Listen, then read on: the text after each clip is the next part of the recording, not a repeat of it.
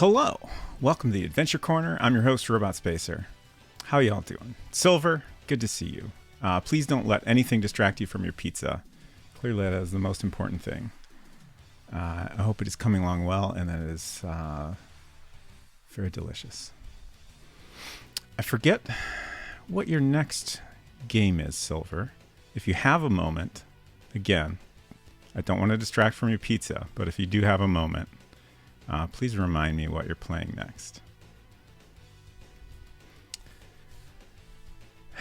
Unsecret Crush, hello. Yes, we would love to hear about the pizza when it is ready. 6-7, good to see you. What about the Discord announcement? Yeah, sometimes it takes me a little longer. But I usually remember. I think I've forgotten once or twice. Phallus, good to see you. So, World Builder. We are here once again to build a world. I don't know what we will be working on, but we have some options. It might be a good time to start the final bus scene. I think it was last week that Verdant Tree had this very, very good suggestion. Please tell me that Karen drives the bus. And also that you need a coin to get on the bus. I really, really like that. But we need to figure out where to put a coin if we're going to do that. I think I suggested the possibility that you could get a coin from Brisket at the end of the conversation with Brisket. But we already have an item you get after finishing that conversation, so I think that's not quite right. And I think, like, my plan for the end of the game, spoilers for the end of the game if that's a concern to anyone, is that you'll have this conversation with Brisket that will allow you to kind of finish the final puzzle that lets you get the little sweetie working again. And then you will need to go back to the library to get on the Wi-Fi again to read the final email. And that kind of process is important, I think, because at that point, the bus is going to finally appear. And by forcing the player to go to the library at that point, we make sure that they will go back to the bus stop screen. Like, that's literally the only place they can go at that point.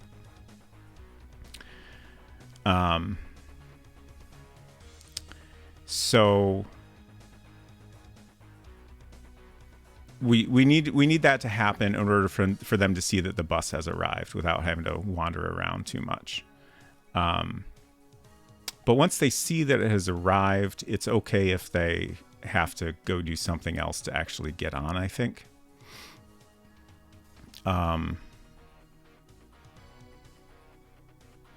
Like, I'm a little bit worried that'll kind of disrupt the flow of the end of the game. Like, I don't want to drag things out too much after reading that final email. But I think it's okay. And I think odds are wherever we put the token, there's a pretty good bet that the player will find it before they actually need it. Just because there's so few spaces and there's parts of the game where people are going to just spend time wandering around trying different stuff. So how do you feel about adding new scenes or objects at this point? I've been avoiding it, but I'm not opposed to it.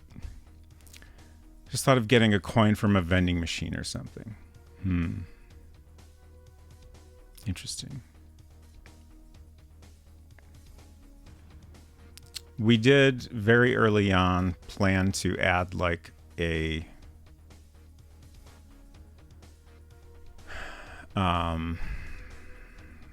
supermarket kind of location, but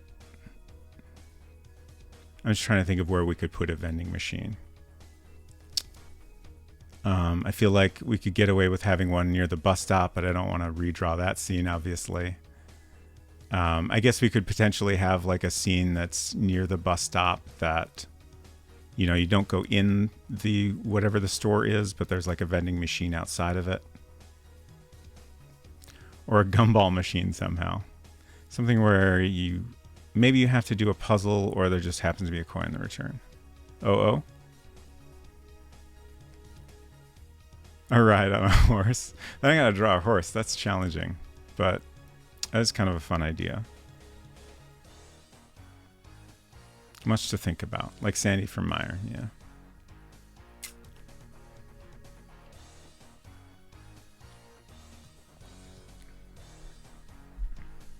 Puzzle, hello. Good to see you. I hope you're well.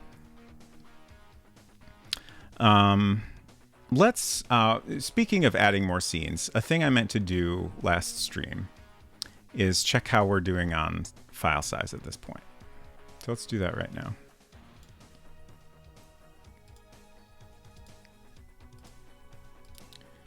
So, our game. I see Silver has posted a photo of pizza in Discord. Fantastic. I'm going to actually go look at it right now.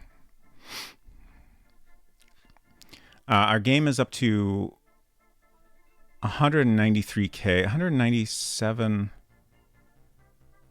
bytes, 197,000 bytes, excuse me, 193K. So that is obviously well under our ideal limit of 400K. And then our sounds are at 131K. So 131 plus 190, what? Is 324. Okay. So that gives us plenty of room to work with. And as I've mentioned in the past, 400K is not a hard limit. It is okay if we go over that. My plan is that I'm going to have to do a separate version of the game for early Macintosh computers anyway, just because they load things so drastically different that we will have to remove some animation. So my thought has been that since I'm doing that, another thing we could do if it comes down to it is remove less important sounds from that version of the game as well, since sounds take up so much space. And there's really only a few I feel like that are super necessary. Like, I don't know, the bat sound, for example, outside the totally normal house. Like, that adds a little bit of creepiness, which is good, but it's definitely not vital. Yeah, the dog barking doesn't seem essential either. All right, let's look at this pizza.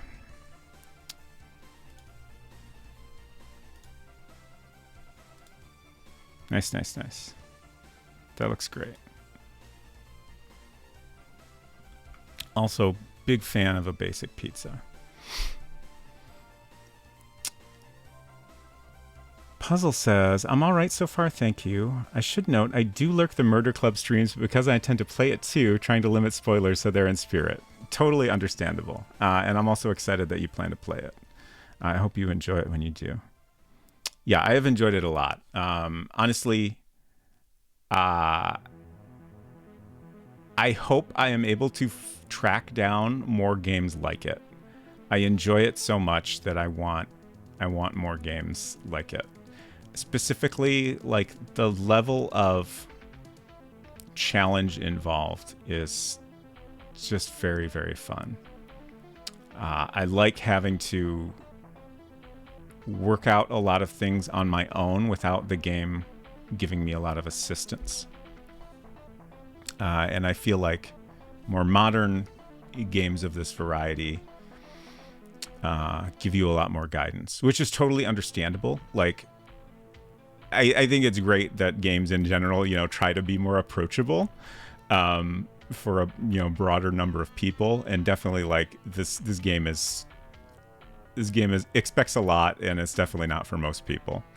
But for me, selfishly, I hope I am able to track down some more. I am after I finish Murder Club, I'm planning on playing Mopedi Island afterward, which I get the impression is perhaps a little bit similar, and I've also seen it described as one of the most difficult games ever made. So fingers crossed.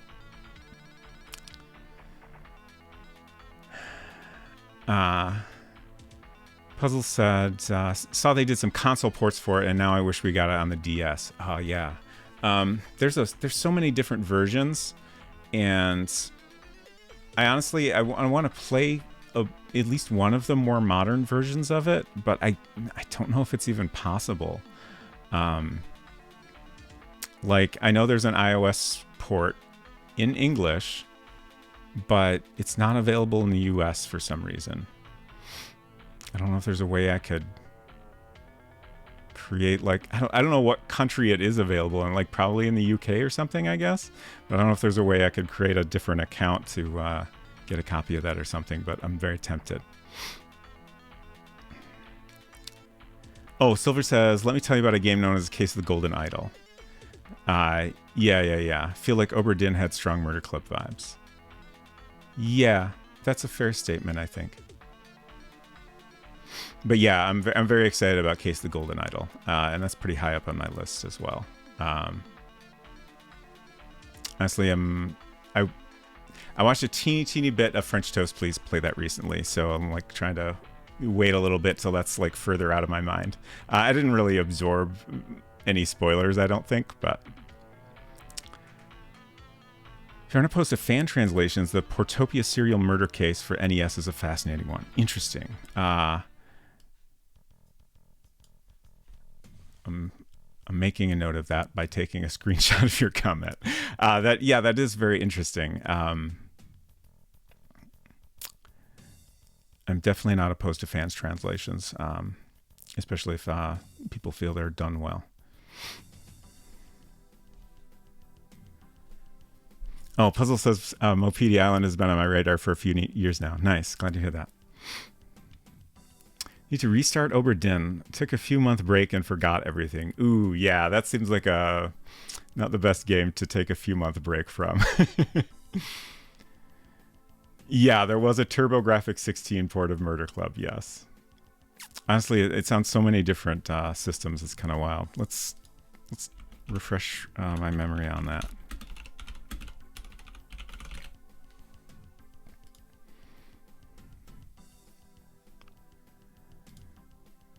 So let's see. I'm just going to read the whole list on Moby Games. PC 98, Sharp X1, FM7, Sharp MZ80B/2000/2500, PC 88, MSX, Sharp X68000, NES, DOS, of course, which is the one we're playing, TurboGrafx CD, FM Towns, Windows, Nintendo DS. That one is probably Japanese only, though. I thought there was a DS version, but yeah, probably not in English. A lot of these are only in Japanese, and again, some of them that are in English are not necessarily easy to get a hold of, at least if you're in the US. We have iPhone, iPad, Macintosh, Android, and Nintendo Switch. I would love to play that Switch version. I believe that's Japanese only release. I think the most recent ports even have voice dialogue and stuff. Oh, even the TurboGrafx 16 port has voice acting? That is wild.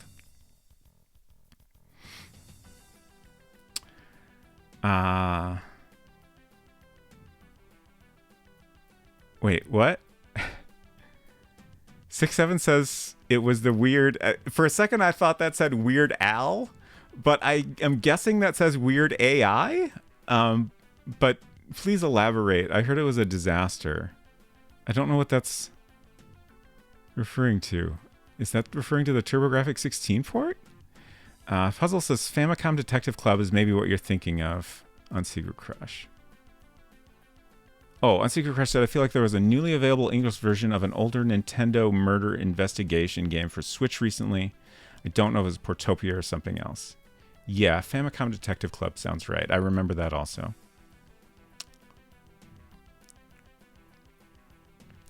Puzzle says, I'm also thrilled we're a family of nerds for mystery games. Yes. Ooh, Famicom Detective Club was stinky, says Val. Oh, that's the weird AI one. Ooh. So did they they remade Portopia with AI and refused to acknowledge its existence? Oh. I'm very confused by all these comments. Famicom Detective Club is a different thing from the Portopia remake, right?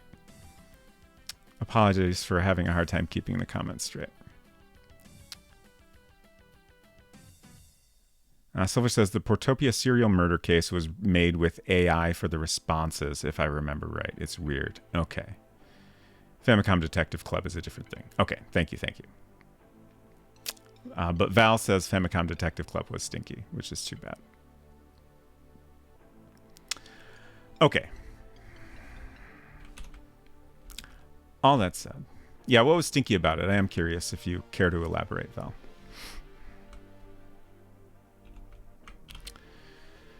So we're good on file size. We've added quite a bit of graphics, and it hasn't really expanded our size too drastically, I don't think. So I'm not concerned. We can definitely get away with adding some additional scenes.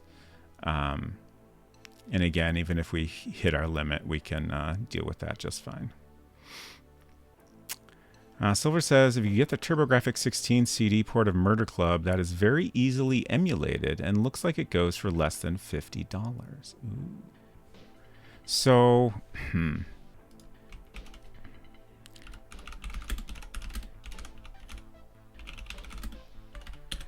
since apparently this is a Murder Club stream now. Honestly, today,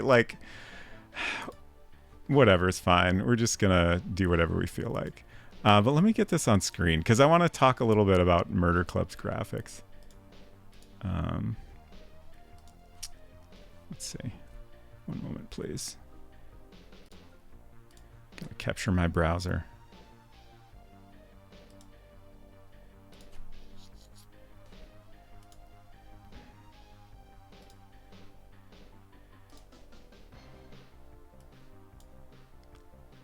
Okay. That's fine. Okay. So, actually, let's go to Moby Games.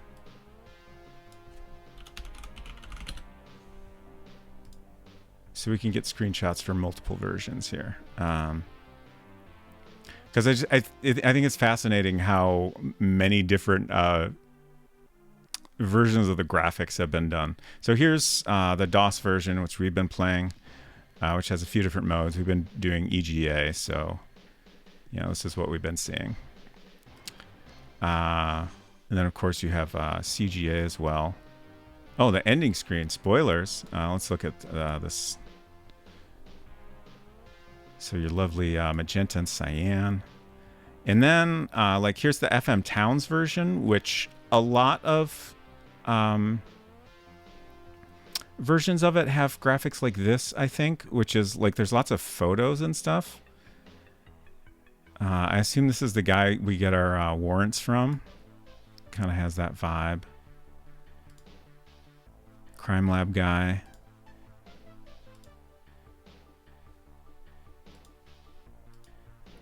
And this version did not even come that much later than the one we've been playing.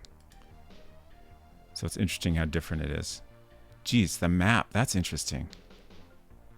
Neat.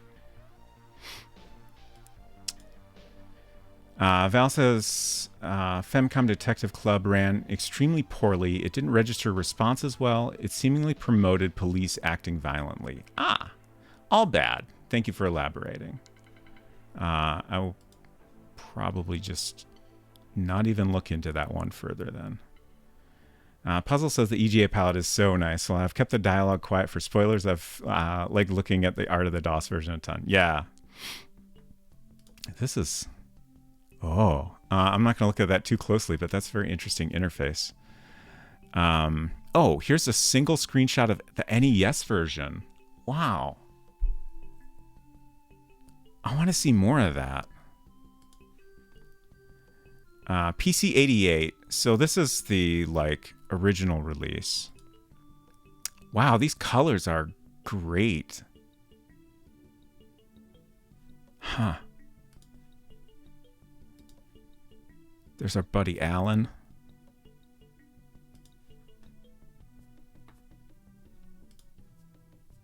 So these are pretty much the same graphics as what we've been playing, but like the resolution is higher and obviously the colors are very different.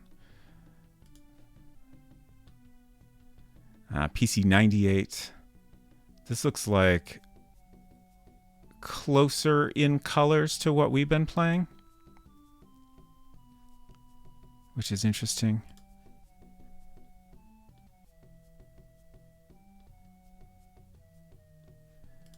I think this was the guy where I specifically noticed some like weird green pixels on his jacket, and it like, you know, this looks like it's a mixture of green and like a reddish, maybe it's just straight up red,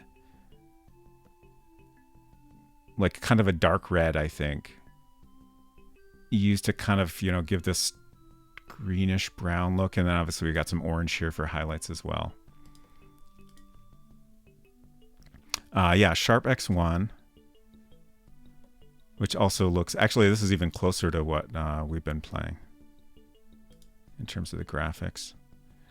Then we have Sharp X68000, which is like the that alternate version we were looking at above. I'm blanking on the system. And then here's TurboGrafx CD. Okay, so this is also pretty similar, but the UI is quite a bit different, which is interesting. Okay, so yeah, it looks like it's lower resolution by quite a bit.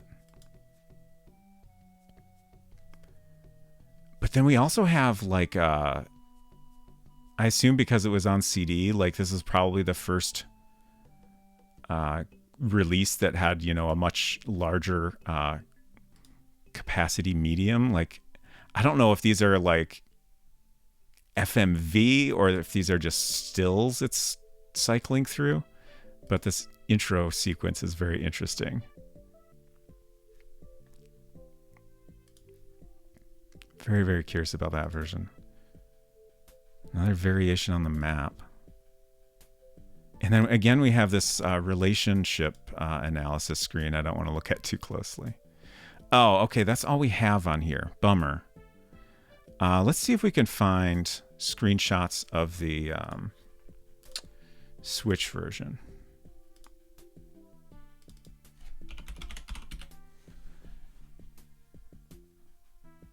Famicom, that's not right. JB Harold Murder Club is probably how it's listed. Oh, here we go.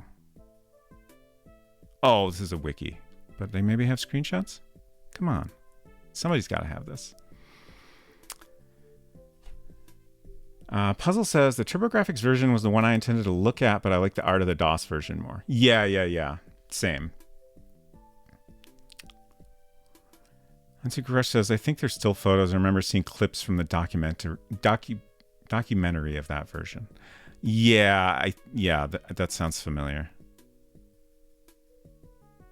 Baltimore, hello. Welcome, y'all. Great to see you. I hope you had a wonderful rest of your Rocksmith stream. Let me give you a shout out. I had a great time while I was there. And welcome, everybody. If you're new here, I'm Robot Spacer, and eventually we'll be making a game in a program from 1986 for the original Macintosh called World Builder. We've been making our own little point-and-click adventure game. But for now, we're just taking a little side journey to chat about the game I've been playing on Tuesdays, which is Murder Club.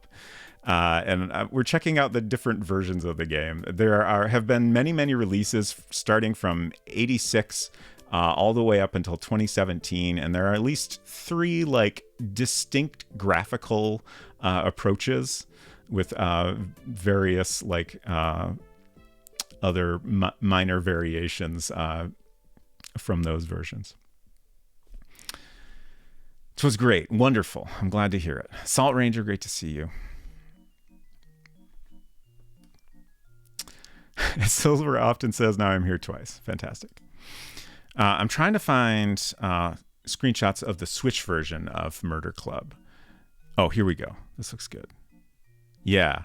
This is very, very different, hand-drawn illustrations, and I really, really like the style. So I would love to play this version, but I don't think it was ever released. The Switch version I don't think was ever released in English. I'm pretty sure the iOS port has the same graphics, and again, I know it was released in English, but it's not available in the US. I don't know if there's any way I could possibly figure out a way to purchase that. But yeah, this looks really cool.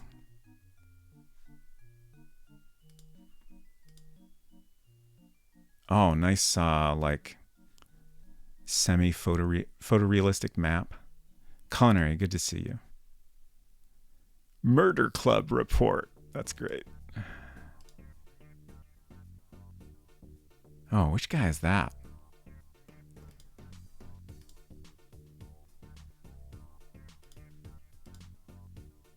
Oh, and there's our dead guy on the start screen. All right. Well, that was a fun little distraction from our actually getting work done. Names are all in katakana, which means I can almost read some of them. Ah, okay. I can read some katakana if I already know what the word is. I'm sure that helps.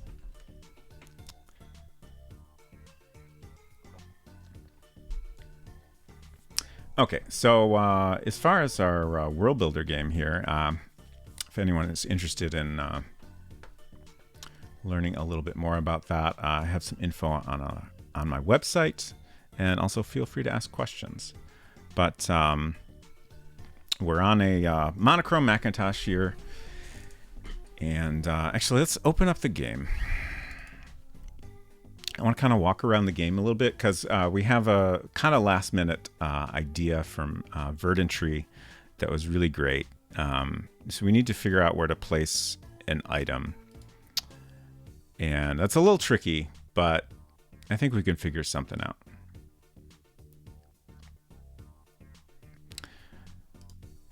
So this is our very unfinished start screen. That's one thing we could potentially work on today. I would really love to start experimenting with the title text.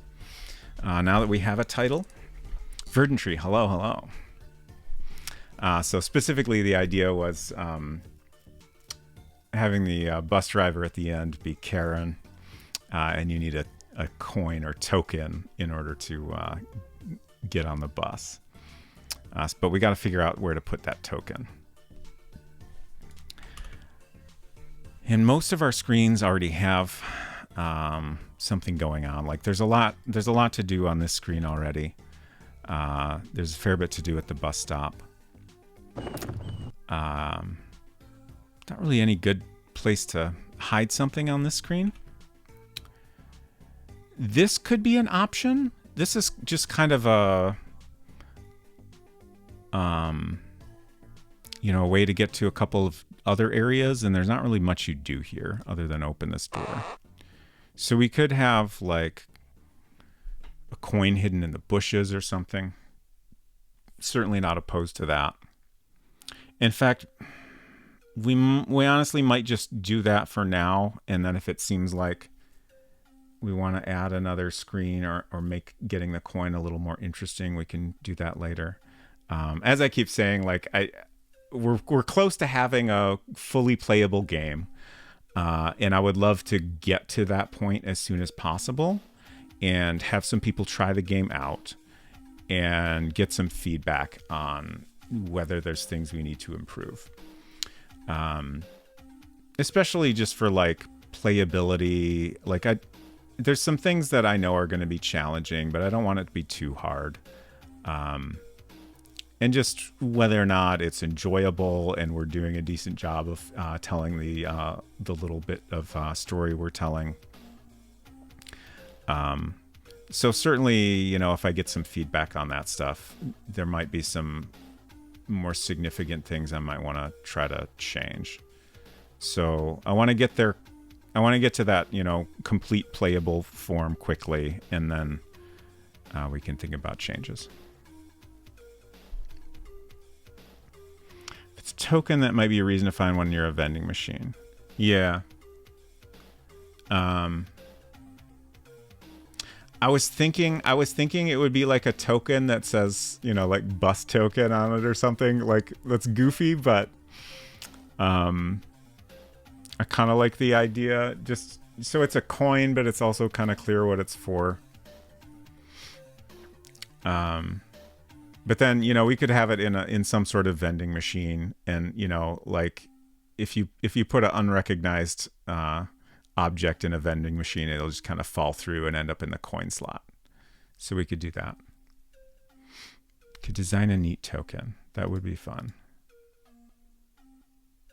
Oh yeah, those are nice. Wow. Minneapolis, huh? Valid for 1 bus fare. Man, those are great.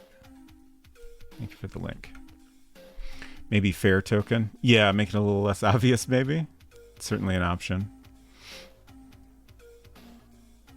But I'm not opposed to it being obvious. Like, this is mostly, like, I like this idea because of, like, just, you know, it's a fun reference to the stream itself, and it's also, like, thematically appropriate. So I don't necessarily care about it being a challenging puzzle. Bolt says, would it be possible to put a token in a vending machine which is not recognized, but it comes out as something else, something useful? Interesting. Interesting.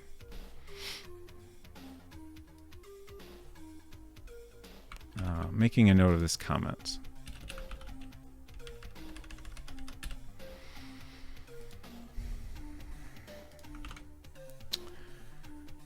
Here we already have things to find. Maybe there's something jammed halfway in the slot and your object dislodges it.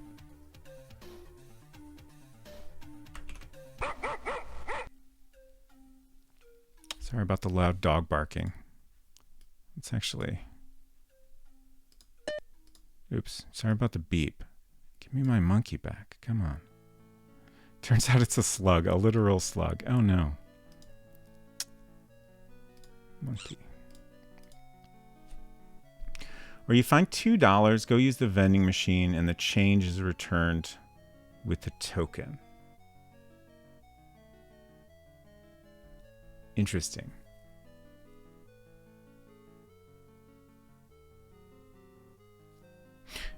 We could also just have it so you, like, start out with a couple dollars in your pocket or something. That's kind of a fun idea.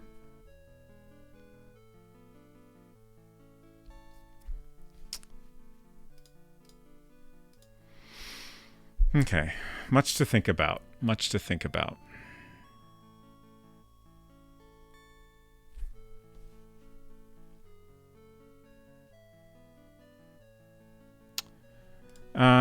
Let's talk about another thing. Or mostly I just want to look at this myself.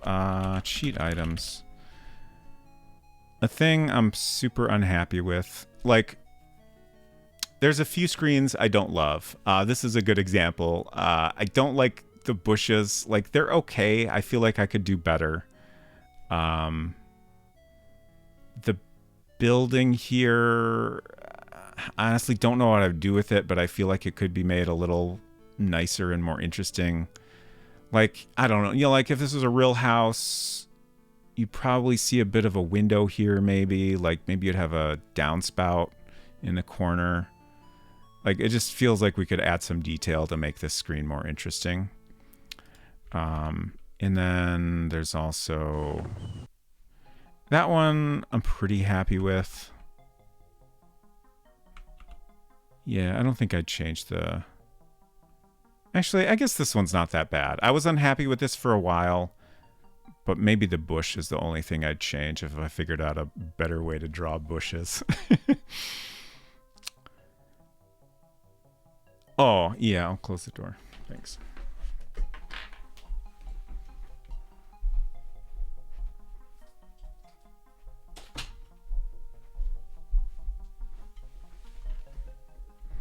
Pizza is good. Wonderful. Thank you for reporting this.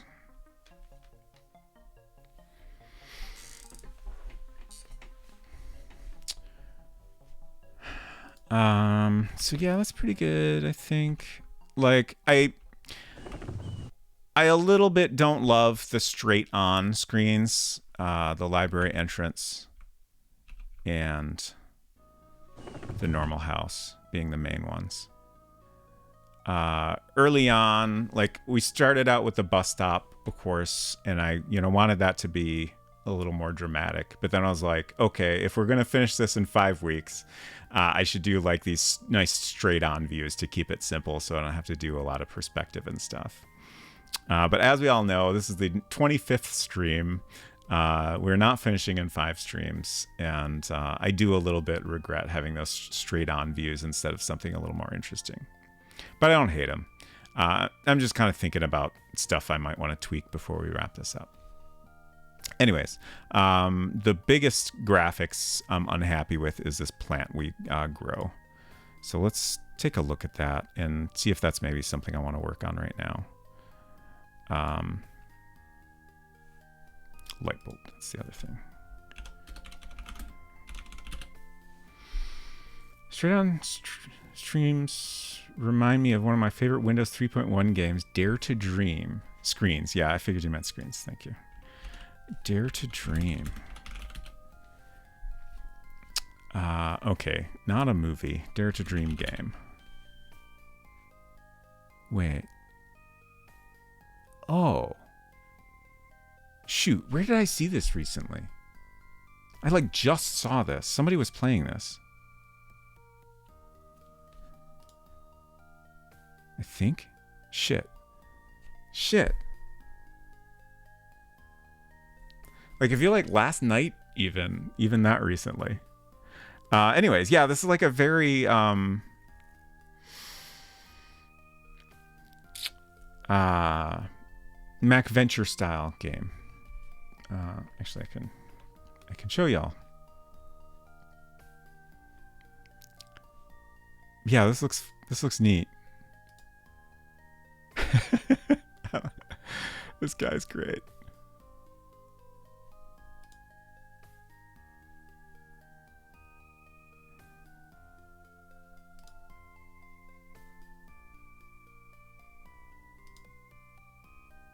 Man. Oh, look. Wow. That's not gonna take me to the picture, is it? Dang it. Oh, what? This is great. Love it. Here's the guy I was trying to get a close-up on. Fantastic. A sewer crocodile eyes you up and down very slowly. Very threatening. Oh god, what is this? There's an ad happening. Get out of here. No thank you. Puzzle said, I played the demo of Dare to Dream as a kid. Well, shareware. Nice. 3 episodes and they're pretty great. I might have to check that out at some point. Don't think I ever completed it, so I'd love to revisit them as an adult. It's a good dolphin, shark, yeah, I'm not sure which. Considering he was 13 when he made them, I think they're surprisingly fantastic. That is pretty impressive. Gosh, that reminds me, Louis Zong was playing some World Builder games recently on stream, and that was very fun to watch. Just like amateur made games, probably by younger people, is the connection I made there. Those streams were a lot of fun, and I love seeing the weird little World Builder games that I never heard about.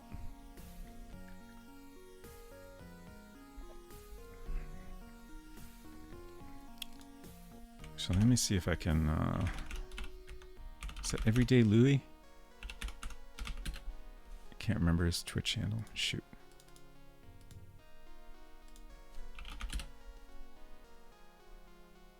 Yeah, okay.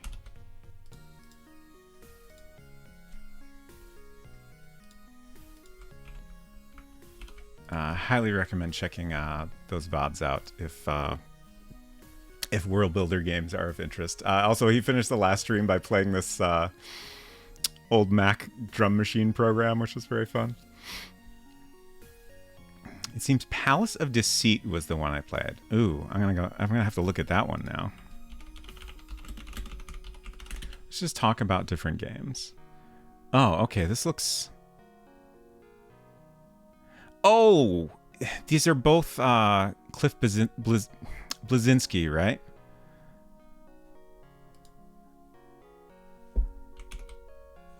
This is... I love this little guy here. Very good.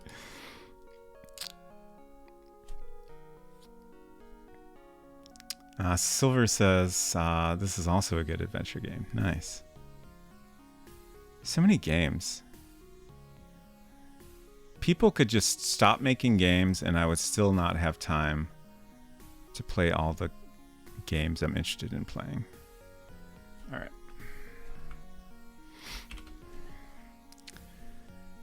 Let's get this potato.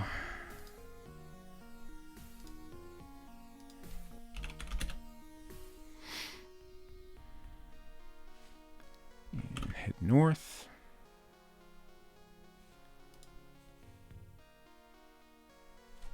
Okay, so plant the potato. Plant the bulb. Oh, we need water. Shoot. Don't have a cheat code for that yet. We're also going to need the key. Oh, actually, we can cheat inside the house.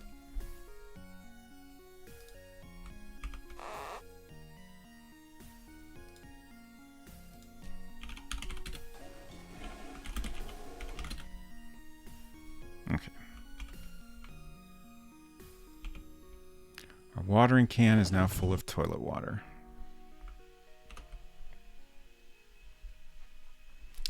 Silver says, Willow would really like my pizza, but she had so many treats at the vet, she's not even getting any crust today. Oh, poor Willow.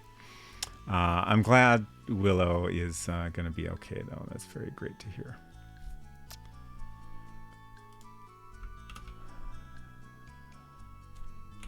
Water pots.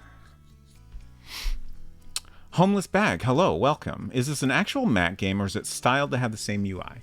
So we are using a Mac emulator called Mini VMac, which is great for emulating classic Mac stuff. And we're using a program called World Builder, which is an actual Mac program from 1986. You can read a little bit more on my website if you'd like to, robotspacer.tv. There's links to... it was released freeware at some point. Wow, that alert was extremely loud for me. I don't know if that was just me or everyone. But apologies if it was loud for everyone. And thank you for the follow.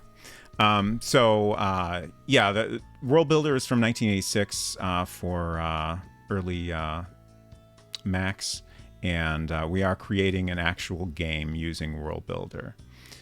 So it will run on even the earliest Mac up until basically anything that'll run Mac OS 9 or earlier, and even early Mac OS 10 versions that had support for classic environment.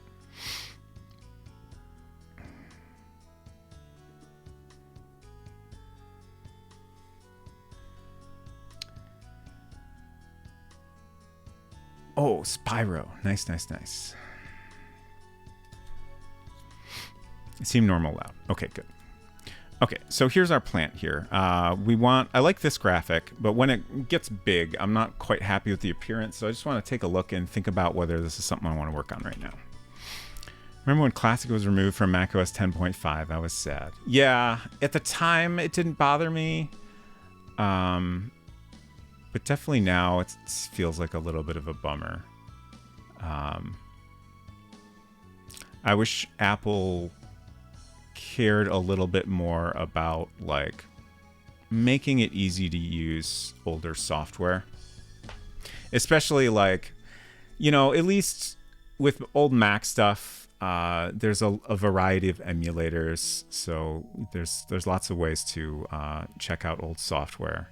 But like, you know, they take the same approach with iOS now, like even more aggressively, and that stuff is like even less accessible. So like there's so many old iOS games that are like difficult or impossible to check out these days. Checking out the Spyro remakes. Nice.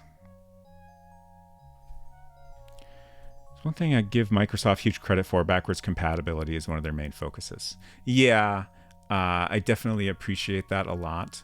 Although, like, it's also kind of easy to look at some certain aspects of Windows and kind of see like, oh, okay, you know, I kind of get why Apple chose their approach. Like, there's definitely drawbacks of both. Like, you know, Windows, I feel like because of their approach, it's easy to, you know, dig around and find you know, like settings that are like from a completely, like even now, like they haven't really updated all of the settings to be their new UI for that. So like, it's a little bit of a mess. I don't know. Software's complicated. Got to make hard choices sometimes, I guess. Anyways, let's get this plant growing. We need to just kind of walk around a little bit and give it some time.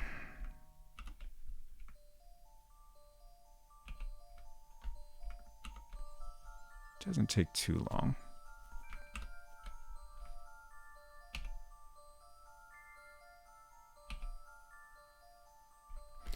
I work at System 76. We make Pop OS. I agree, software is complicated. Yeah. I'm not familiar with those, but it sounds interesting. Okay, there's our fully grown plant.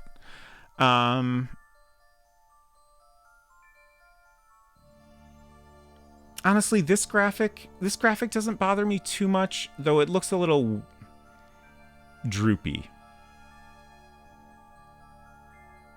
Like, this is meant to be a just grown, very healthy plant, but it looks like it's drooping a little bit. But then the graphic I'm really not a fan of is this one. Like, that battery just looks comical. It was intentionally supposed to have a little bit of a curve to it. I mean, you know, it's weird that you're growing a battery plant in the first place. So I thought it felt appropriate that, like, it has a little bit of a curve to it, and then it kind of solidifies when you pick it off the vine. But yeah, this close-up is just... I think I should have found a better reference and just also spent more time on it.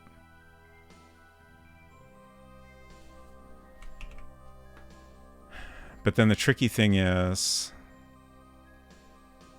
maybe this version is fine. So maybe we should just adjust the close-up. I'm just going to take a screenshot here for reference. I think we'll start with this. This is a good starting point. I promise I'm not just putting off drawing the final scene of the game. I am a little bit, but this is also something I definitely want to fix too. Oh, yeah, I am making this game. I've been making it on stream. This is the 25th stream of this. I started making it on stream with no ideas in mind beforehand. We took suggestions from chat about what the first screen of the game should be. And we had a bunch of great suggestions. We voted, and the winner was Bus Stop in Purgatory. So that was our starting point for the game, and it's just kind of grown from there. A lot of ideas for the game have come from chat, and I've done my best to kind of put it all together into a hopefully cohesive whole. Game Dev Jeff. Oh my gosh.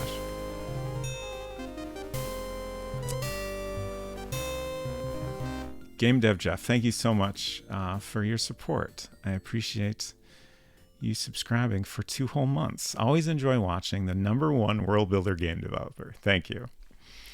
Game Dev Jeff, as you might guess from the name, also a game developer.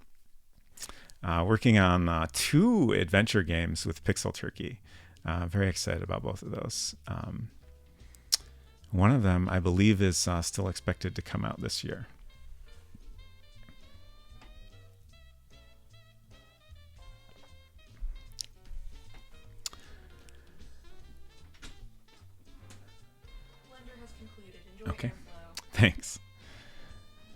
Okay, so plant.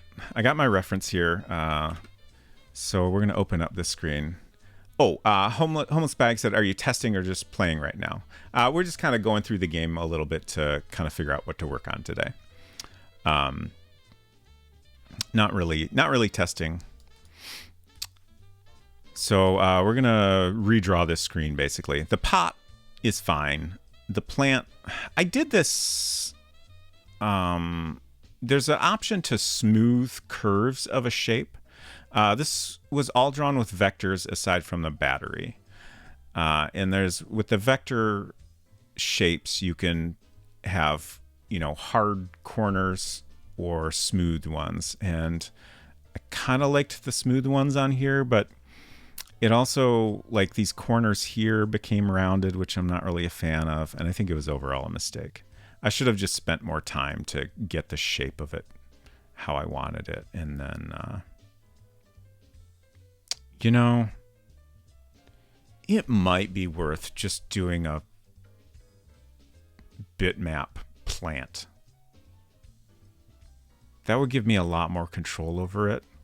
And also the zoomed out version is all bitmap, and that looks great. So I can get a little bit closer to that appearance.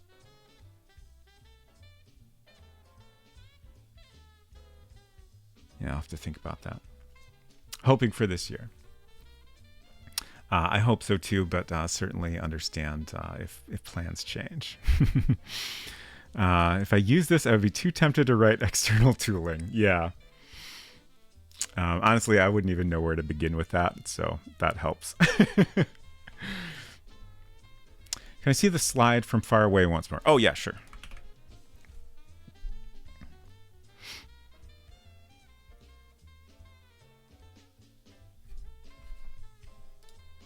Yeah, that Pixel Turkey art. Pixel Turkey's art is fucking great. She's very, very talented. I'm assuming that is from the game that is coming out in the future. I believe the one coming out this year is like EGA graphics and text parser. Correct me if I'm wrong. Okay, so let's get out of here and get into Mac Paint. We've been doing all the art for this in either Mac Paint or World Builder. Occasionally we have gone into Super Paint, but mostly that's just for copying things. Super Paint is programmed by Silicon Beach Software, who also published World Builder, and it is just a little bit more compatible with World Builder when you're copying things back and forth. Actually,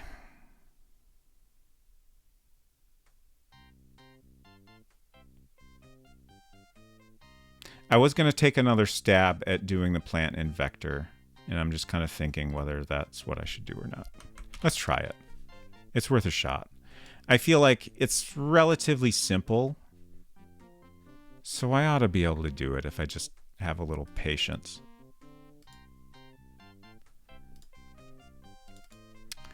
I also want to get a reference open here.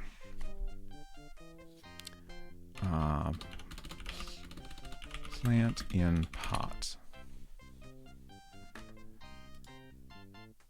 Specifically, I'm hoping to... Here, I'll show you what I'm looking at here. This Chia emoji is certainly a thing. God, these are also like... staged. Like, I want something a little more natural like this, but like I want to see, this is maybe getting there, but I want to see like the dirt in like the bottom of the stalks coming out of the dirt, just to help me get that looking right. Like, I feel like I should have had a little bit more dirt kind of up around the stalks maybe, but this is why we look at reference. Like, this is close to what I want, but like it's obviously like in the middle of being potted, so I don't know if that's a great reference to use.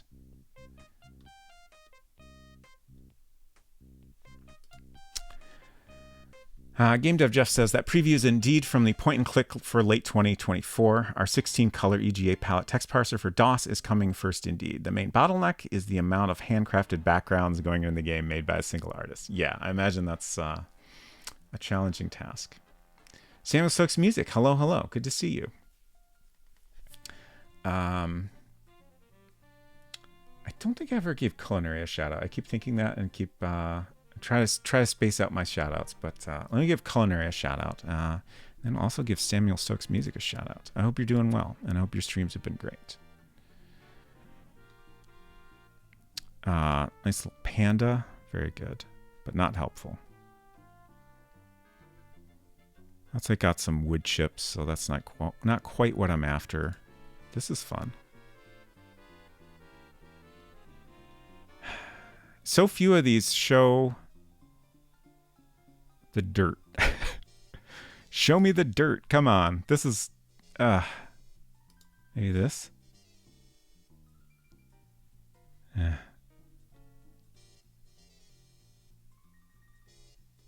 Maybe I'll just kind of go with my gut on it.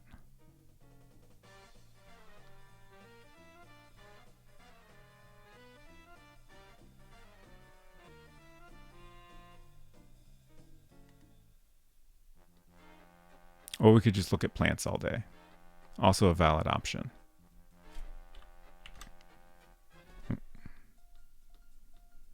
You're welcome, Culinary. Oh, how did I miss this one? It's got like some stuff in there, so it's not just dirt, but that's kind of helpful. I feel like my idea that the dirt should be kind of clumped up around the stuff that's coming out is maybe not really correct.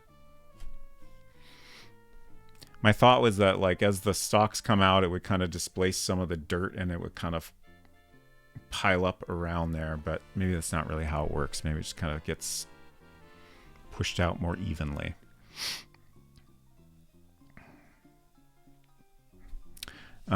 So the next thing I want to kind of look at, I was all focused on the dirt, so I didn't find a plant that looks a little bit more like what we've got. So let's do another quick scroll and then we'll finally draw something here. That's a little too leafy. Like, our plant is so sparse, which is maybe incorrect. Like, maybe unrealistic, I guess is what I mean.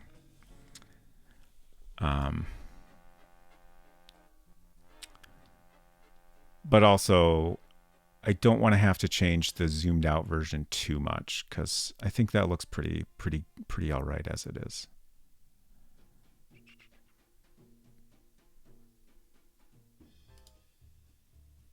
I probably should have taken an approach more like this, like with a single main stalk and then leaves coming off of it.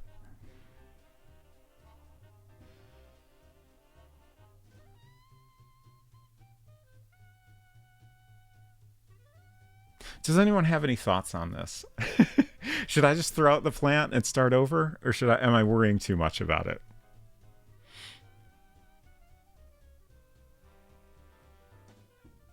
I mean, it's a completely made up plant, so we can do whatever the heck we want with it. I want it to look nice and realistic, and I feel like what I did was a little bit goofy. It's been so long since you started this project that I think the last time you were looking for plant reference, I had actual seedlings starting. More unrealistic than it growing a battery. Well, yeah, I mean, sure. Like, I guess when you put it that way, you should have fun with it. Okay. I'll take that as a vote for not trying to make it look realistic.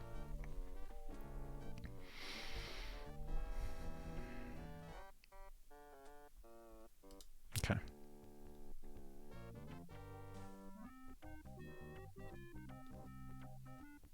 I will continue looking just a little bit more for a plant that's ever so vaguely like what we're drawing here. That is a little bit, but not in a very helpful way. I don't know. I'm probably not going to get what I'm after. Mostly I'm just trying to help myself visualize.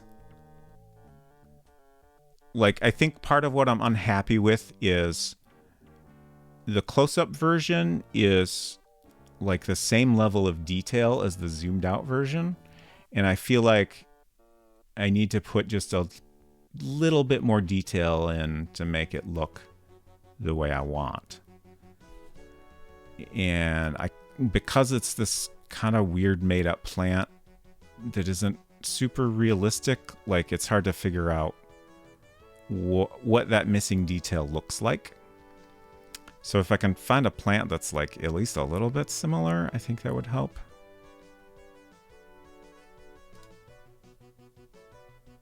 Is that CG? Like, is that just a drawing? I feel like this type is maybe the closest we're gonna get. You know, it's similar, like you just have these stalks with a single leaf on the end, which is very much like what we have. Let's see if I can get a bigger... Oh, we can download a ping. Oh, how could you? There we go. Okay. Okay. This is reasonably helpful. I do think this is an illustration, but it's still not bad. Like, we have some texture on the stalks here, which is maybe something I can emulate a bit. And then, like, these lines on the leaves are interesting and sensible. So just some texture like that, I think, will help sell it. Jalapeno plant? Okay. Or a pepper plant. Okay, I'll check these out.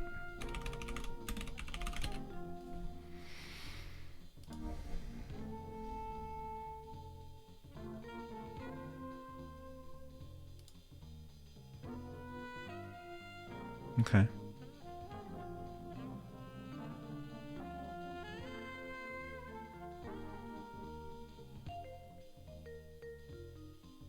Just looking for other options here.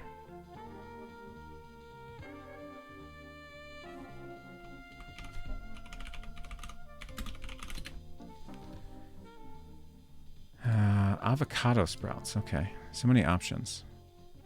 Ah, interesting.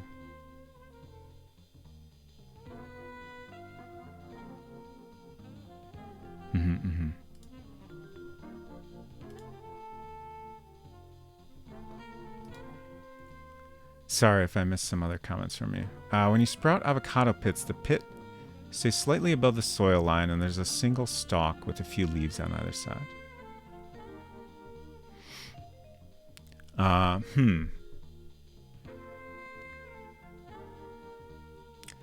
Like, we could have it kind of growing out of the potato or even the light bulb.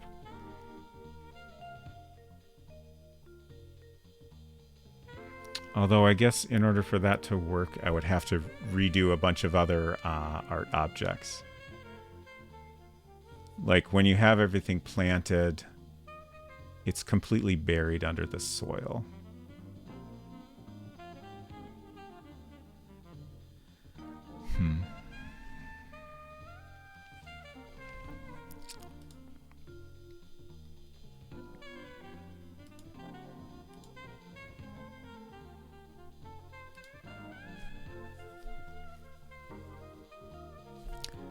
You know, it might be good to have...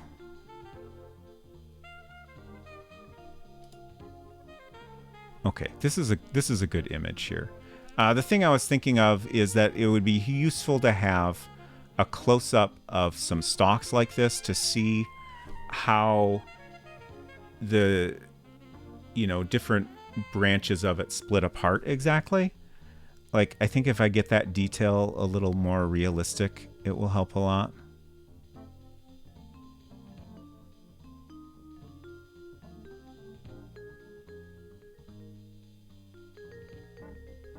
And I kind of like the bit of texture here. Like, there's like kind of lines in the direction of the stalks.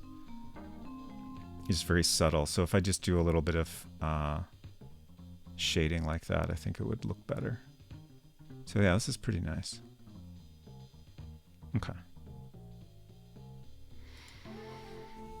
Avocados are great to sprout in water as small houseplants. I think I've had some that are still living in water alone after 2 years. Nice.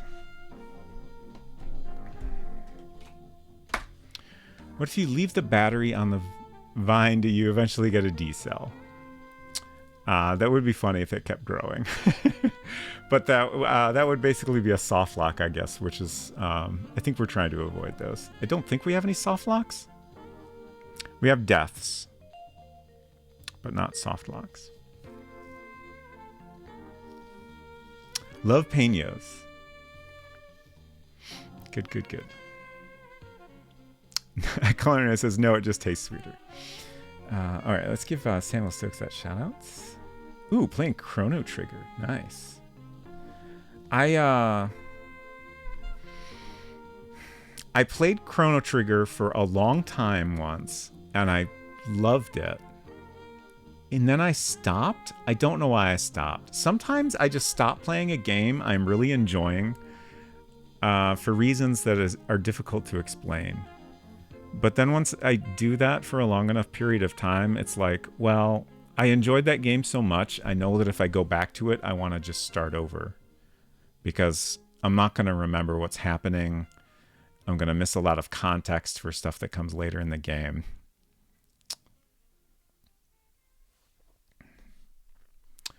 Oh, Culinary's Playdate shipped today. Nice, nice, nice. Group 5. Is that the final, most recent group that they have? I feel like they must be getting close to actually being caught up, which is, I imagine, very exciting for them. It is. Okay. Unsecret Crush is also in Group 5. Yeah, so speaking of Playdate, I am planning to eventually port this game to Playdate, which I'm very excited about. That will mostly be done off stream. Like, I'm not going to do the majority of it on stream like I have with this version of the game. But I will definitely do some occasional Playdate streams, just because I think that would be enjoyable.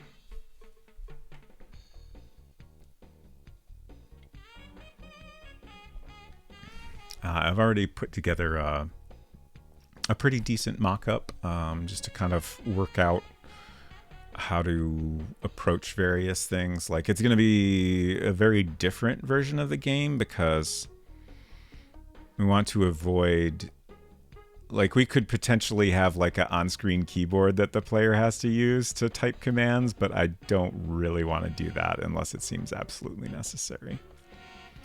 So I'm trying to make a fully point-and-click version of it, basically.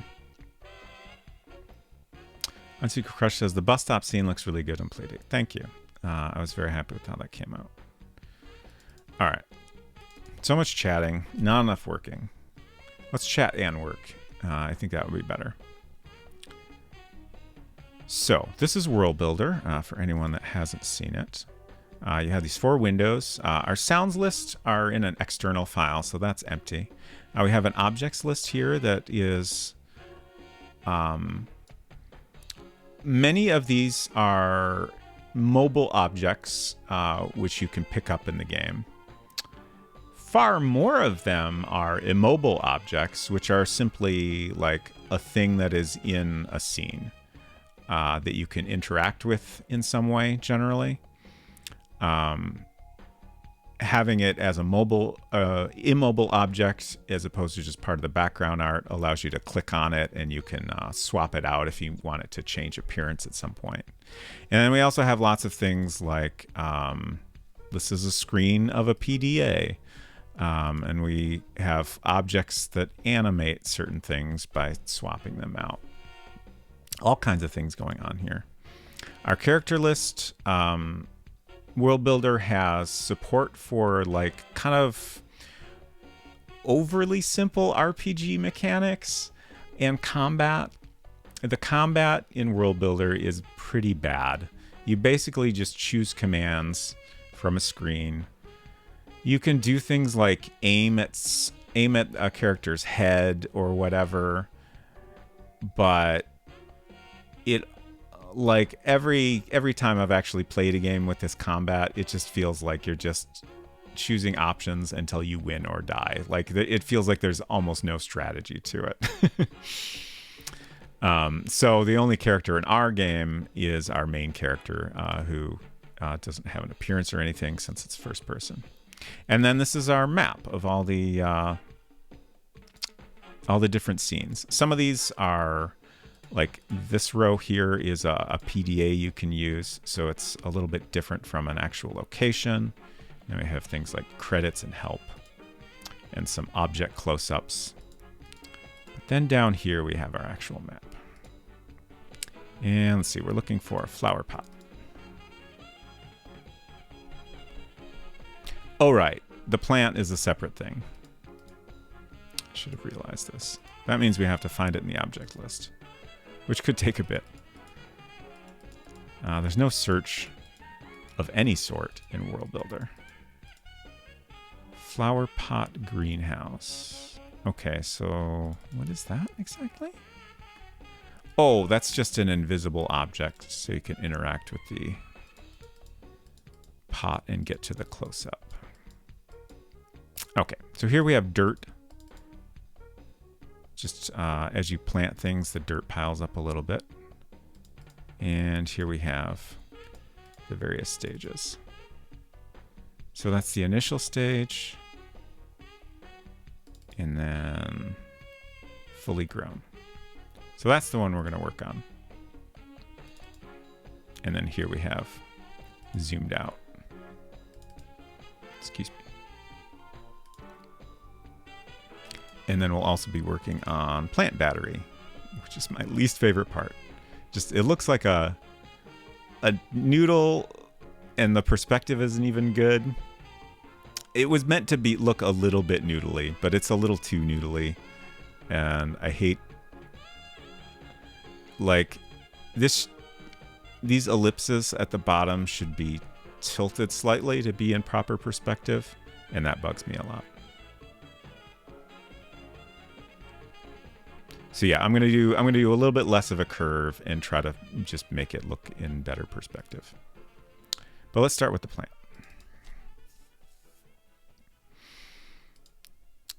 So again, we have these are all vector shapes, and with the main part of the plant here, we have round edges and sharpen edges. So like this, you can see the actual like points in the path better. Like, you know, I clicked here, I clicked here, I clicked here. And that's not ideal. Like the jaggedness of this is not ideal, which is why I ended up going with the rounded edges option. And like for these main curves, that looks great, but I don't really like the way it rounds all these little corners. So I think there's a couple ways I could approach this. I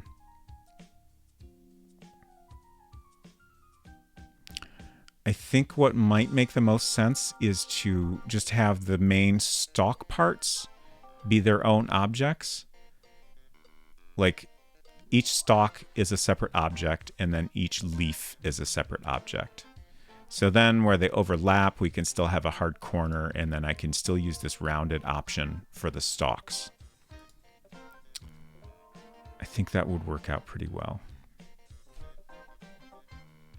Right now I'm just trying to decide if I just want to delete everything. I guess there's almost nothing I'm happy with here. I kind of like the way it's shaded a little bit. So I am going to take a screenshot as a reference, but then I'll just delete everything, I think. Like, I think the shading I worked out is a perfectly reasonable starting point.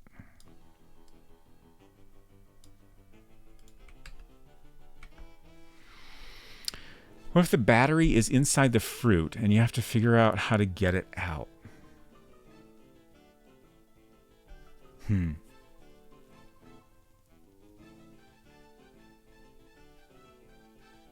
Interesting.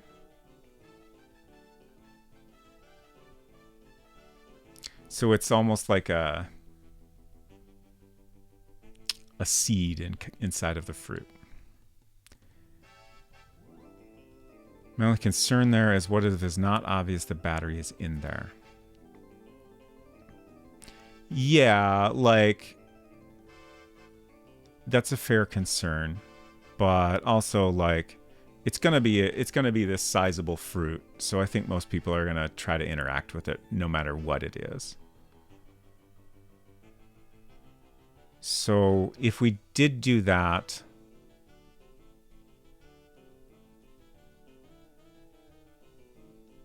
what would be the solution? Like, just have to, I guess my main reluctance is, you know, we're adding more complications here. Like, again, I'm not opposed to that. But I would like to not get too distracted from finishing things up. Because I'm not sure of how the player knows what they are digging around in a pot for already. Well, I think it's made pretty clear. I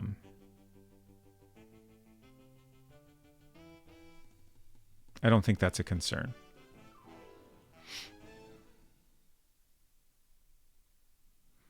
I don't know that it's 100% clear that they are going to get a battery, but I think it is clear that they're going to get a power source of some kind. Hello, Hinton. Good to see you. Simply design the puzzle in a way that is clear, clever, and gives a real sense of accomplishment. This is very great and helpful advice. Thank you, Hinton. I agree that is probably what I should be doing. I wish you'd suggested this sooner. I could have done that with all the puzzles.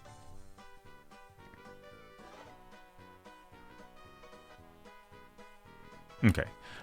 So let's... Like, the idea of having it inside a fruit, like, I like it, but I think we're gonna stick to what we have. I will simply draw the battery better. So yeah, let's start drawing this plant here. I'm gonna delete all this other crap at least. I think I'm gonna leave the stems we have for reference.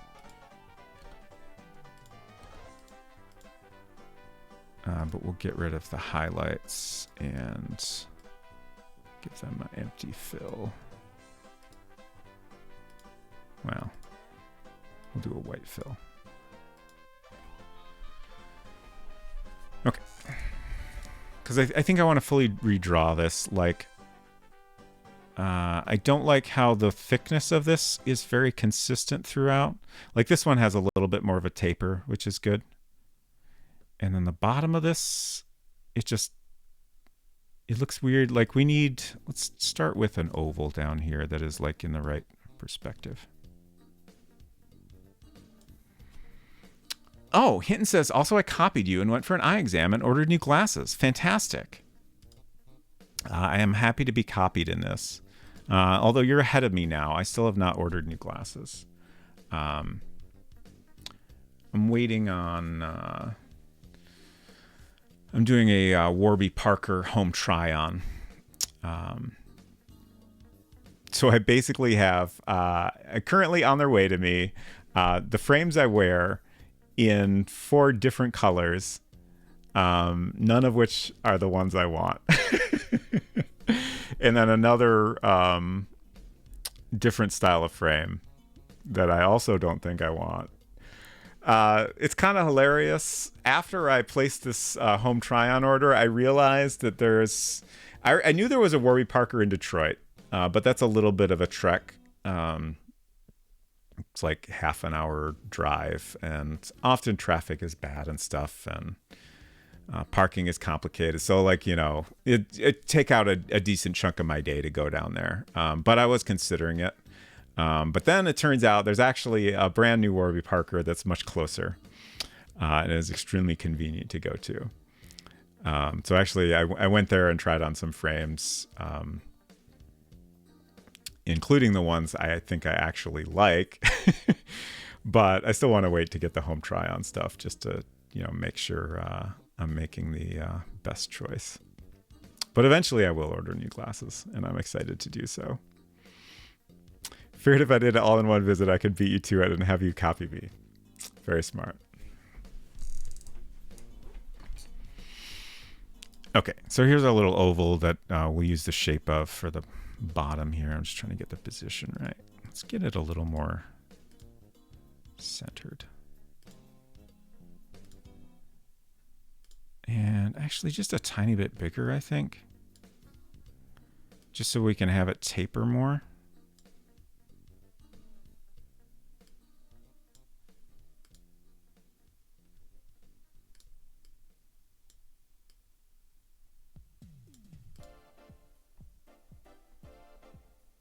Okay. And I should have taken a screenshot of the scene as it is now. I think I'm happy with this stock, so I'm just going to draw that. I'm basically going to trace over it. Polygon.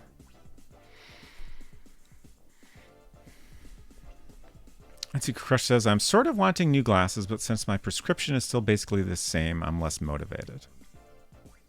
My prescription has not changed a huge amount, but it is noticeable, and I think I'll be much happier with new glasses.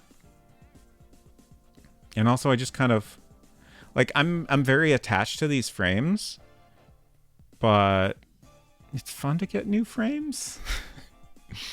So like it's a little bit stressful, but I think I will eventually enjoy having different frames, even if they end up being the same shape in a different color. Observing your shopping process is giving me secondhand stress a little. Oh no. I'm sorry to hear that.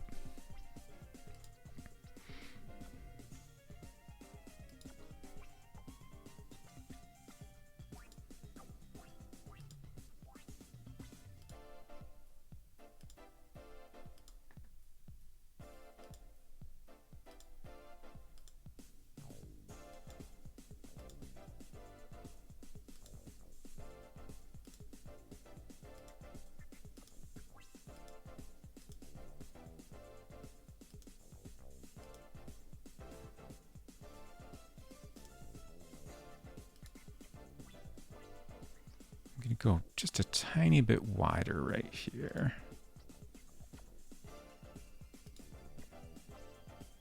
And then I'm doing these as two separate shapes just so I can have more control over... Oh, shit. I was going towards our original starting point here, but we actually want to bring it out to here.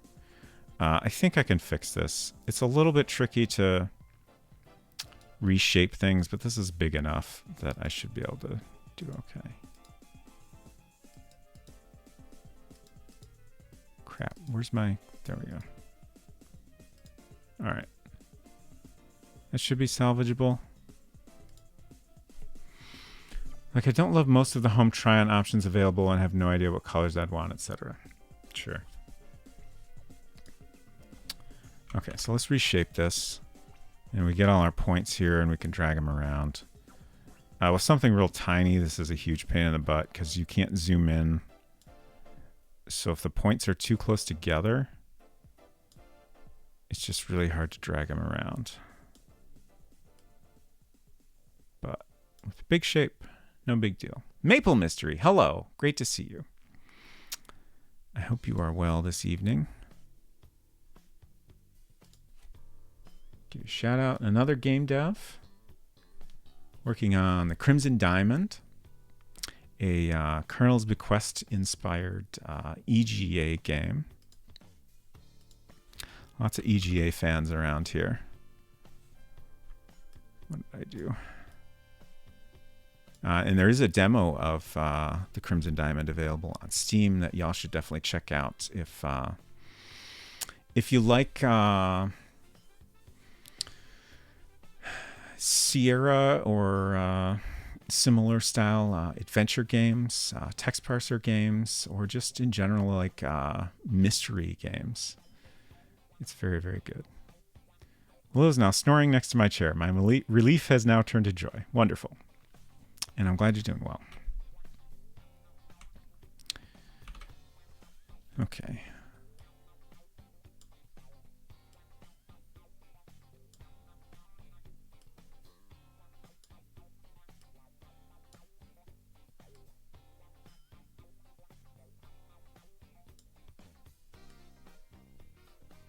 I think we're getting there.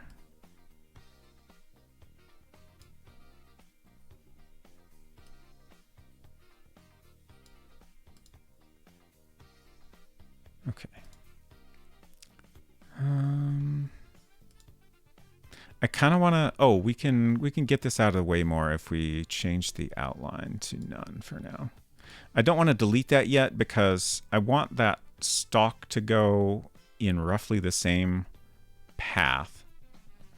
So I want it for reference. I just want to get those lines out of the way so I can see what I'm doing better.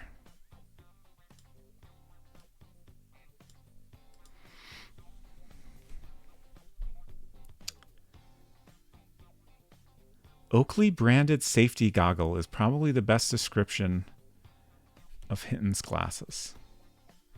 That is a very interesting description. I can't really picture it. Let's see. I also missed a comment. I took advantage of Amy visiting her mom today to make a new glasses decision that she will not love. Uh-oh. Well, as long as you love it, I think that's the most important by far. It's evocative for sure. Yeah. It's like,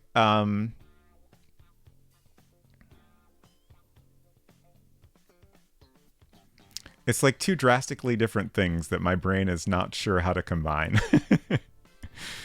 Like there's some different ways you could go with it.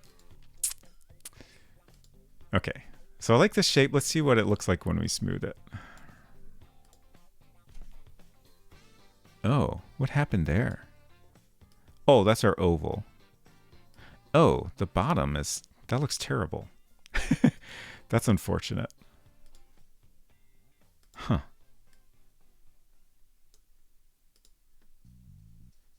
Oh, what did I do? Oh. There's a little bit of the old... Let's reshape this. I just want to get all this out of the way, so I can see what our actual shape looks like. Also, like, we only have one undo here, so that's why I'm like doing goofy things to avoid actually deleting this shape. Like, there's not really any good way to get it out of the way and then bring it back in when I want it. Okay, so that looks better. Let's try rounding that again. Oh no! Oh no. Okay. What the heck? I goofed up. How did I goof up so bad? Oh, that's weird as hell. What? Why is it doing that? Shit. I don't know why it's closing this shape so strangely. Maybe we shouldn't worry about the rounded edges. Like, I feel like I got enough points in here that this shape looks pretty smooth, and there's not anything that bothers me too much. I do want to see if I can tweak this a little here, but I don't know if I'll be able to.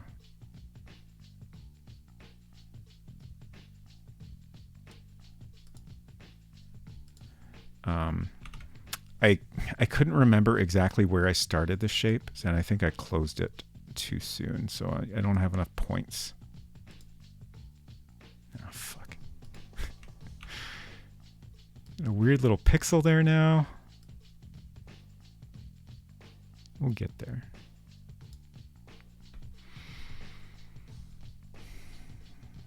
Unseen Crush said, oh really? I'm literally picturing wraparound Oakleys and safety goggles had a baby. I mean...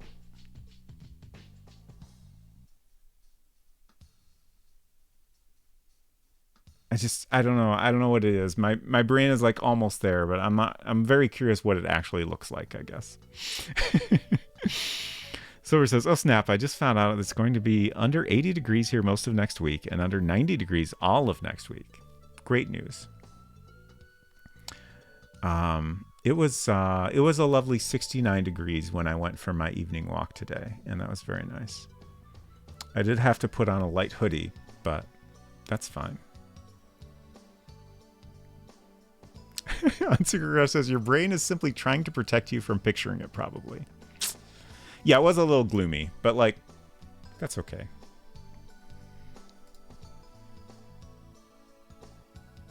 Yeah, I really docked this up, huh? I don't know if this is salvageable without getting some weird little artifacts down here.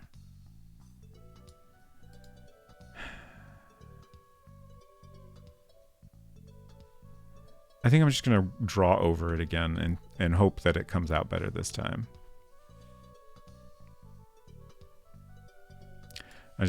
I'm thinking for a second, like, is there a better way we can do this? And if I did it in Super Paint, yes. But last I tried, anytime I copied something from Super Paint and brought it into World Builder, it came out as a bitmap. I don't know why, because I know it's possible to copy a vector from Super Paint and get it into World Builder as a vector. I don't know if it's just the version of Super Paint I have, or if I'm doing something wrong somehow, but I just couldn't get it to work. Anyway, so we're going to suffer through the not quite ideal World Builder tools.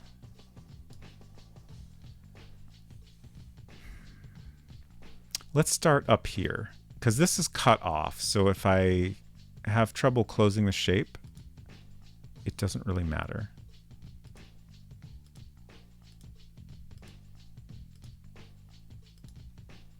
I should have thought of that sooner.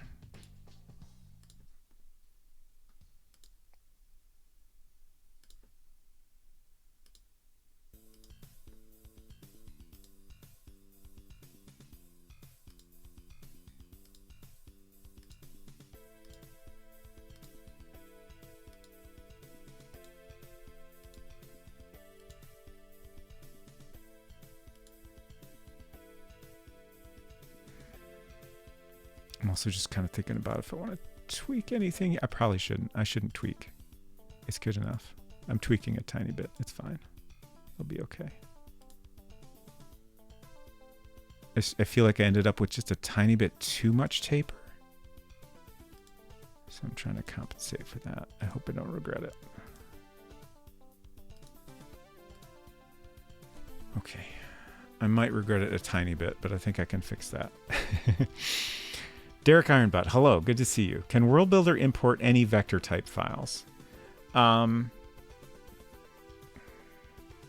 an interesting question. Probably not. To be honest, I don't know how to import any vector images at all. It probably would not, like, you know, it certainly can't import like a PDF or an EPS or anything like that. Like, that's all going to be way too modern. It's possible there are other like vector drawing apps from the era that you could bring in graphics from, but I don't really know offhand. I can't think of what else would have been around for Mac back then, aside from MacPaint and Super Paint. And again, MacPaint is just a bitmap app. Super Paint does both bitmap and vector. All right, so let's tweak this a little bit more. That's probably fine.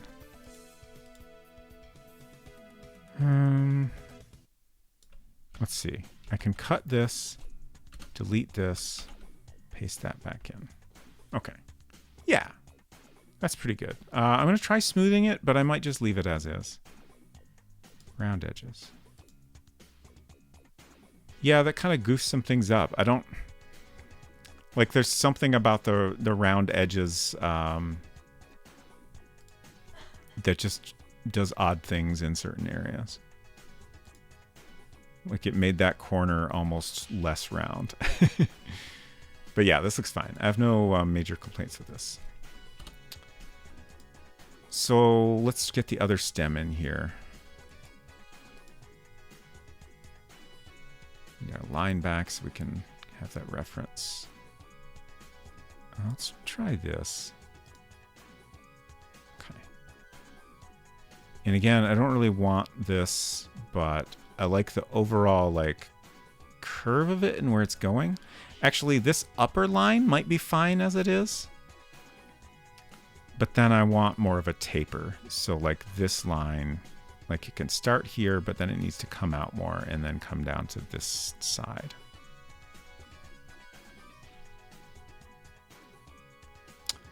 Let's see.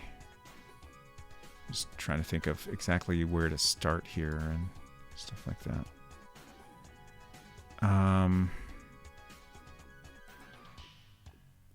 I think I will not draw this bottom part. What I'm planning to do here is once we have our two shapes, I'm gonna do another shape that kind of obscures most of the line here where they overlap.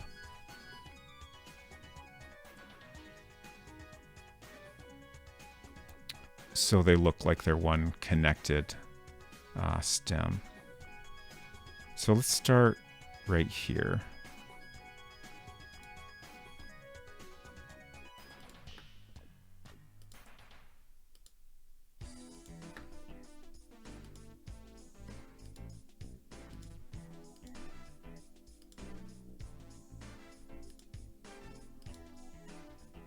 I think the thickness at the very top here is fine.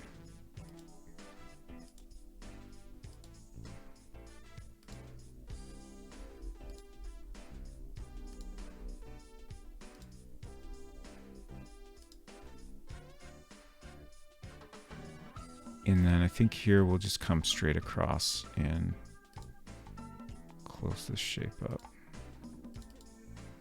Hopefully I don't regret that. Oh. I do regret it. The way the small version looks, this line comes down here. So I think I want this shape to be in front, actually. And then this shape will be in behind it, which means that this shape we want to come all the way down. That's okay. It came out a little rough anyway, so I'll take another stab at it. I could do better probably. Let's get rid of this now.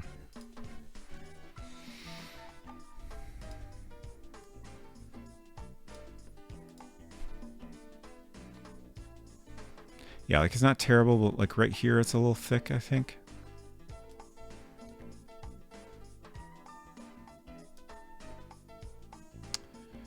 Oh, where to start?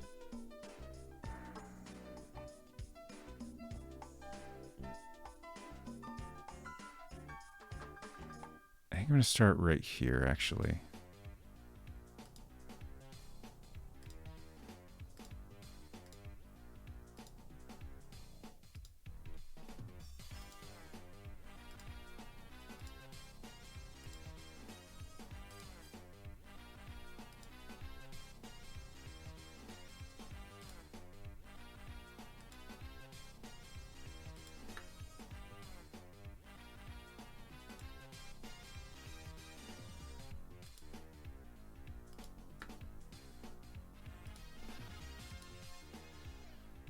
Can't help but wonder if this will just be the whole stream.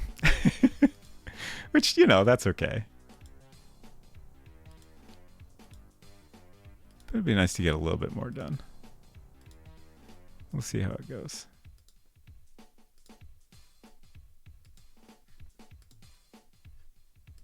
So I wonder if this will end up being like this screen in the game I've spent the most time on at this point. Probably hard to figure that out. This is a little rough down there. Why is that?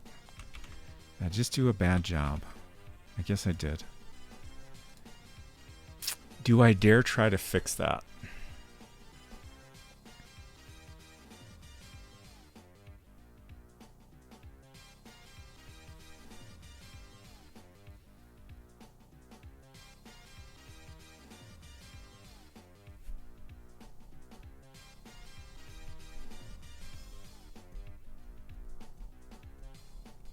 I guess another thing is like, I was talking about having some kind of dirt piled up around this where the stem comes out.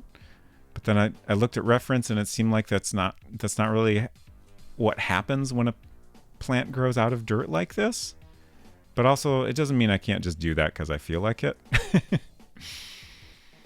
So, like, if I do that, then I can kind of cover up my mistakes here and maybe make it look a little nicer in the end. Let's close this, save it, just in case I regret my choices here. Let's try to reshape this.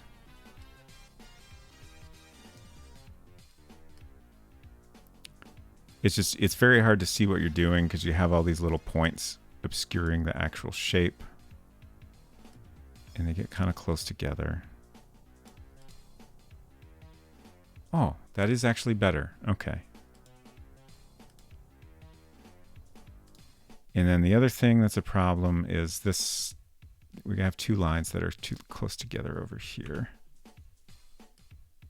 Let's bring this out just a tiny bit. I hope I don't regret this.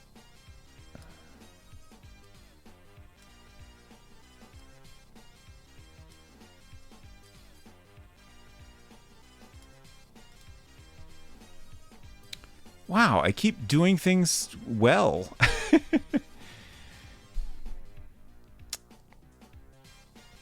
Unsecret Crush says, I have a report from my own glasses shopping that you will either like or not like. Warby Parker offers 50% off 2 prescription pairs.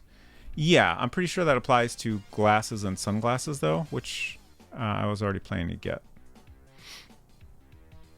Maybe you're just good at this. Maybe I became good at it. What's the probably made up number of hours you have to do something before you become an expert at it? Is it like 10,000? I definitely haven't done this for 10,000 hours. But maybe I somehow managed to get better at it. 69, there you go. Okay. I think I got rid of the underneath shapes that we don't want. Okay. Oh no. Oh no. It's okay. I was trying to undo, but I guess since I had clicked, I could no longer undo. That's so weird. Apparently clicking fucks up your undo. What a nightmare. All right, so I think next step, I'm going to do a little overlapping shape here to get rid of the line that we don't want.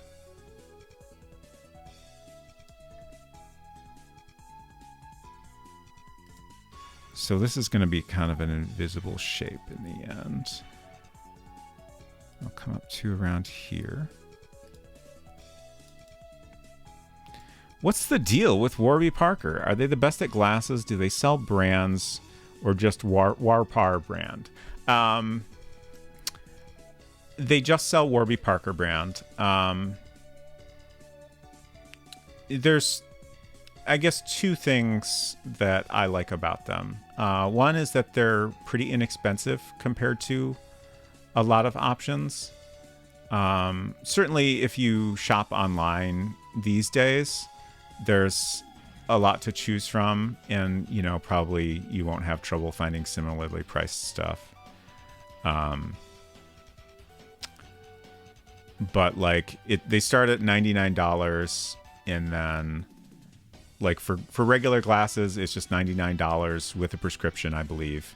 And then if you like add on like extras, like I have a strong enough prescription that I do high index lenses so they don't get too thick. So that just adds like $25 or something. So yeah, I'm pretty sure last time I got glasses, it ended up being $125. And like, if you buy at like a store, it can easily get up into like $300-400 range. Depending on a lot of factors. And then I also just kind of like the styles that they offer. And it's like, if you go to like either an online or, a physical store that just sells like a huge variety of frames, it's kind of overwhelming. and like 90% of the stuff is just not remotely appealing to me. But Warby Parker, I feel like they have a good variety of styles where like most of it appeals to me in some way, and it's not too overwhelming of a variety to choose from. So I have a pretty easy time finding stuff that like I think will look good on me, without having, you know, too much to choose from. So yeah, that's how I feel about them. And a lot of it's just, you know, I started buying glasses there a while back, and I haven't had any reason to spend too much time looking elsewhere. Silver says Zenni Optical has been really good for Kia. Yeah. NC Crush says, yeah, I saw some cute stuff at the optometrist, but all the frames start at 200 plus. Yeah, like I feel like that's very, very typical for like going to a physical store. Especially if you're looking at like, you know, designer frames and stuff.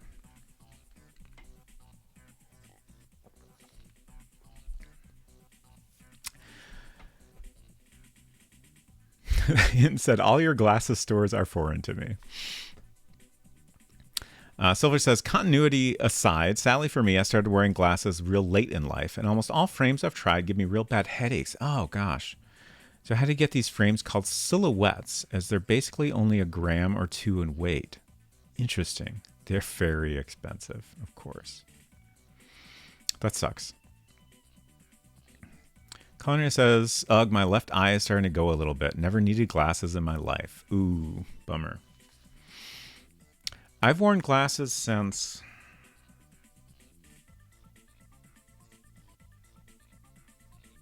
I'm trying to remember. For a very long time.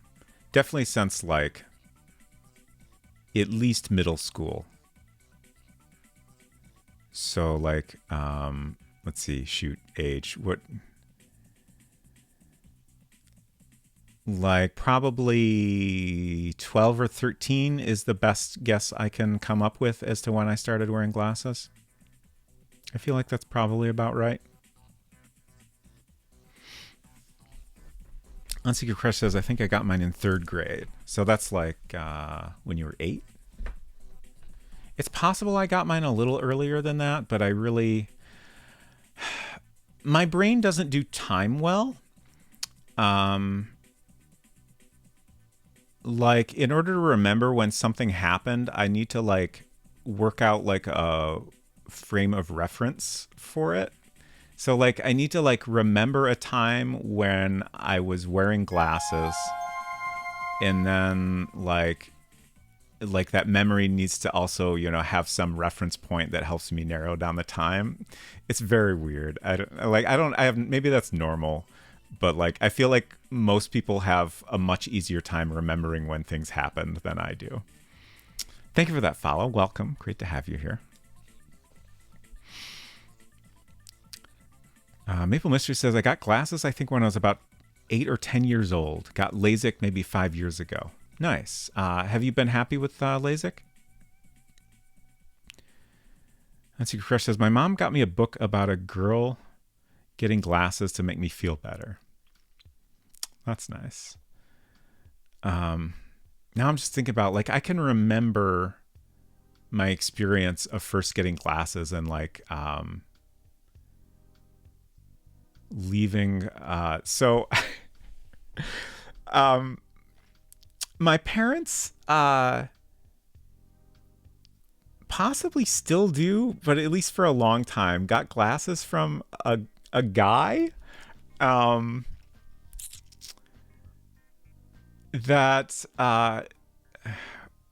like it's not his house that he works out of, but it is a house in a residential area.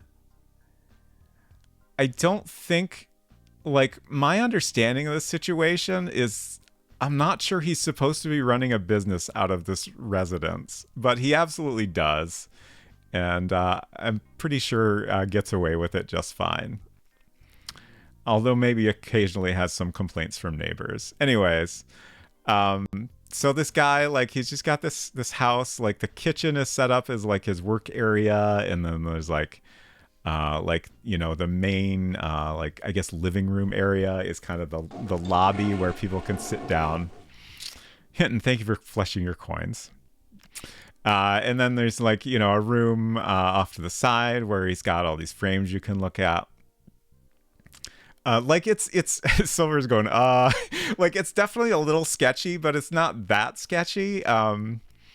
Like, yeah, it's a weird setup, but also like, you know, offers very competitive pricing and stuff like that. Yeah, that was where I got my first glasses and continued to get glasses from for a while. Um, I think briefly I went to like a big expensive store, and then I went to Warby Parker once they began to exist. But yeah, I can remember my experience of, you know, first walking out of that place in particular wearing glasses, and it was just like such a weird, like disorienting experience. But there's nothing else in that memory to help me place the specific time.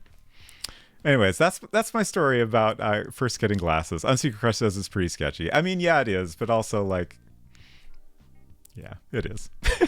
I'll stop trying to defend it. But you know, I think he's a good guy, and like honestly, like I think he, you know, specifically does things in a kind of sketchy way to, like, you know, help people get glasses that aren't like way overpriced.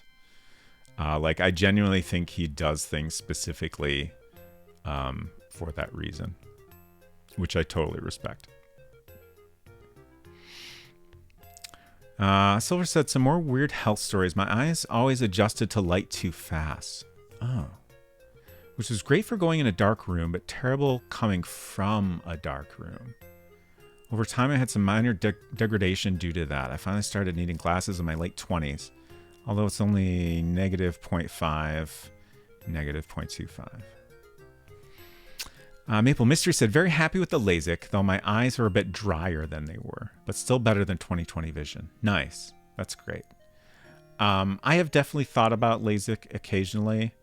I would love to be able to, like, lie in bed and not have glasses on and just, like, you know, read, use my phone, or, you know, watch somebody streaming on my iPad, whatever the heck, without the, you know, frequently, you know, if you're lying down trying to get comfortable, like your glasses kind of pushed against your head. At least that's the problem I have. And it would be great to not have that, but otherwise I kind of like having glasses. So I've never thought about LASIK too seriously. And also, like, I don't have a lot of, like,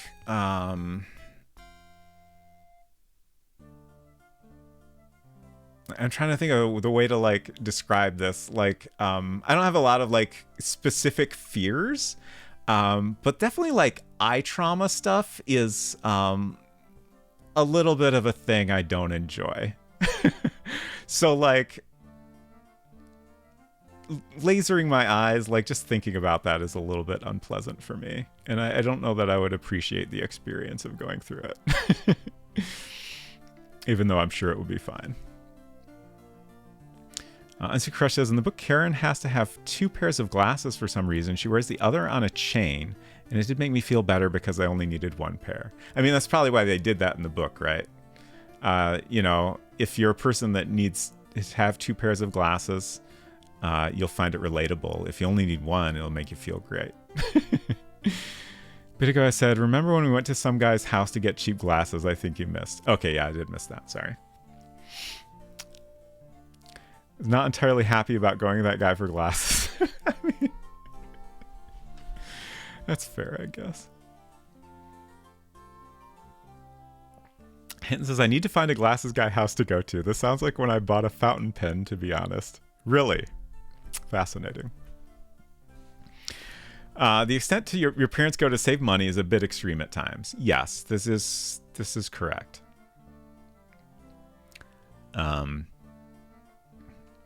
To elaborate a little on that, my dad is a very handy guy, and definitely the biggest way my parents will save money is for my dad to solve a problem on his own.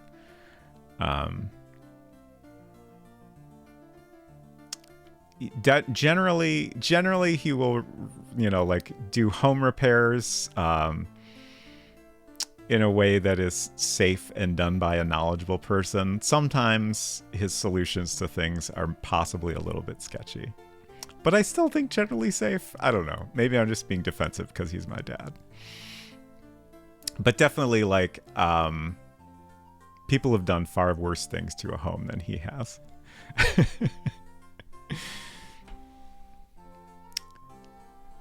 Wish I had a sketchy house to go to for my various shopping needs. DVD player house, laundry powder house. Yeah, that'd be great. Oh, when I was talking about eye trauma, Culinary said, oh, then you're going to have a real hard time with AI, the Somnium Files. Good to know. Good to know. Like, to elaborate on that, like,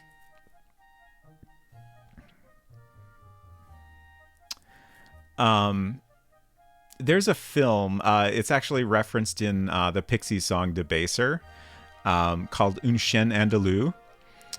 I think that's the title of it. And they show like razor blade, like, please mute if eye trauma, like even hearing a description of eye trauma is upsetting to you. Just mute for a couple minutes. But they show like a razor blade cutting, I think, like a cow's eye open or something like that. And like, that's like the kind of thing, like, that's very hard for me to look at.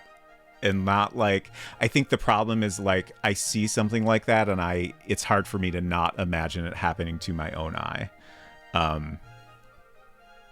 Okay, I'm done talking about that now. But yeah, like, if it's like anime eye trauma, like, it's probably not going to be a problem for me.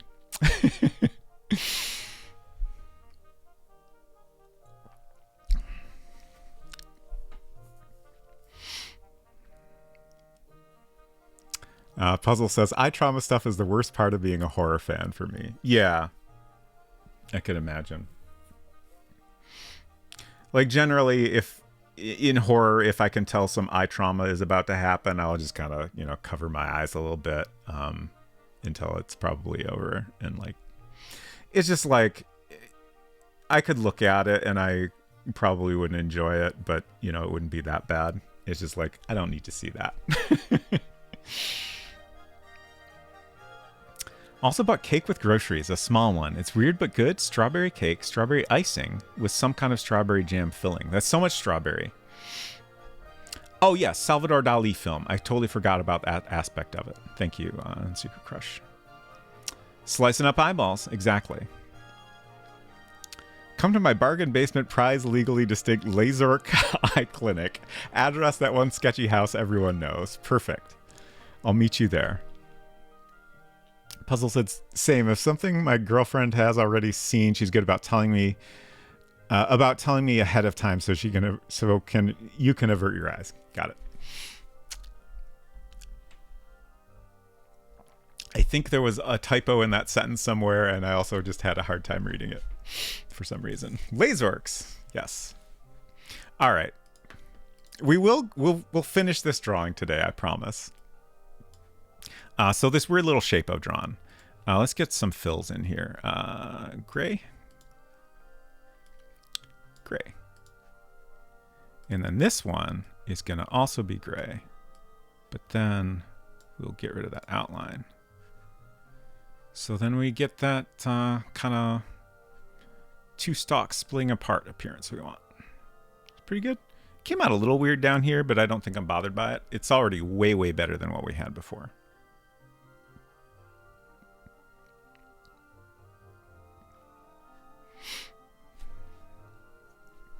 No worries, Puzzle. It's effective scene in Minority Report. Sketchy clinic he goes to looks very sketchy. Oh, yeah. You're doing amazing, everyone's brains. I agree. All our brains are doing a great job. All right, I think I'm happy with this. So then we need some leaves. We have 3 leaves that are visible in this view. And then we have our battery needs to be redrawn over here.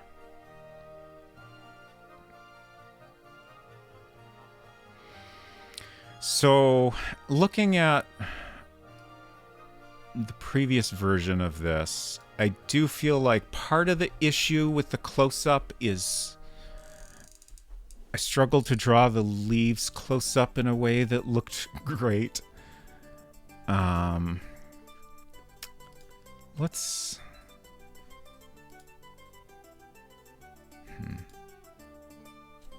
I'm looking back at my reference here. I don't know that I have a reference that's really...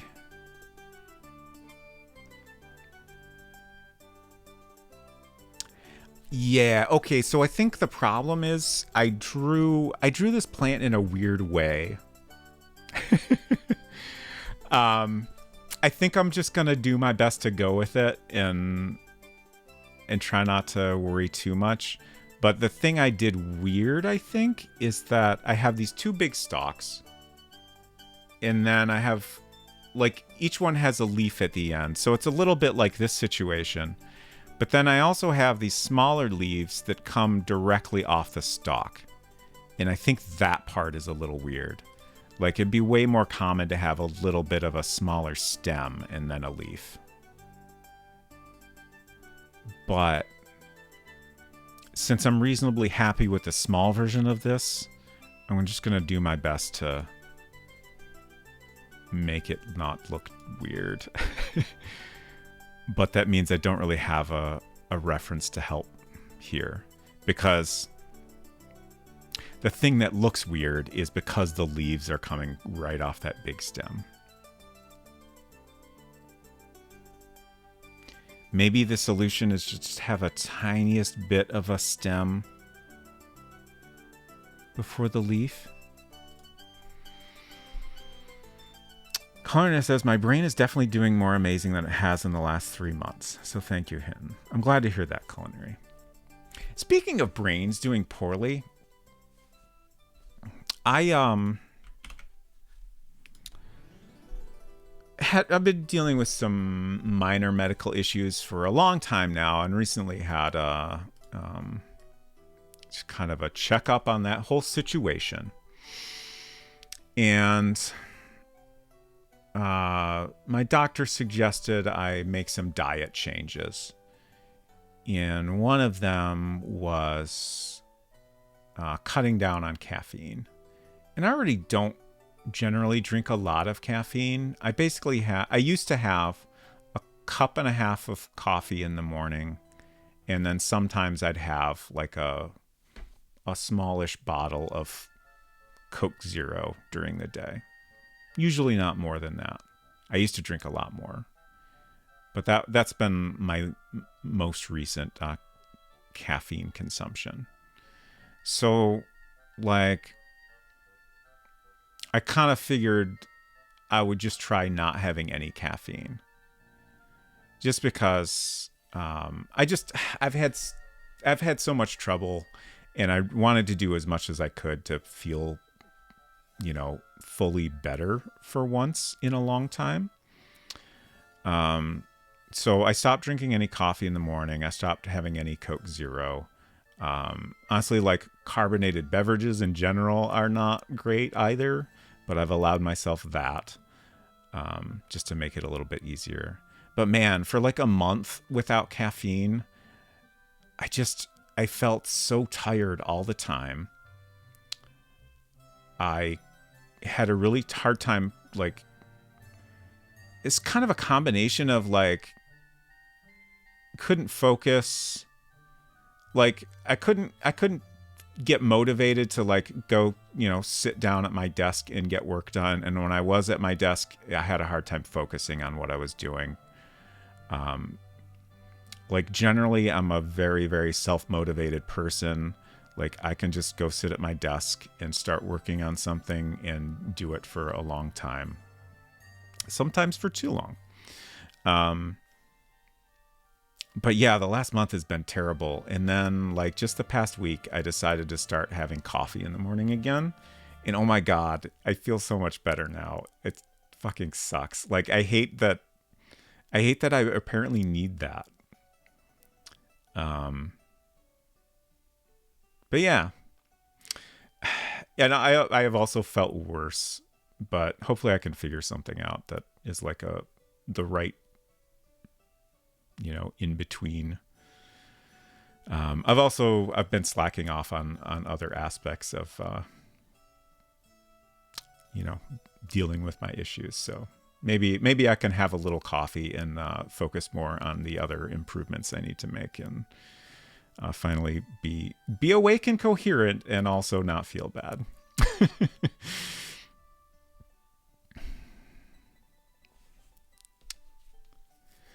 Unsecret Crush says it's probably ADHD. Yeah, like throughout my life, as I've learned more, like, I feel like in recent years, a lot of people have realized they have ADHD, and definitely a lot of people I know have gotten diagnosed with it. And just hearing them talk about the stuff that they've gone through, it is frequently super relatable for me. I assume that my parents never like considered anything like that, mostly because like it seemed like, at least when I was growing up, like the idea with ADHD was that, this was something you might have if like you can just never focus on anything for, more than a short period of time. And that was sometimes true of me, but definitely like, I could focus on something for a long, long time if it interested me. But as far as I understand, that is absolutely an ADHD thing. But I, at this point, have not pursued getting a diagnosis on that. But I probably should. Mostly, I do a pretty good job of managing whatever brain situation I have happening. Hinton says, congrats on becoming happy again. Thank you. Nancy Crush says, I would guess when you were younger, it was understood to be something very specific that you didn't match. Yeah, I think that's probably likely. I've heard that a lot of girls, AFAB people my age, have largely not gotten diagnosed until adulthood.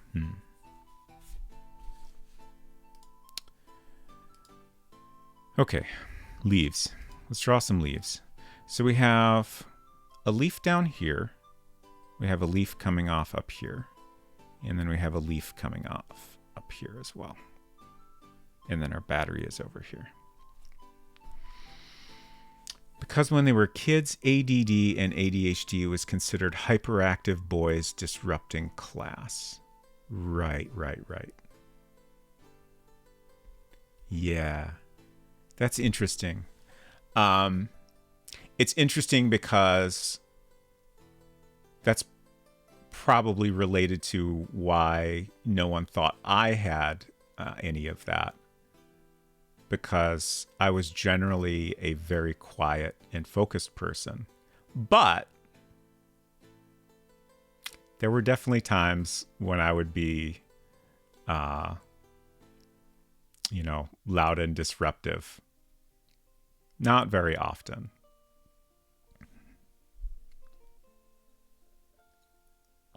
But I think that was generally because I had something to focus on that interested me. And not quietly overachieving and perfectionist girls. Oh, Culinary says, that's what my school actually told me. Oddly enough, I was really disruptive and rebellious, but never got considered for ADHD. Huh.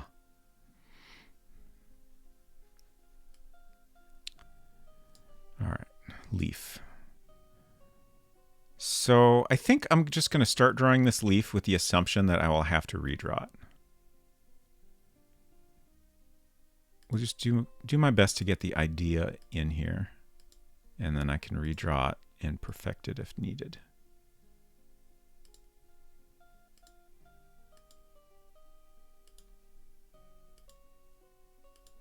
So I'm trying to just give a little bit of a stem here.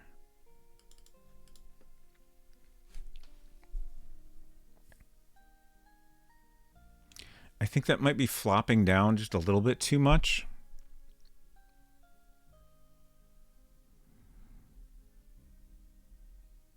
I'm trying to make this plant look, vibrant and healthy despite the weird, like, droopy vibe it has going on. So I think these leaves should not droop too much. So let's, yeah, I'm just going to delete that.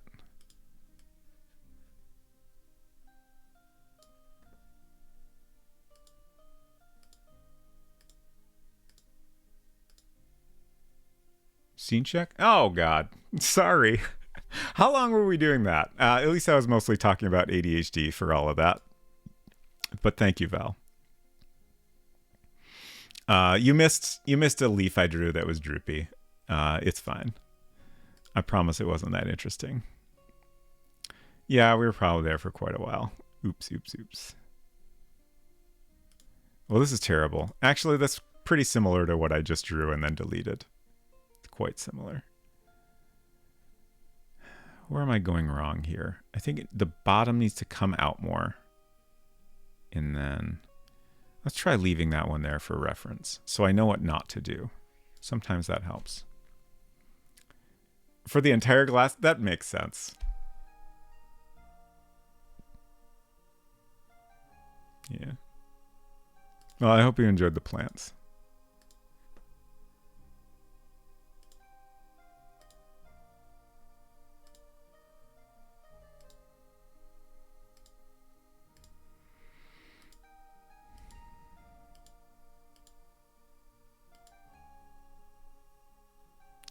And says, all I know is now I want a coffee. I'm sorry, or you're welcome, depending. All right, that's a little better at least. Is that too big? The good news is if it's just too big, I can shrink it.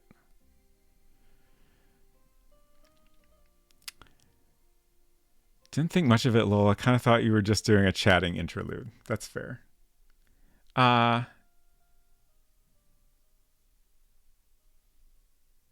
Ambrosine? I'm so confused.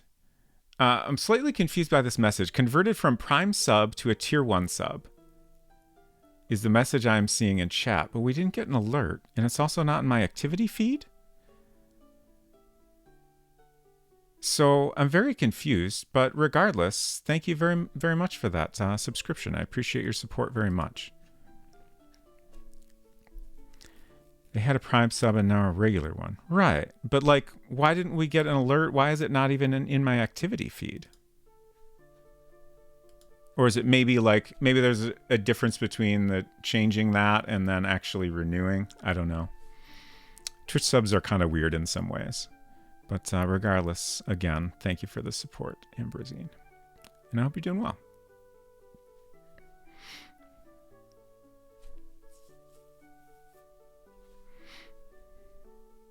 Okay, thanks, Culinary. It all makes sense.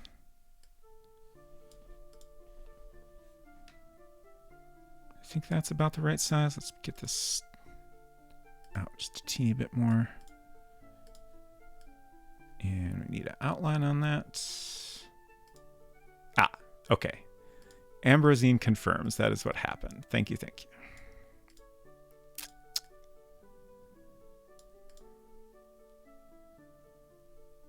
This looks a little weird now that we have a line. Let's see if we can, oh yeah, bump that point up. Yeah, good. And then again, we need to cover up this little overlap. Or could I just put this in back? Oh, interesting. I thought there'd be a more obvious line here, but there isn't just because of the way the pattern lines up. So yeah, that's perfect. All right, this is already so much better than what we had before. I'm much happier with it. Let's close this so we can save. That's the only way to save. Okay, so next leaf. I feel like this might be the trickiest one. We have a leaf up here that's just kind of sticking straight up, which is a little goofy. But, you know, sometimes a leaf is a little goofy. We'll just do our best to make it look right. At least it's mostly cut off, so that should help.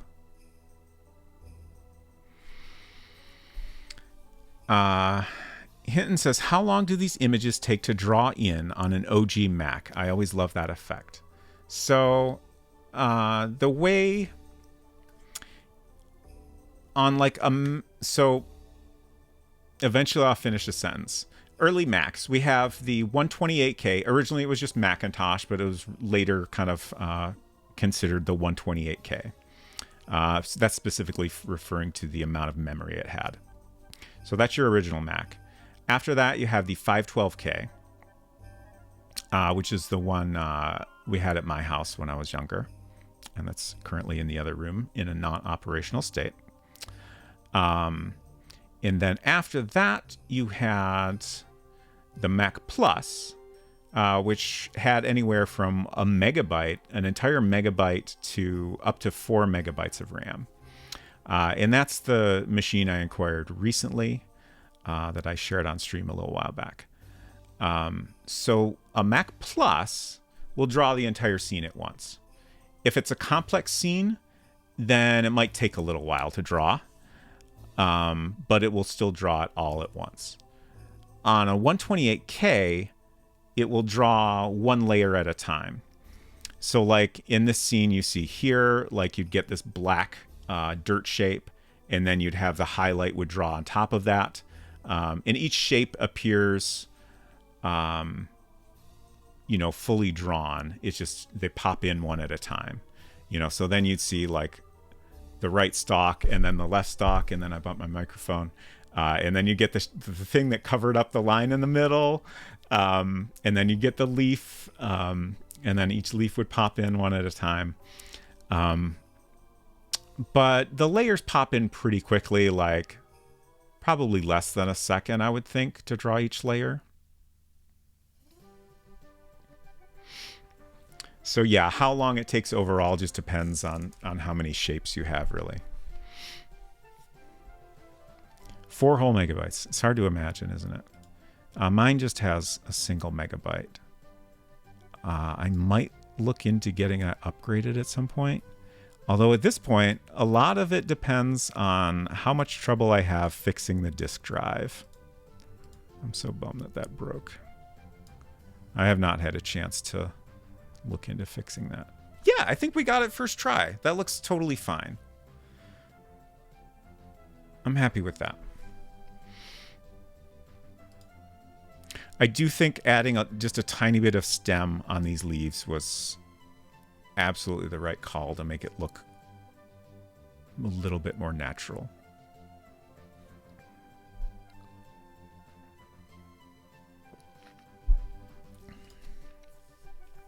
A lot of the reason I have never been in a rush to repair either of the old Macintoshes I now have is CRTs are a little dangerous. They can absolutely kill you if you don't discharge them properly. My understanding is the CRTs in these Macs are small enough that you're probably not going to die, but still just makes me a little reluctant. I've watched videos on like how you can create a tool to discharge it properly. So like I kind of understand the process. And I'm just like, over time, I'm gradually becoming a little more comfortable with the idea. But yeah, it's a little scary. It's a fun sentence to hear. Yeah. But yeah, you definitely want to be very safe and know what you are doing if you ever open up a CRT. Do not do that without learning about it very, very thoroughly first. Okay, let's draw our final leaf, which is going to be over here. I think it'll start down here is about where it starts in the small version. And it kind of comes up in this direction.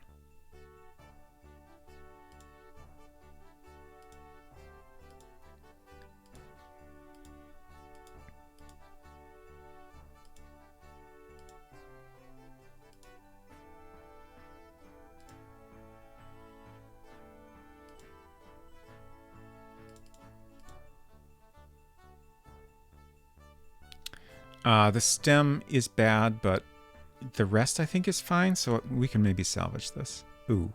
Yeah, see, this is what I was talking about. Like, maybe if we get a white fill, it'll help me see what I'm doing here.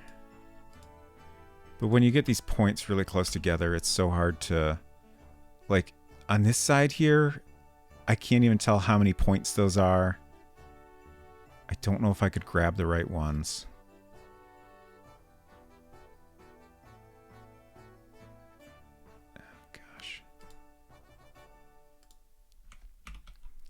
And there should be one down here, but like, yeah, I think there's just a couple on top of each other. So you can't really see them.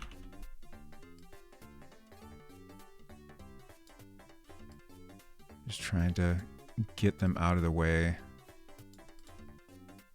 Okay. I think we're making progress.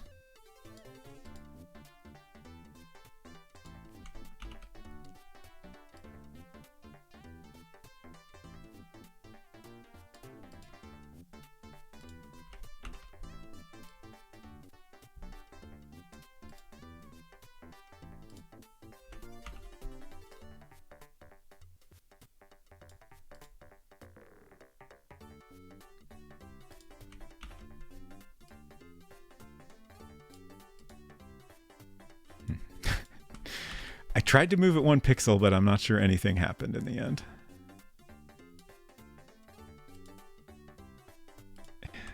I keep doing the same thing.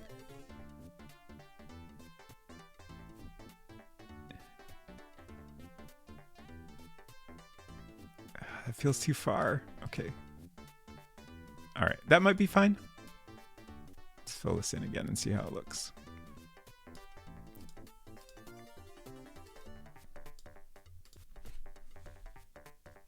Good. Satisfied.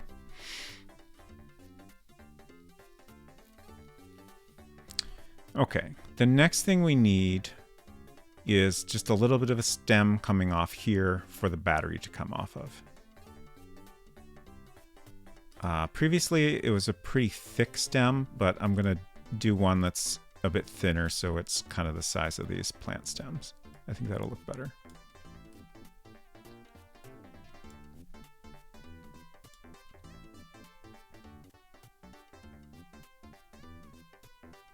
This is about the right spot. And I think I'll have it come down a little more than it needs to, and then the battery can overlap it.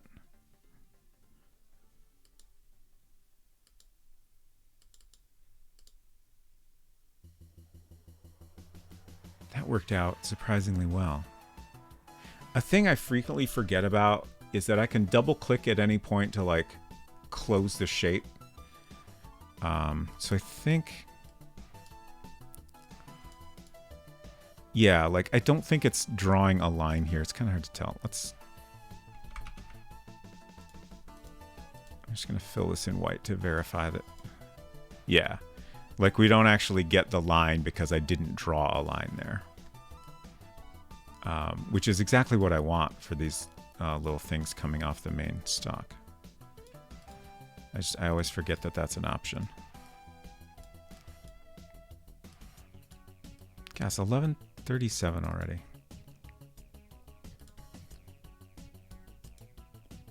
There we go. Good. Let's try. Oh no. Yeah, that was a mistake. That's fine. Okay, let's save, and then next we need to... Oh, I think next we'll do... We need a line down the center of each leaf, because we have that even in the small version. Let's see. So here's what we're trying to make this look like. So like I want to have the same kind of line with these little highlights on each leaf. And then we'll have some highlights on the stalks as well. And then I think I want to have like a little bit of a texture on the stalks, which is probably just going to be some lines that follow the curve. Let's see, what did...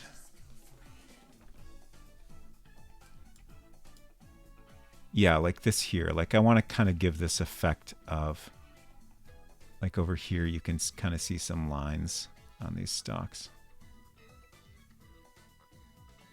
Like it looks like there's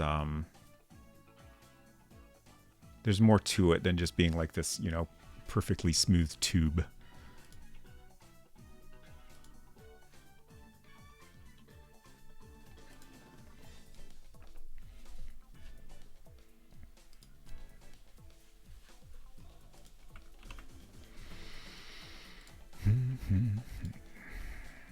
Okay. Oh yeah, actually, when we open up graphics in here, let's see what happens if I do it slowest speed. So yeah, even on the slowest speed, it's a little bit fast. This is emulating a Mac Plus, but you can see the layers kind of pop in one by one there. So on an original Mac, the effect is similar. It's just like, it's much slower than that. Like you can see very clearly each layer popping in one at a time.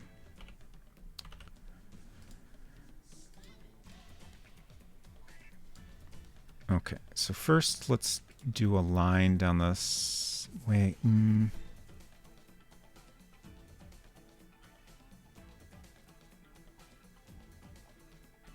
I should do highlights first. And then the line on top of the highlight. So our light source is coming from the right.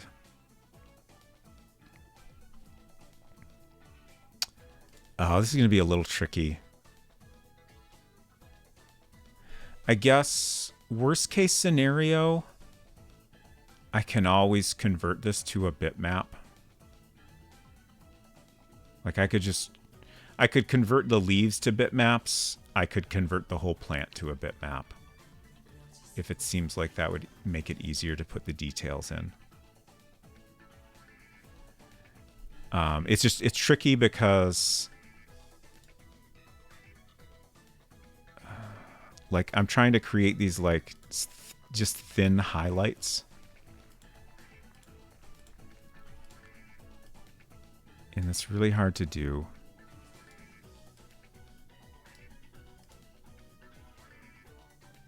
Like that looks okay, but I don't love it. Maybe if we make it a...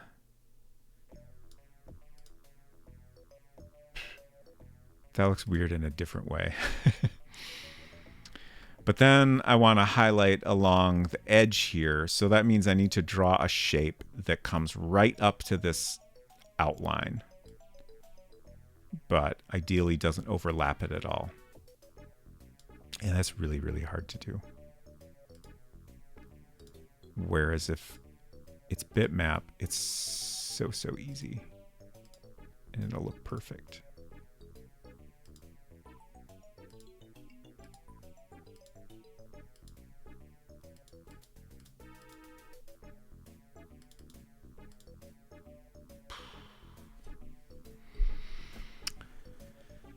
Unsecret Crush asks, does art complexity add to file size? And if so, do you think that's why Enchanted Scepter's art looked like it did? Or do you think you simply have the advantage of computer mouse drawing techniques early game devs did not have? Good questions. From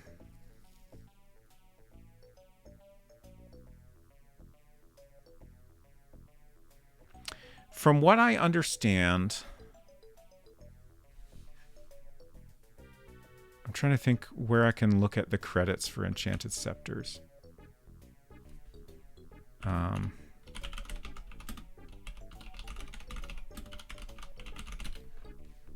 just want to double check before I say anything definitively.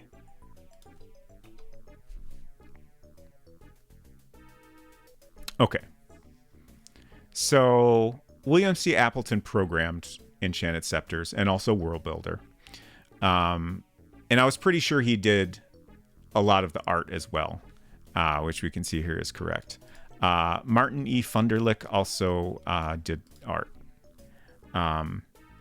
So my understanding of the creation of both World Builder and Enchanted Scepters is that William C. Appleton did the majority of work on both things on his own.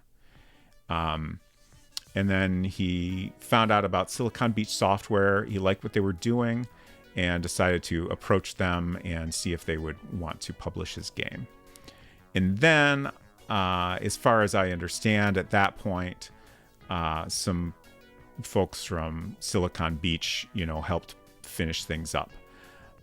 Like, for example, Eric Zoker, who programmed the Real Sound stuff, was already involved in Silicon Beach Software. So I assume, that whole aspect did not come in until Silicon Beach got involved. And I'm guessing that that was how Martin E. Funderlich got involved as well. So probably a lot of the artwork was done, and then he came in and helped, finish things up. Like, I wouldn't be surprised if he did a lot of like the bitmap stuff, like the monsters' faces and stuff. Like, there's a lot more interesting detail in their faces than there is in the rest of the art, which I feel like it was a combination of like space constraints and then also just,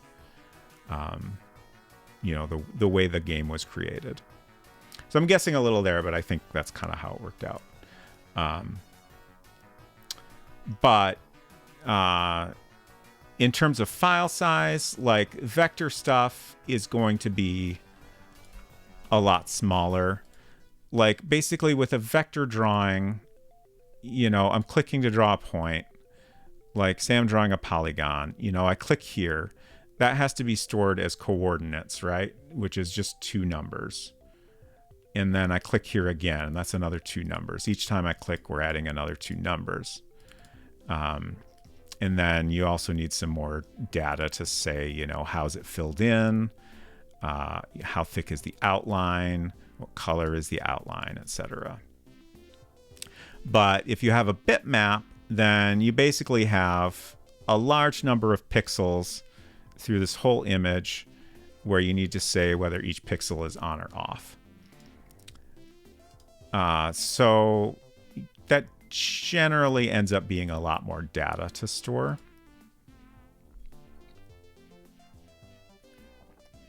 That said, since it's relatively low resolution and it's, entirely monochrome, so, it can only be on or off. We don't have to keep track of what color a pixel is. Bitmap graphics are still relatively small. But if you're doing like an entire scene as a bitmap, then that can get pretty big compared to doing vector art. So that's not a perfect answer to your question, but hopefully that helps. I do think, like, if I could get this to look the way I wanted to, even though I'm doing lots of, detailed work here, like, this is a tiny shape that has a lot of points, like, that's still going to end up being smaller than if I did the whole thing bitmap. But since we have plenty of room, and again, a bitmap's not going to be huge, I think I might just do bitmaps. It's a little bit of a bummer because I got so close here, but I don't know how to, like, each one of these little highlights I draw is going to be a pain in the butt. And I know I'm not going to quite be happy with it no matter what I do.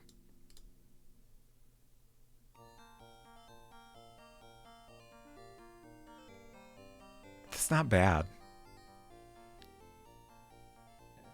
Maybe that's good enough.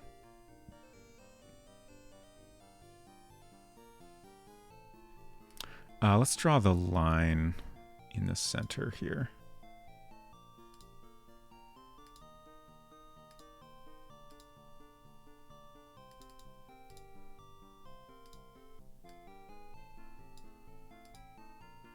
Huh. Oh, that's got to fill. That's the problem. I was like, how do we lose that entire highlight? No fill.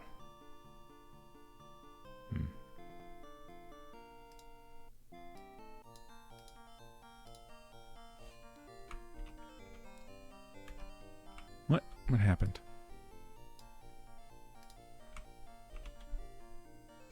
Oh, jeez.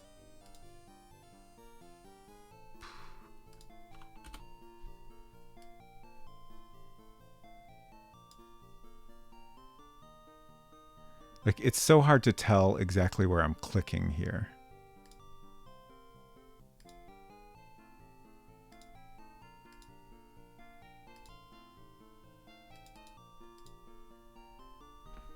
Okay, that's pretty good. It gets lost a little bit, but I think making it thicker would look bad.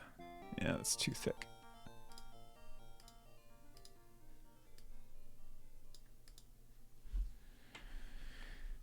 That's not bad. I think if I can get all the highlights to look that good, I think I can be happy with that.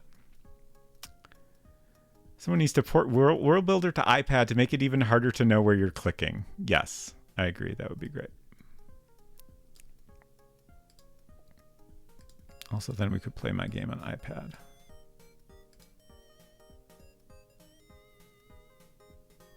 Yeah, I think that looks worse overall.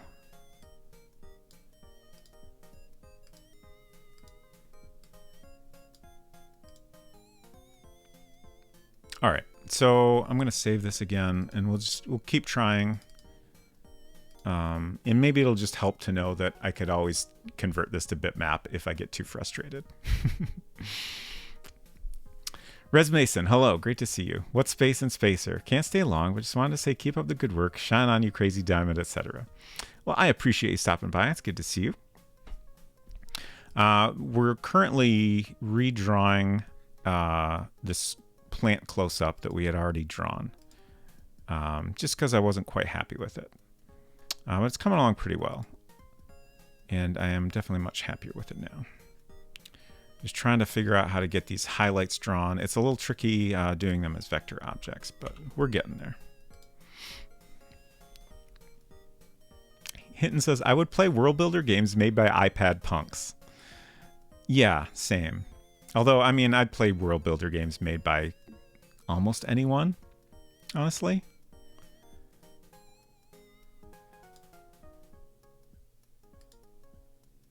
No way. Maybe. Oh. I just had a realization about this shape here.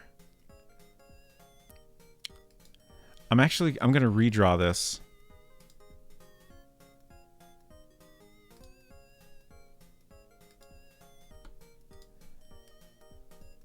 Let me draw a bigger example so you can see what I've just realized more easily. So pretend that's like a close-up on our leaf. I've been trying to draw two shapes, like this dark line down the center of the leaf and then a highlight right next to it. And it's really hard to get those to line up. But I just realized, completely accidentally, we can have a white fill and a black line. And then I can just draw the line. And when I get to the end, I can just double click and then we get the white highlight next to it. Unfortunately with this, we can't, like, this is always going to be a straight line connecting these 2 points. But if the curve here is slight enough, I think that will look completely fine. Actually, I wonder if I can just shrink this down. That's kind of a nice curve. So this, like, it makes it easier to line everything up, and it also is one fewer shape. Yeah, that's not quite right. I'm going to redraw it. What if it was a combat-only World Builder game? Okay, well, I would try it, but then I'd be like, no, thank you. This is not for me.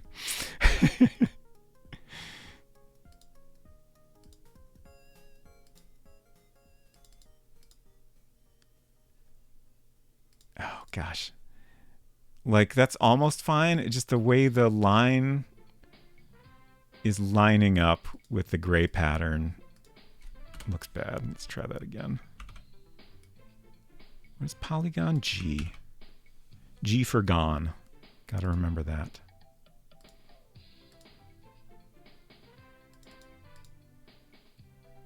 Yeah, there we go. Just gotta nudge that over a little.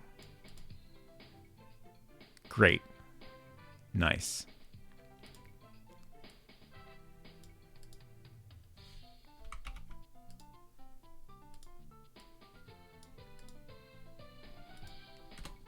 going to delete that. Honestly, I maybe shouldn't worry about a highlight here. Let's try to do a little one on the edge.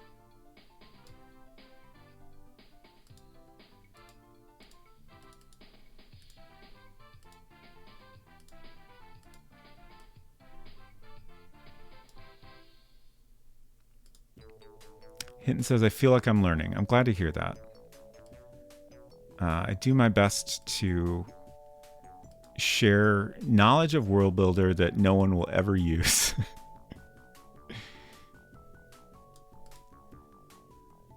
But who knows? Maybe you all will make a World Builder game of your own someday. I have not had a break yet. I should. Barely visible highlight on the edge of the screen is precious and essential. Thank you, Hinton. I agree. And I'm happy with it now. Okay.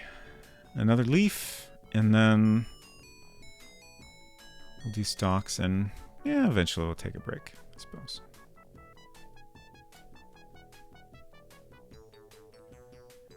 Let's see. So this is going to go kind of like that.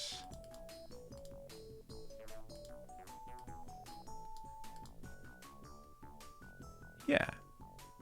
Great.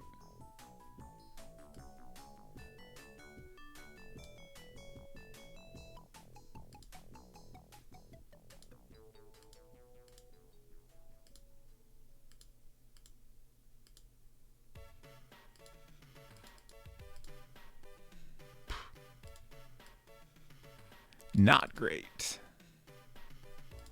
But we'll do our best to fix it. Let's get rid of the outline. Don't want that. French toast, please. Hello, hello. Good to see you. I hope you had a lovely time in Tunic tonight.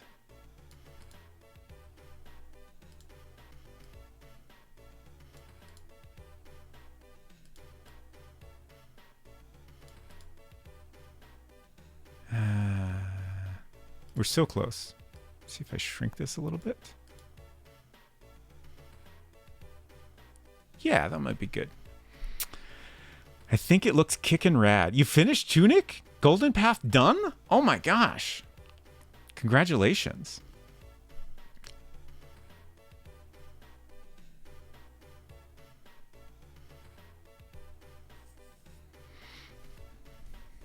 What a goddamn nightmare.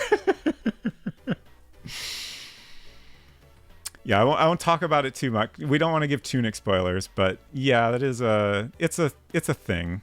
It didn't bother me that much.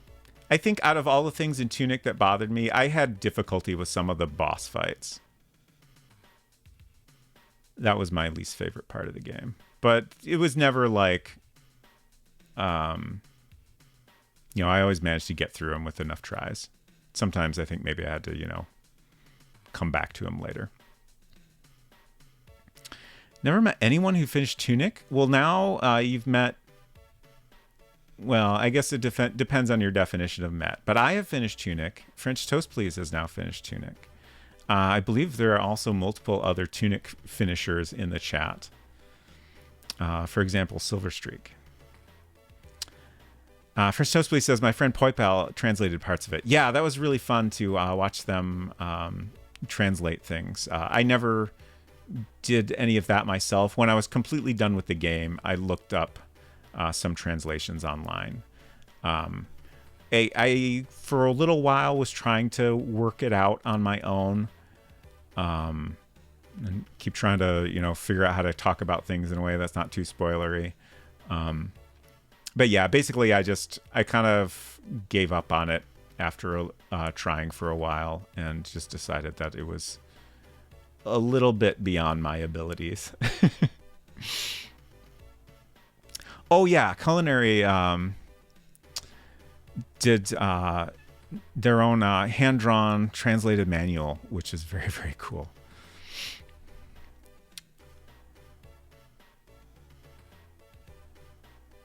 Auntie Crush says, I did my best to solve that on my own, but when it came time to do the inputs, I tried it once before looking up a guide. Yeah, aside from translations, I don't think I ever looked anything up because I enjoyed working that all out on my own so much. That's such a good game. And I felt like the difficulty of everything was just perfect for me, at least. Like sometimes a significant challenge, but never a frustrating one. Silver says, Hinton, you've literally listened to me gush on audio about finishing Tunic. Good night, Val. Thank you so much for hanging out. I hope you sleep well.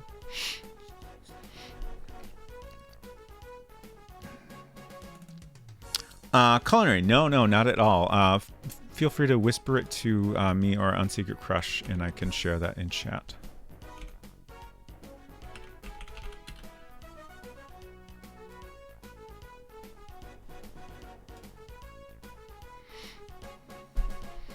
Silver says, still waiting on my physical manual. Yes, I have also ordered the hardcover, I believe, printed manual from Fangamer, and I'm very excited to get that eventually. Thank you, Unsecret Crush, for sharing Culinary's manual. Fully translated. For anyone that has not played Tunic, don't look at that. Big spoilers. Just there's lots of information contained in here that would be spoilery. Silver says, this just makes me think we need a community Fez playthrough. So I played Fez a pretty good amount.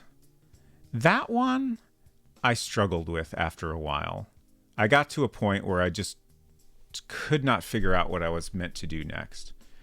And after, like, I struggled with it. I, kept trying to explore and figure out what I was missing. Took a break, went back to it a couple times, and then I just eventually kind of gave up.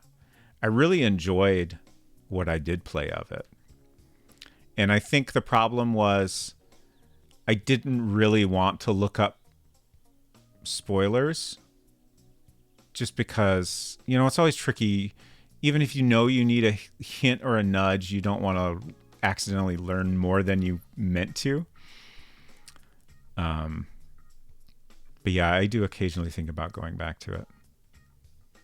Hinton says, am I remembering right? Had Robot Spacer not even started Tunic when the podcast episode came out?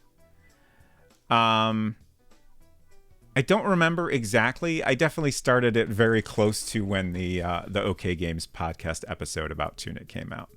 I might have started it a little bit before that, but it was very last minute. I didn't rush, though. I just spent a lot of time playing it over a short period of time in a way that was extremely enjoyable for me. I just kind of went all goblin mode on Tunic for a bit. And it was nice to just focus on that and all its fun little puzzles and stuff, and just fully enjoy it. As you Crush says, I suppose I should also disclose I enabled no fail mode early because I'm a filthy casual. Well, that's totally fine. I mean, that's there for a reason. Culinary says no fail mode is a valid way to play the game. Exactly. I don't think, I know you're just joking, but, I don't think anyone should ever feel bad about enabling, an easy mode or whatever. It's there so people can play the game in a way that is enjoyable to them. And that's great. Stay filthy, everyone. Exactly. Thank you, Hinton. Culinary says, I just enjoy parrying the shit out of everybody. And I love that for you. I do not enjoy parry mechanics at all. I struggle with the timing. It's satisfying when I manage to get them right, but it just doesn't happen enough for me.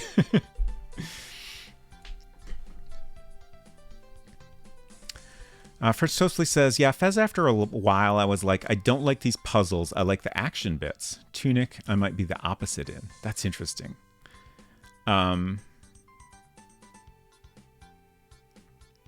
I definitely enjoyed the puzzles in Tunic. They got a little too, well, I guess I don't even know what I was stuck on exactly, but I assume there was some puzzly thing I was supposed to figure out that I just couldn't.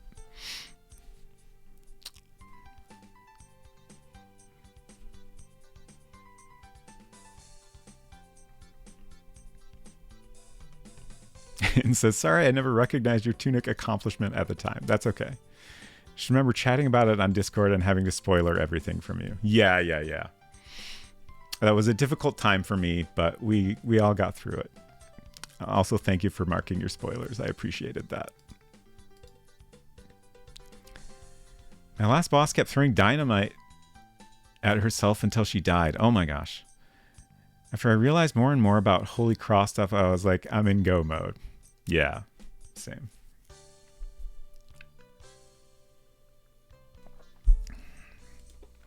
All right, so we've got all our leaf highlights. Now we need stalk highlights. So like along this edge, we need a highlight. And along this edge, we need a highlight. And then I think we'll also have some lightly shadow parts on the opposite side. We'll at least try that and see how it looks.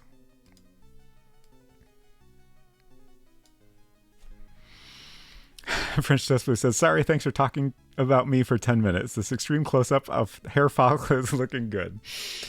You're welcome. I'm always happy to talk about Tunic and also very good streamers who stop by. This is not a hair follicle, but thank you. It is a plant. Hopefully you were just joking. Hopefully I didn't do that bad of a job drawing a plant. It is a weird plant, so that's okay. I am completely redrawing it if I did not say that already since you came in. I wish I had an easy way to show how it looked before. But I don't really. But I can assure you it looks much better now. In fact, I can close my reference from the old version because I don't need it anymore. Culinary says, damn it, Mike, your plant is fine and cute. Thank you. I'm very happy with this version, so. But I appreciate the encouragement. French Toastly says, obviously plant. It says pot plant too. I would be very blind otherwise. Yeah, that is true. It does say that. I kind of forgot. Okay, highlights. Let's do highlights. This is gonna, I'm not gonna enjoy this, but I'll do my best. I have to basically draw a line right next to this line I already drew, all the way down the entirety of this stalk. And I'm definitely going to goof up. The dream is just that I goof up just the right amount that I can live with it.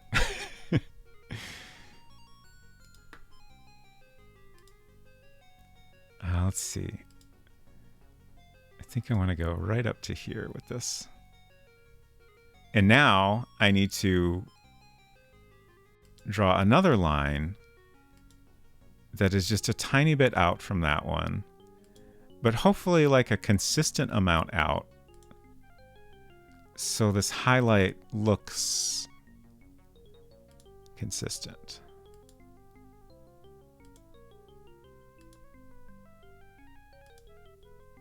I feel like, I don't know, this might be okay. Okay. Not happy with that. Let's see what we can do.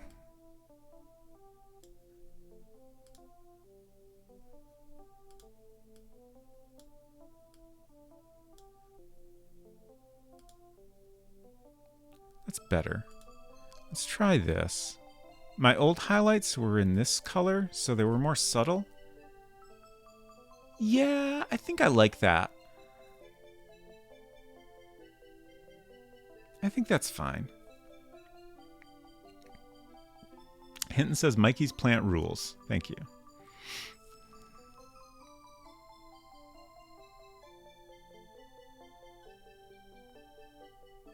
It also kind of gives it a little more texture, kind of.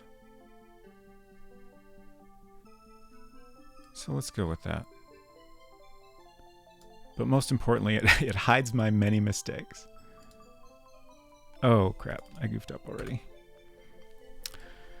I went outside the line. G. Gone. Command G is the shortcut for the polygon tool. If you don't understand why I'm saying G gone, I'm trying to remind myself of all the keyboard shortcuts now that I've been doing this for 25 streams. I'll stop that right there and then come back down.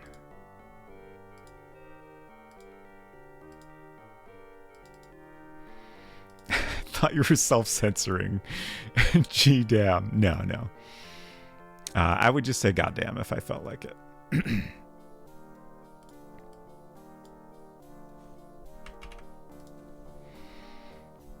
Yeah, I think that's fine. Let's save.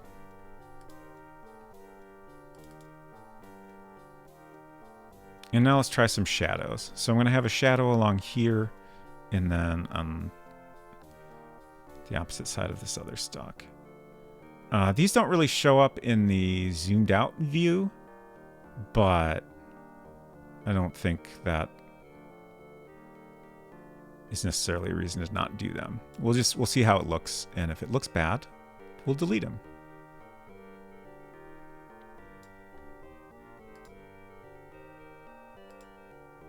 This might be too much shadow, but I want to hopefully find a color that is not too much darker. So if it's a larger area, I don't think that's necessarily a problem.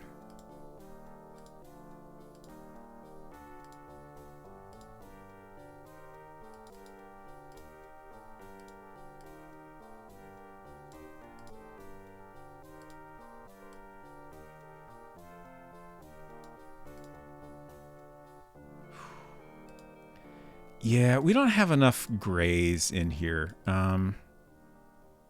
Is that it?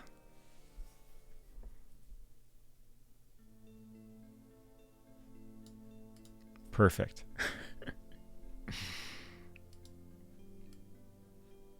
This is the next darkest gray, and I think it's too dark. It doesn't look terrible. I dislike how these patterns clash. Like we have these weird little white and dark specks all the way along the edge. It's not terrible. I can't decide if I like it. I guess I'll draw the other highlight. That'll be easier to judge how it looks as a whole. I think it might be good enough that it's worth keeping. So let's see.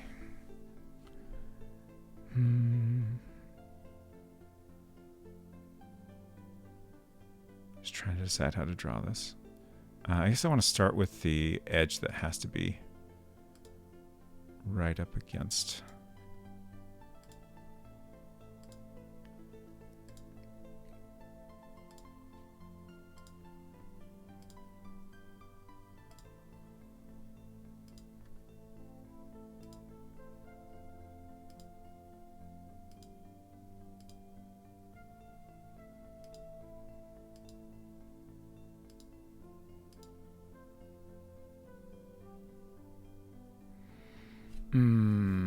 I made that shape too thick at the bottom.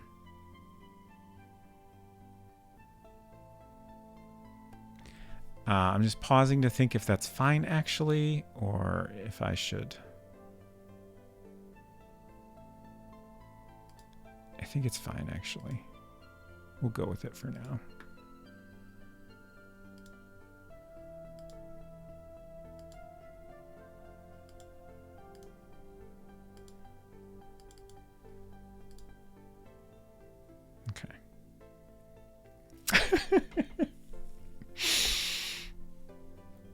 Hinton says, "Gee damn, I am also thick at the B, Tom." I love this for you, Hinton. Congratulations. All right. That looks pretty good. Good damn. This is giving me a little bit of the manhole vibes, which I love. It's definitely not as good as the art in the manhole, but it's reminding me of it. Okay, yeah, I think I like the shadows. Let's real quick just do a comparison. So there's with shadows and there's without. Yeah. I think that's better. Opinions welcome if anyone agrees or disagrees. French Toast, please, as I was about to say, looks very manhole. Nice. Thank you, thank you. Okay, so then we're pretty much done with the plant. We just need to redraw the battery. Let's see. Do I still have that in the scrapbook? I should have left it. Or wait, is that a separate object? I think it is.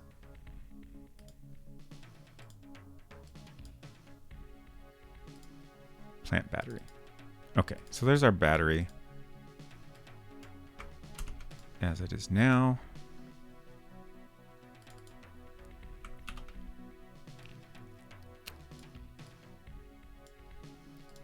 Okay.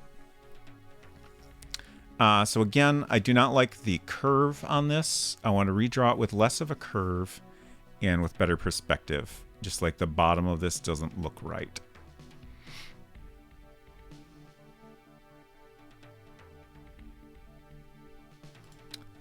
I'm just kind of thinking about how I want to approach this.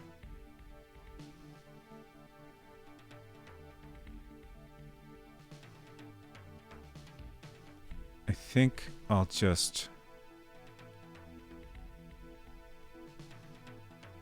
open up this original version in Mac Paint, and I think I'll just redraw it without any. Maybe I'll do the overall shape of it, and then I'll bring it in here to make sure it looks how I want it. And then we'll do all the shading and the leaf and stuff after that. That seems like a good plan. And I think I just want the subtlest curve on it. So like the bottom of it should just be like, I don't know, a few pixels to the right of the top. And then it'll curve out a pixel or two on the side.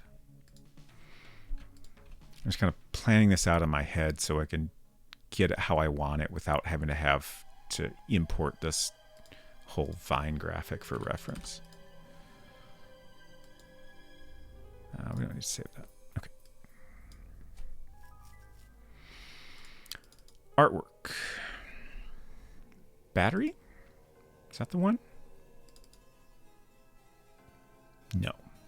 That's our straight battery. Which we will... I'll go ahead and copy this.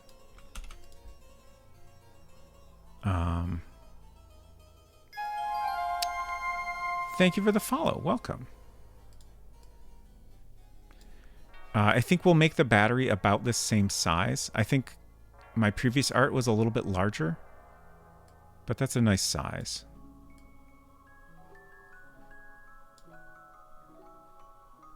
So I think I must have a plant file somewhere.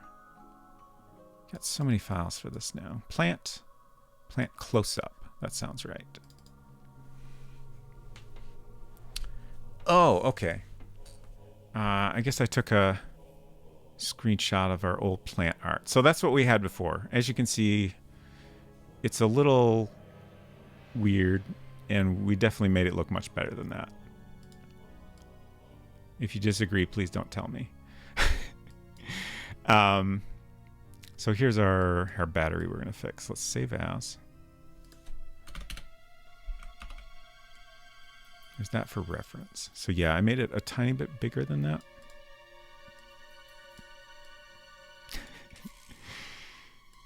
Thank you, French Toast, please. We don't really need this reference anymore, so I'm just going to delete it.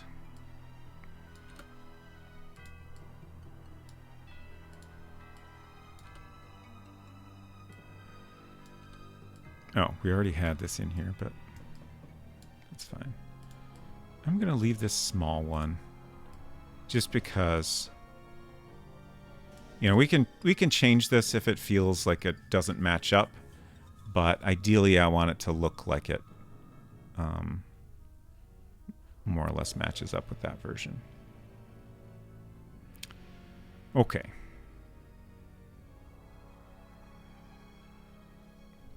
I think I keep thinking I should take a break. I should take a break. Let me just do this one thing.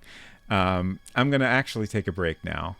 I will be back in a few minutes after I have used the bathroom, gotten a fresh beverage, and done a little stretching. See you in a few.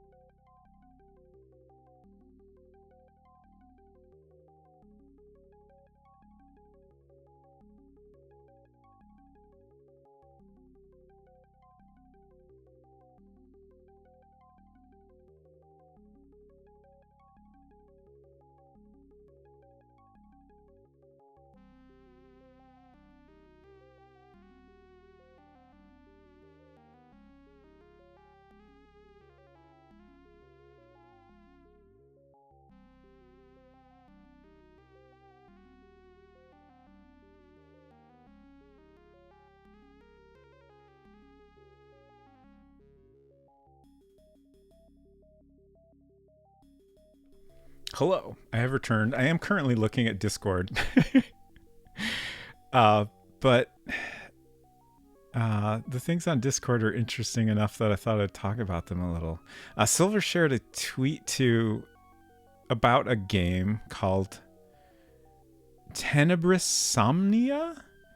Probably pronouncing that wrong. The 8-bit survival horror with live action cutscenes. Very intrigued by this. I'm not going to watch it right now, but... Oh, okay, I'm watching it a little bit. Fascinating. And then Silver follows up, uncomfy in the best ways if you like horror. Puzzle said, I found about this one earlier today and immediately put it on my wish list. Nice, nice, nice. Unsecret Crush said, the creature effects in that are very upsetting. I'm looking forward to checking it out later.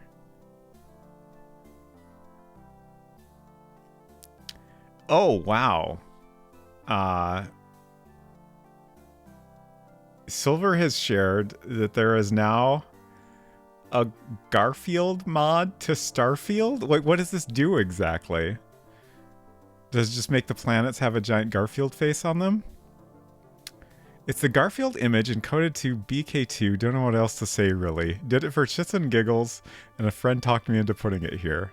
Might look a bit iffy since source image was 1280 by 720, but hey. Oh, it's just for the title screen? Is that what's happening? Replaces the main menu splash art, I guess. Yeah. No horror, please? Says French Toast, please.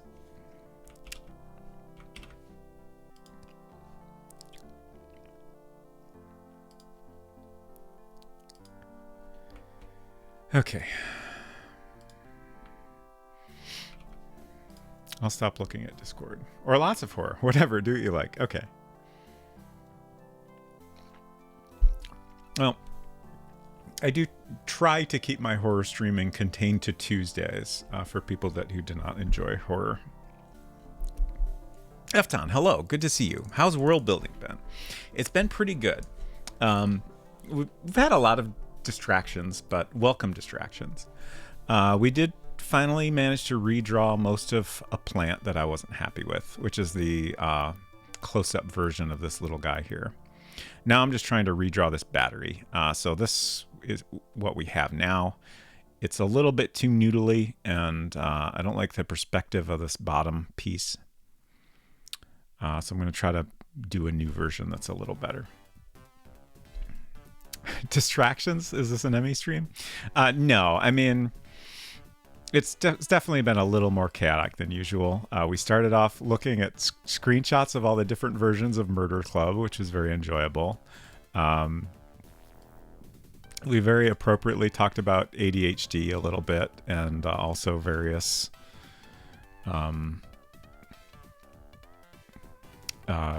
vaguely adjacent topics like caffeine consumption. What else did we get distracted by? We talked about Tunic for a little bit when French Toast Please came in. All kinds of things. Glasses. Yes, we talked about glasses and sketchy places to get them. Yep. All kinds of good stuff. You ordered your own glasses home try-on. Nice. Mine are currently in Illinois, making their way here.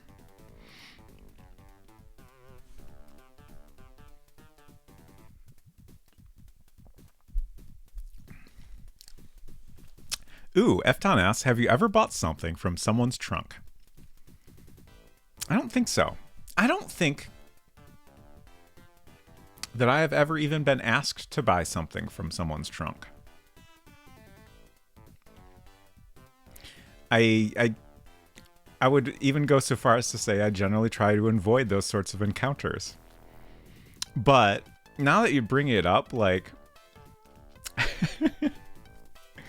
I don't know. It seems like maybe something that would be fun to experience once. I don't know what type of item I would be willing to buy out of someone's trunk. Like, that's such a sketchy scenario, right? Like, it's either counterfeit or stolen, probably, right? like, I guess maybe you could have some rare circumstances where it's legitimate goods. I've been offered laptops and speakers before. Did not buy. Probably stolen. Yeah, yeah. I think I bought a record from indie artists out of their trunk. Ah, yeah. That makes sense. Now I'm just trying to think of other, like... I don't think I've ever bought, like, a record or any sort of, like, indie merchandise out of a trunk, but... certainly some, you know, weird little, you know, makeshift shops outside of a venue or whatever. Okay, so I'm trying to decide. I think I should just redraw the battery. I was trying to think maybe I can, like, kind of start with this and just kind of nudge chunks of it around to give it a curve, but I don't think that's gonna look like what I'm after, because this is straight on, and this thing we're trying to make should be at a little bit of an angle, so we're just gonna have to do it the hard way. Can't remember specifically, but I maybe bought something at a flea market type situation that was being stored in a car. It feels possible.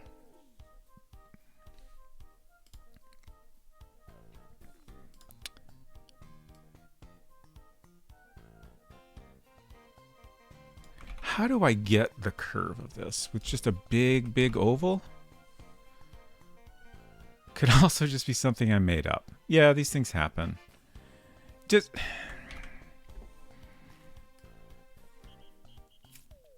does anybody else... is it normal to have things pop in your head and you have just absolutely no idea if it's a real thing that happened to you or something you completely made up? Like, I feel like this must be fairly normal, right? Oh, that reminds me of a great story. I still do not understand this. For a large part of my life, I was positive that my parents had a Pinto when I was younger. It's just one of their vehicles they had for a number of years. And at one point, much later in life, I brought this up, and both of my parents looked at me like I was just completely making things up. And they're like, we never had that. And they tried to, like, think of, you know, maybe they had a friend that had a Pinto, and, you know, maybe that's why I remembered that. I was like, okay, well, that's weird. Why was I so sure? And then time passed, and I can't remember how it came up again, but it turned out we did have a Pinto all along. This is such a weird experience. And, like, even now, telling you this story, I am doubting the veracity of the things I am telling you. For all I know, I am not even remembering the sequence of events correctly, but I'm pretty sure I am.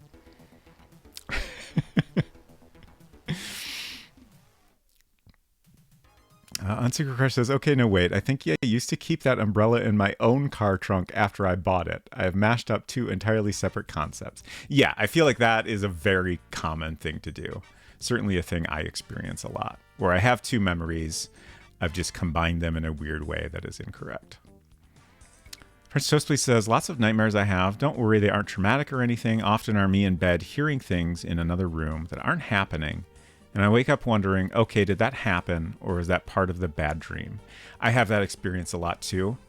Well, I don't know about a lot, but, you know, it's happened to me a number of times where I'm not entirely positive if, like, a thing was happening in the dream because I could hear it in real life and it was, like, influencing the dream, or what exactly was going on there.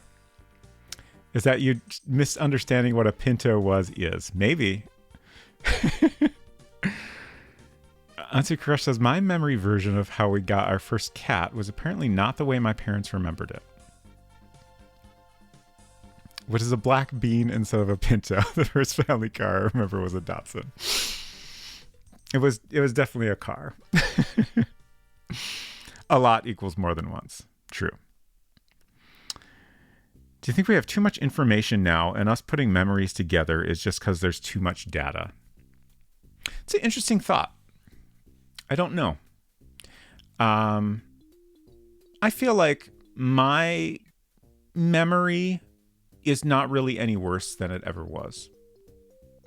My memory has always been kind of a mystery to me, and I've always felt like the way my memory works is different from a lot of other people. I'm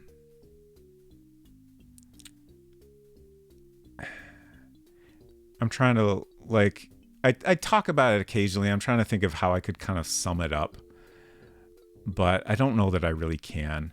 It's a very visual memory, but it's not remotely like a photographic memory situation. It's like most of the information in my head is like a blurry photo kind of a thing.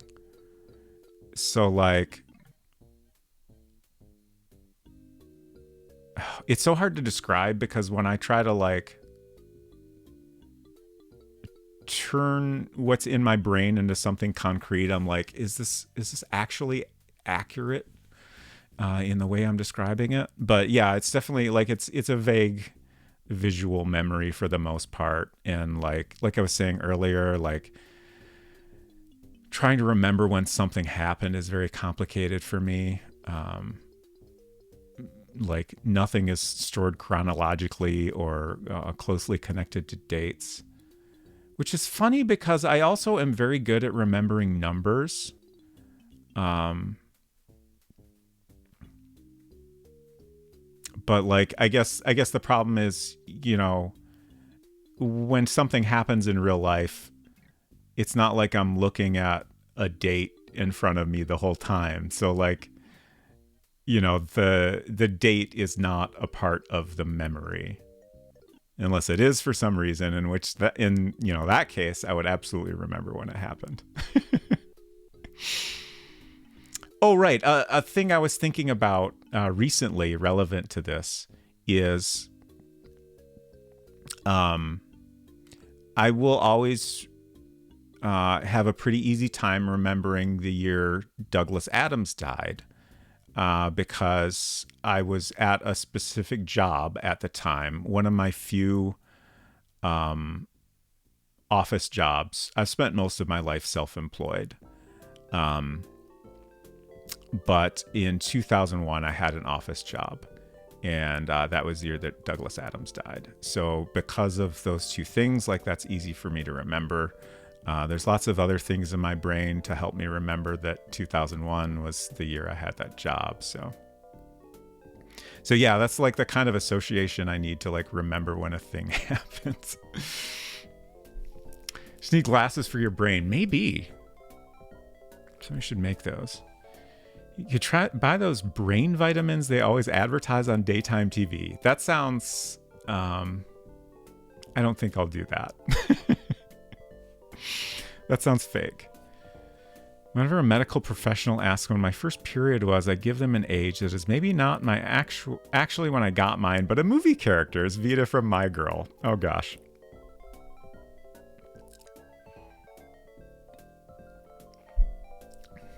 You wouldn't download a pair of glasses. I would.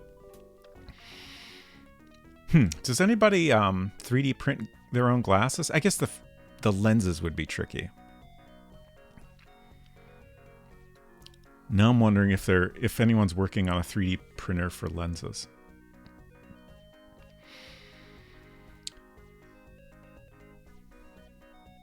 You know, all those ads where old people are like, I just felt like I wasn't remembering clearly, so I ate these vitamins and I feel sharp again. That seems like it's probably a lot of a placebo effect, is my take. They never say what's in the vitamins. Afton asks, which is more sketch? TV vitamins or laptop from someone's trunk? I'm going to go with TV vitamins. I feel like something you're consuming is inherently held to a higher standard. Although I guess laptop, like, you want to be careful there because it might have malware on it or something. Thank you for the oofta I have done. Unsecret Crush says, oh, another thing about glasses, the Warby Parker website does have a fourth material option, but there's like one pair of glasses for it. Okay. I was pretty sure. And for some reason, that option is just not in the app at all. Which is weird. It's nylon, right?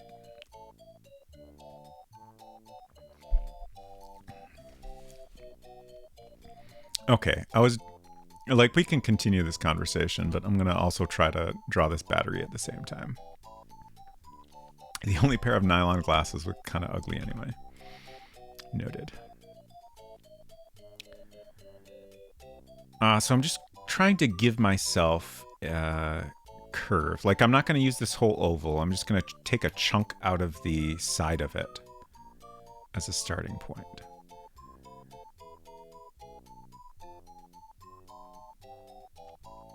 I'm just trying to figure out how much of a curve. Again, I want this to be way, way more subtle than what we have.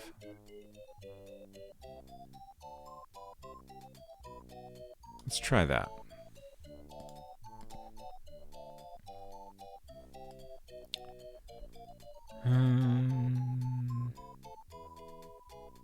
Let's delete that.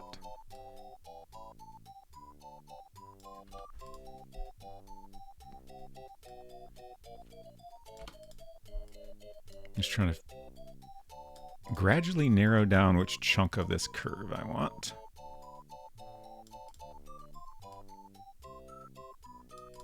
Let's see. Okay, yeah, I think I don't want any more than that much curve. Let's get rid of this. So we'll start here, and we'll have it kind of curve out just the tiniest bit and then curve back in.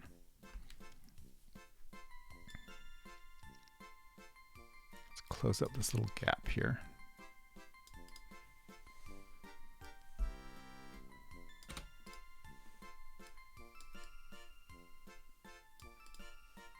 Okay.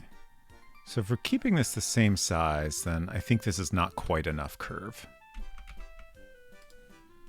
So let's take another shot at that.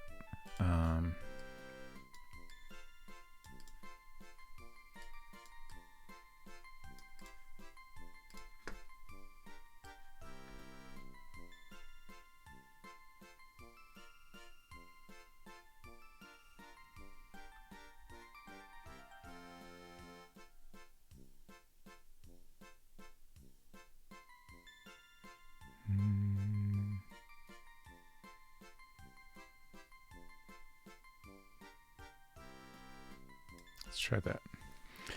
6-7. I think I better sleep rather than staying up until 3 a.m. again. That's probably for the best. Thank you for hanging out, 6-7, and I hope you sleep well. And also have a great weekend.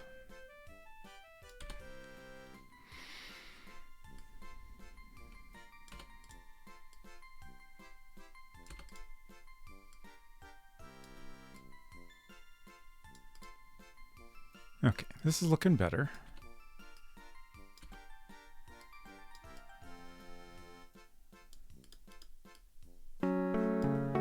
Taco Adventure. Hello, hello, hello. Great to see you all.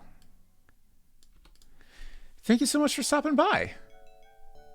Let's see, what were you playing tonight? Oh, Shenmue. Nice. I have been interested in that for a long time, but I have never actually played it at all myself. How are you enjoying it? If anyone is not following Taco Adventure, Taco is on a mission to play like every adventure game ever made, which is amazing. They played at least one world builder game. Let's see, Ray Dunnikin's Big Mess of Trouble, is it? I can't remember if that's the right game. Oh, you finished it tonight. Nice. and always something interesting over there. So definitely recommend a follow if you like adventure games.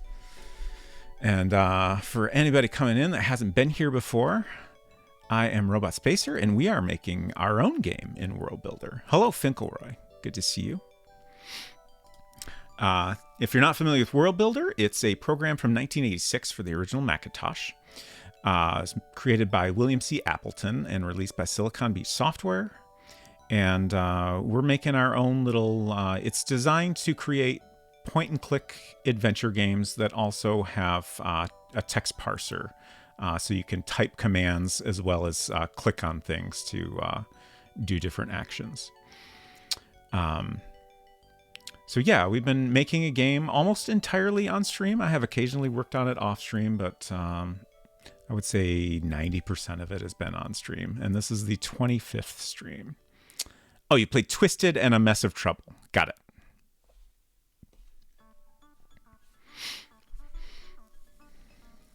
Also played a small fan-made World Builder game that was very, very bad. Yeah, I imagine there's a lot of terrible ones. I haven't played too many of the real weird ones myself, but I've watched some other folks play them and looked at screenshots and stuff, and some of them seem very rough. But like a lot of them are made by very young people or just people with very little experience.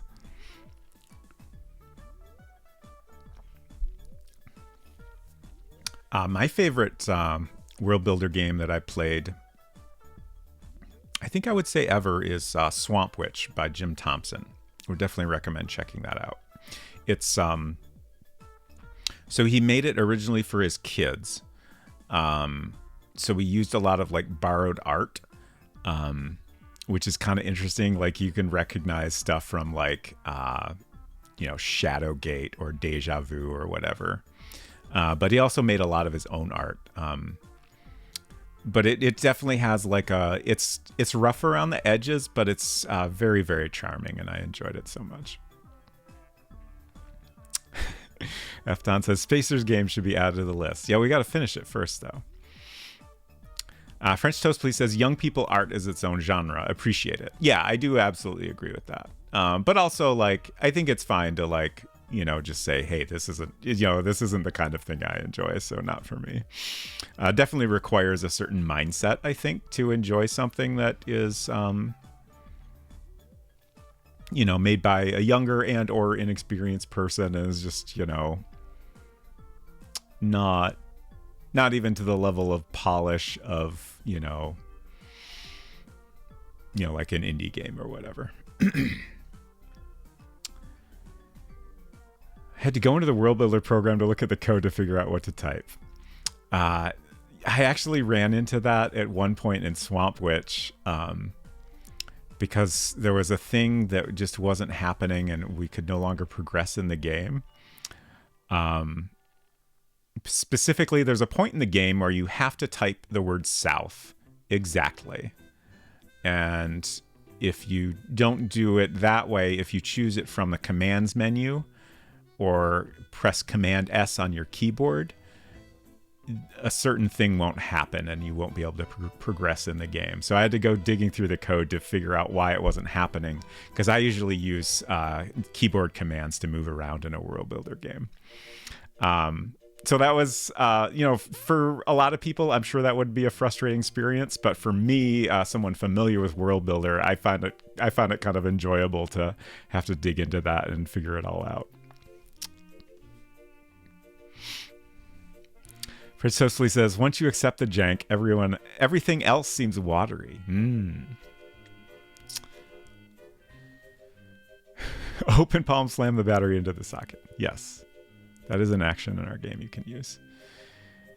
Had to message Ray about A Mess of Trouble because I was stuck. Oh, interesting.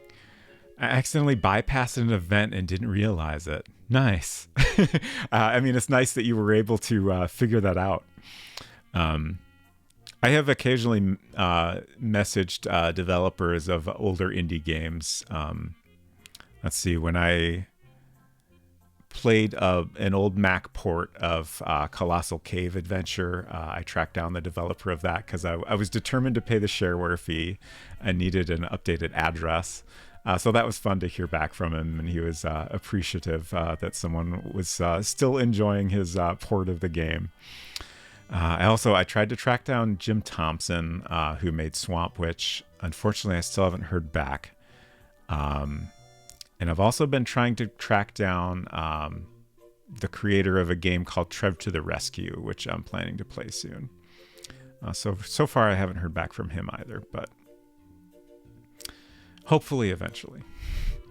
But I enjoy trying to talk to folks that made these games, and hopefully it's fun to hear from someone who is still enjoying what they made so many years later. I certainly know that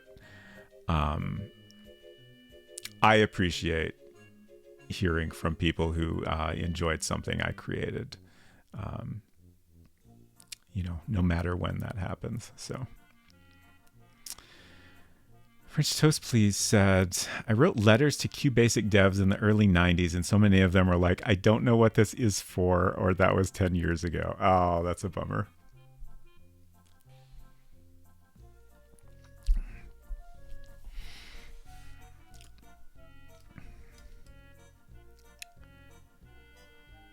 Where's the Beaver Pelt Man fan mail? I mean, we got to release it first. That is an unreleased game at this point.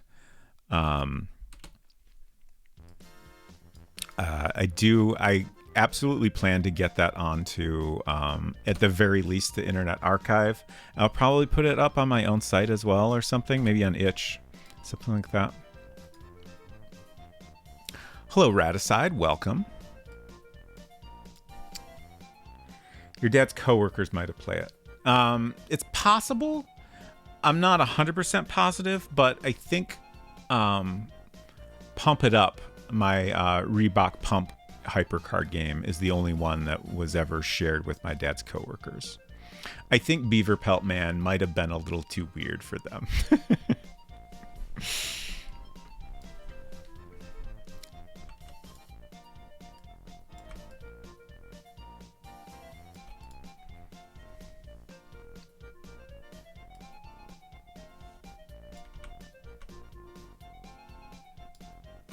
A little too wide there. Actually, let's bump this curve up a little. The inside curve should be a little bit different.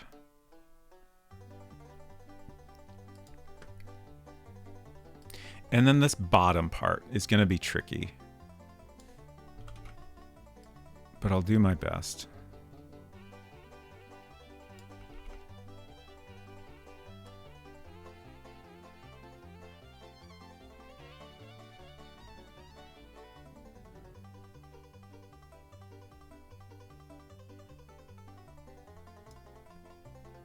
I think I went one more pixel over at the end, and I think that was a mistake. We can shrink that up, though.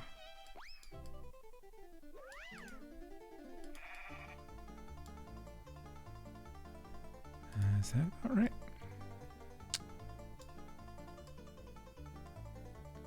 Yeah, okay. So that's the right width, but... So my complaint with our previous battery here, again, too much curve.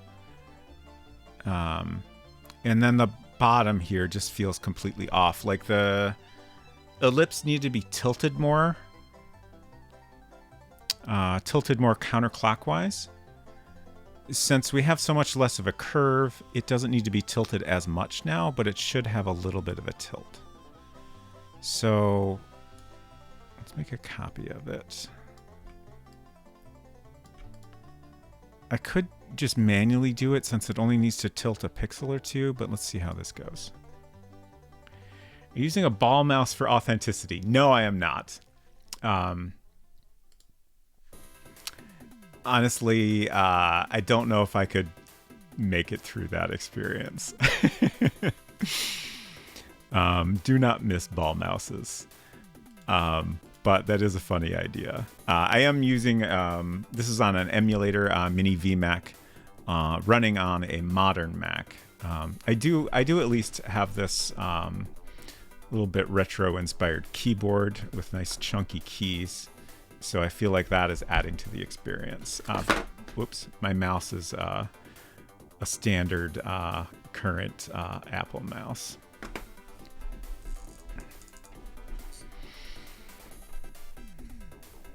Okay, so this is our rotation tool. I think we just need to draw a little box and then drag a corner. Yeah, I think that's pretty much all we want. So the rotation comes out kind of rough, but I think that, like, I think I can clean that up and make it look more or less correct.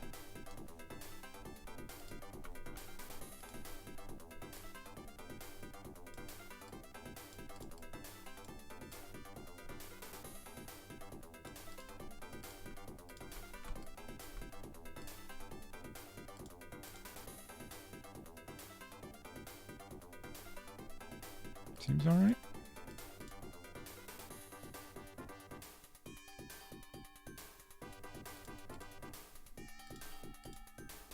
Better or worse? Neither one is quite right. But I think maybe that's a little bit better. If we do this. Nah. Okay.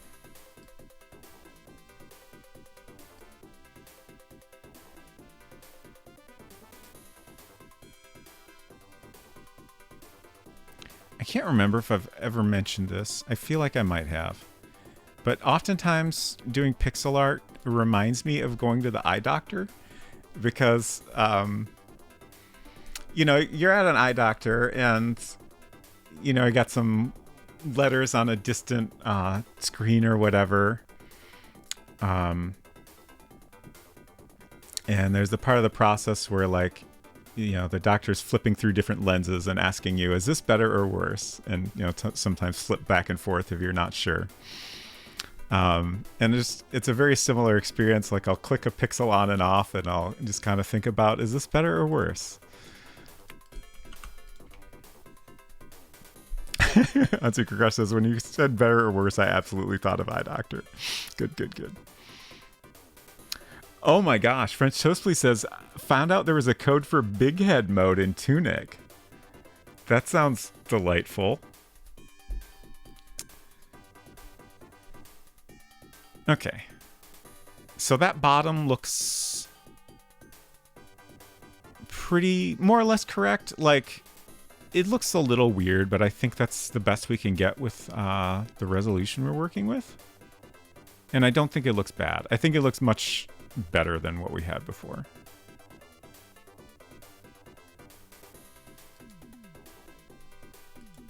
So then we have all games are improved with big head mode.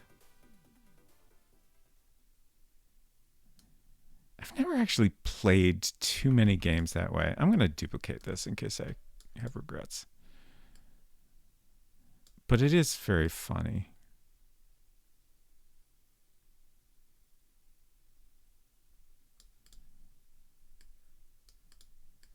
I'm just trying to kind of manually adjust this inside curve.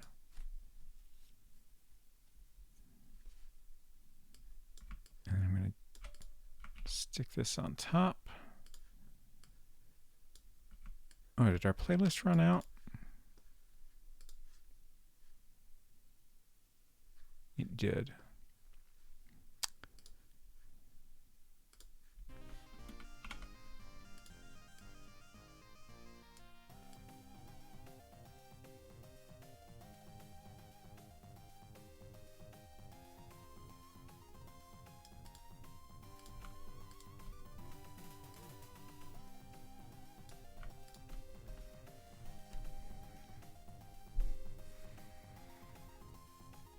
That looks pretty all right. Our battery did get a little bit longer than intended, so let's see if we can fix that.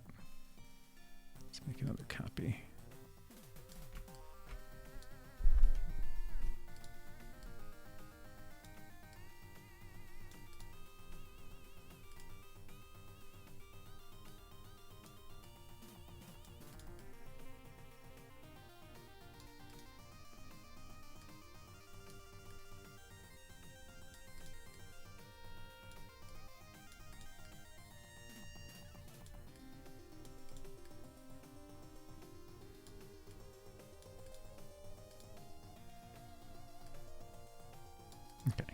good.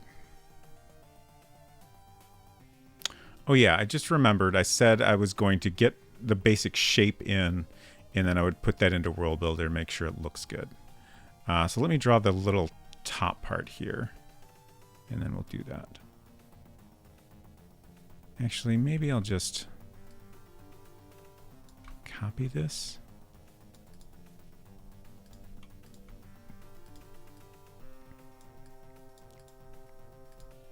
I think it should have a little bit more of a curve to it, but I also don't know.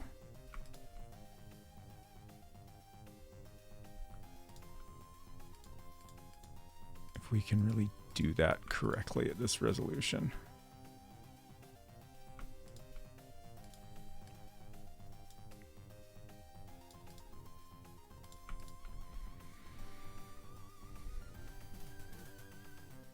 I think that's about right.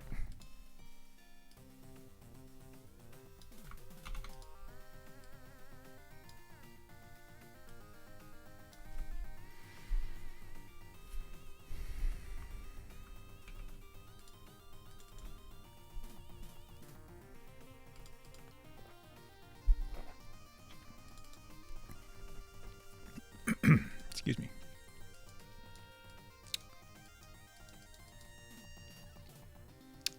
That's the battery after it's been picked. There's our... Okay. I guess this is the file we want to drop it in. This object is going to be transparent, which we'll fix later, but I figure for now this is close enough to...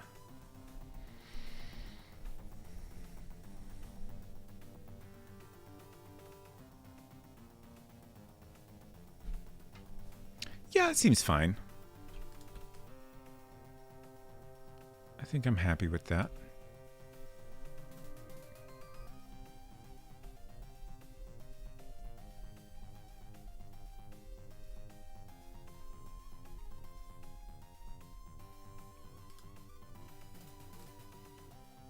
No.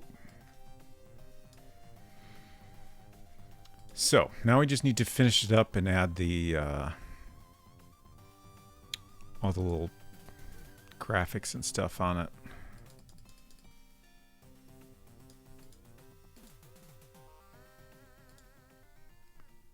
Plant close up 2. I think that's it.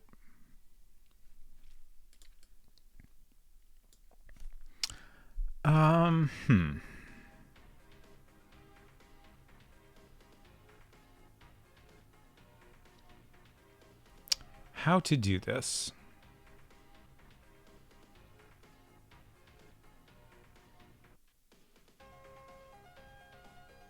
Oh, right. The shading needs to be opposite. Okay, so I think I need to find my original leaf graphic before I put textures in and stuff. So let's see. That'd be on battery, probably. Yeah, there it is.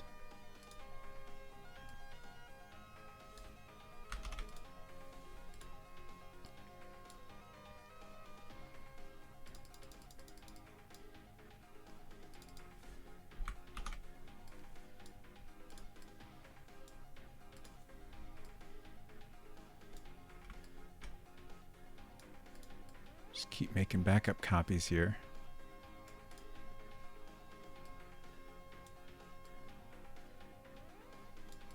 Let's poke a hole in this to make it transparent, because I want it to come out of the edge a little bit, but I don't want to lose the edge behind it.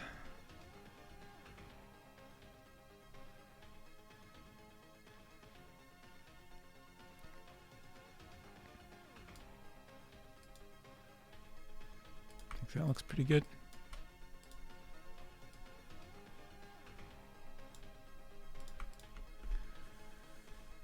Yeah. Oh, it's a good thing I saved this because I need it again for this line here.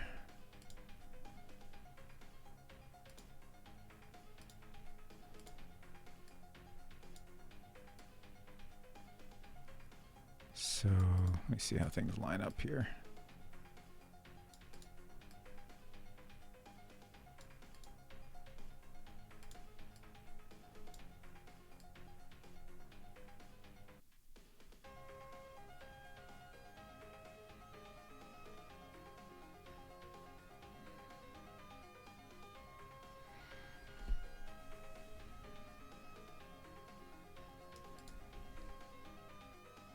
Seems about right. And then the shading, we basically want it to be the opposite of this because our light source is on the right.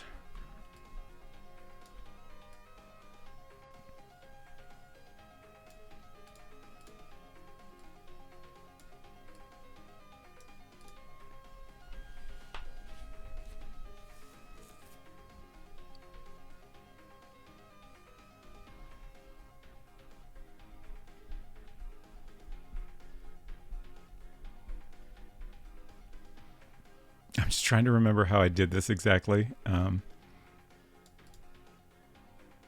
guess I can just draw lines and then fill in the shapes and then manually remove the line. That seems like the best bet. So I'll take this chunk of curve here.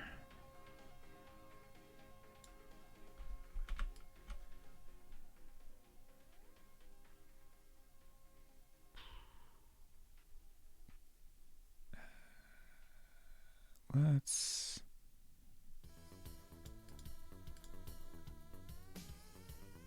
try not to lose too much of the lines of the leaf.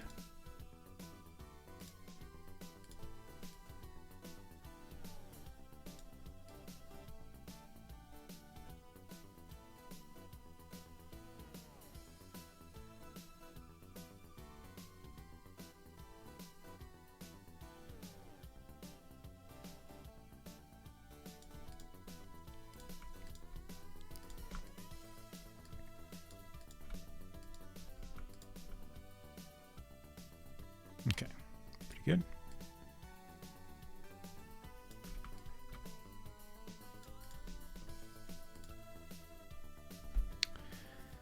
So patterns, we have this for here, and then this one goes there. That's just black. And then, like, I think I probably just kind of manually created this multi-layered gradient here. So let's just fill this in gray, and then I'll do the rest of that by hand. So I have a little bit of white along this edge. And then I put some darker pixels in.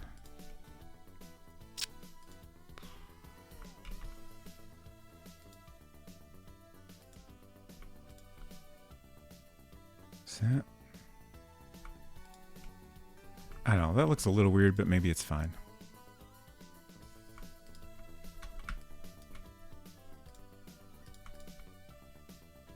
Maybe I should just leave it at that. It's a tough call.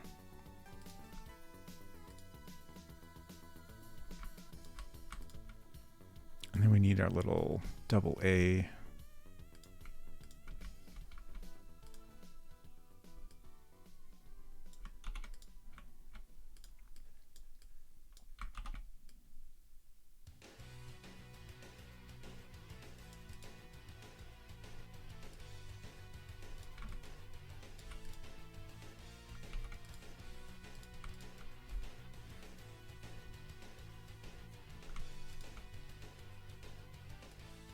Get rid of this line here so it just goes from one shade to the other.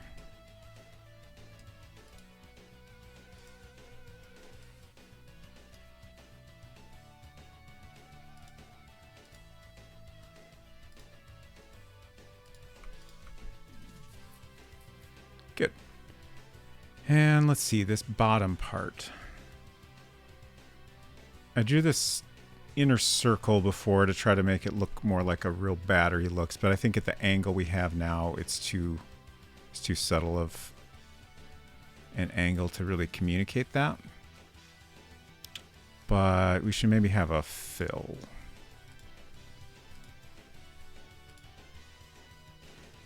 Yeah, I think that looks pretty nice.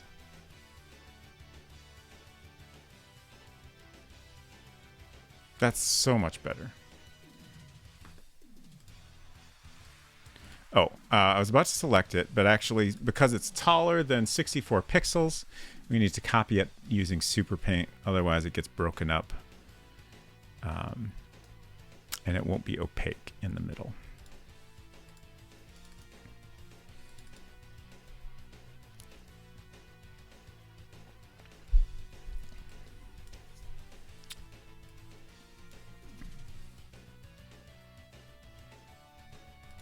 Games. World Builder.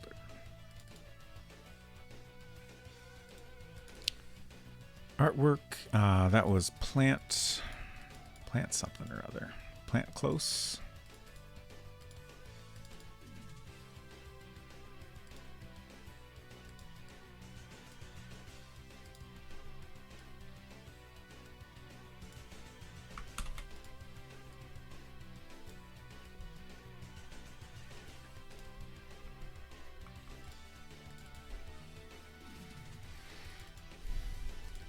Oops, that's not what I meant to click on.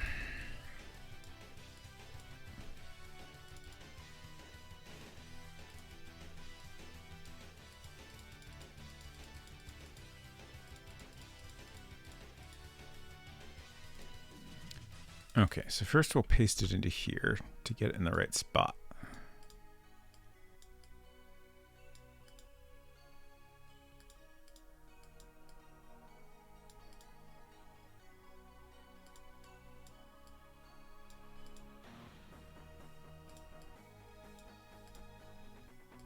Just trying to decide how much of this stalk I want. I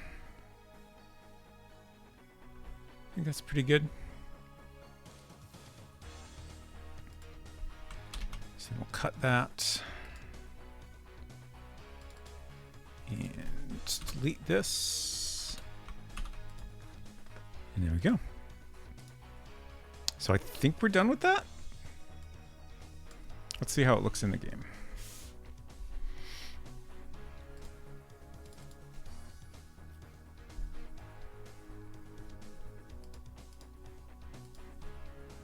Let's see. Do some cheats here to get the items we need.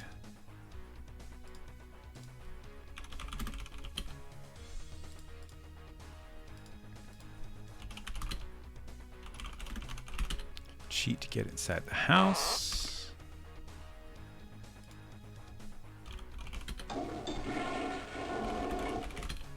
Get some water. And now we're ready to grow a plant.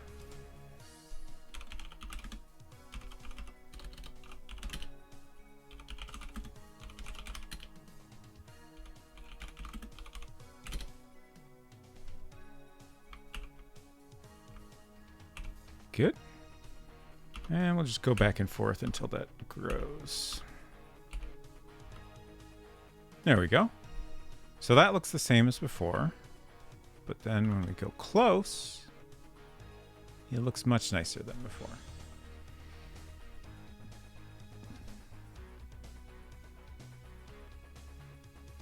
You know, I just remembered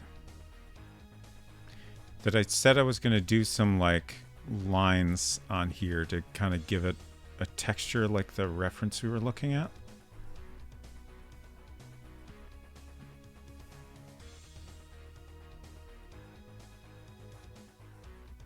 I might still want to try that. Let's actually save here.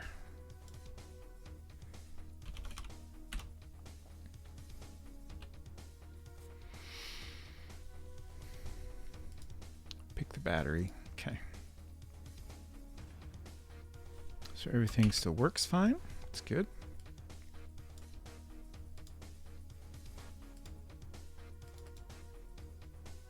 Try adding those lines and see if it looks any better. I don't want to spend too much time on it because I think it looks pretty good now. I do want to give it a shot because I think it might look even better. Okay, so let's see.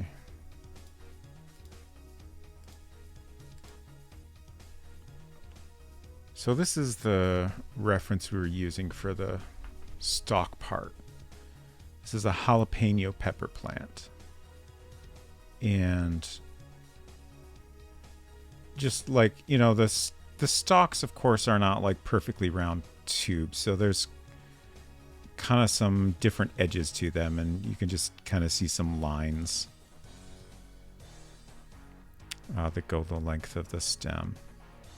And I want to kind of suggest that a little bit if it can.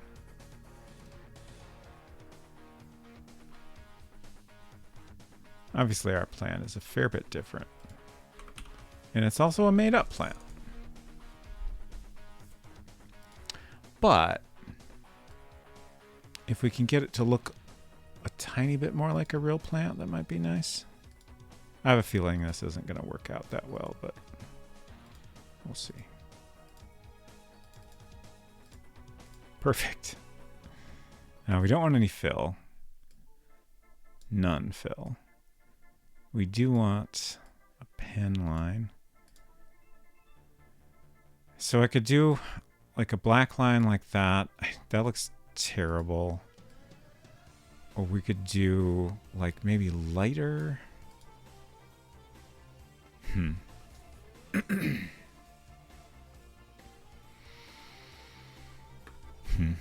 It doesn't look terrible, but it also doesn't look that great. Whoops. Wrong menu. Yeah, and that just kind of looks like a lot of stray dots. I don't know that it looks bad necessarily, but I'm not sure it's that useful either. Let's try it on the other stem.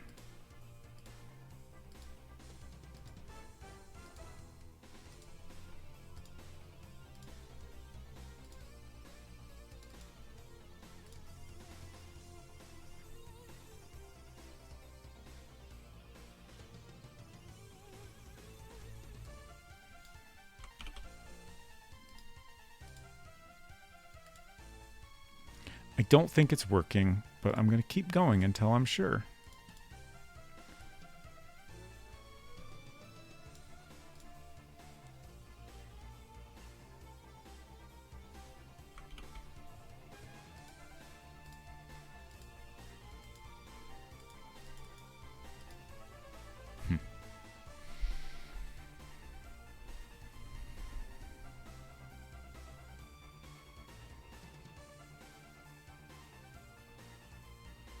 Yeah, I don't know. I don't completely hate it, but it's also not quite coming off the way I wanted it, and it feels like maybe it's a little more detailed than we've really done anywhere else.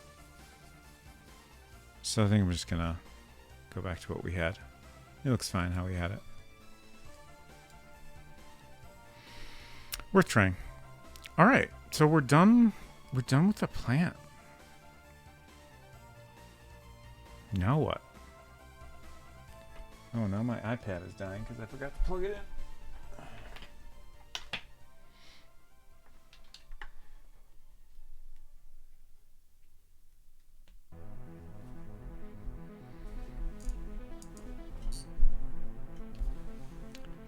Okay. Where was that on my to-do list? I'm excited to delete it from my to-do list. Ooh, should we work on the title text? That sounds kind of fun.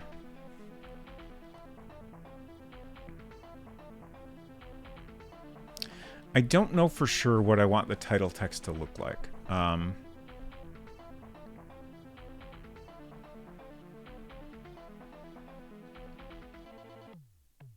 don't want to just use a standard font. Like, we could start with a standard font and then tweak it until it has the vibe I want. Or I could completely draw the text by hand. I'm fine with either approach. I just, mostly, I can't quite picture what I want it to look like. And then another thought I've had is that we could use text that looks like the mixed case Delia's catalog text we've put in various places. I don't know that I don't think I want it to look exactly like that, but it might be fun to kind of start with that same look and then tweak it a little further.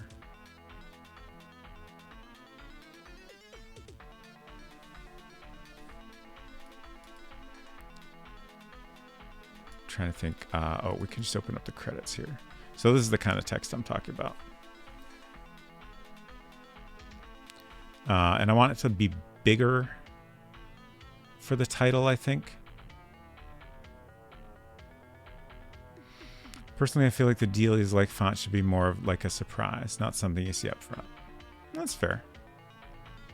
Ooh, French Toast Please says Karateka font. I don't think that's quite the vibe we're going for, but I like the idea.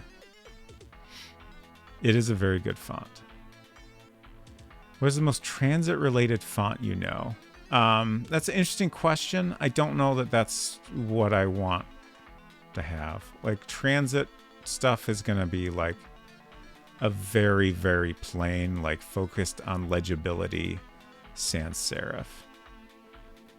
And that's not really what I want. French Toast Please says, it's a terrible idea. Got to get those out of the way before the good ideas are allowed to kick in. Yes, agreed.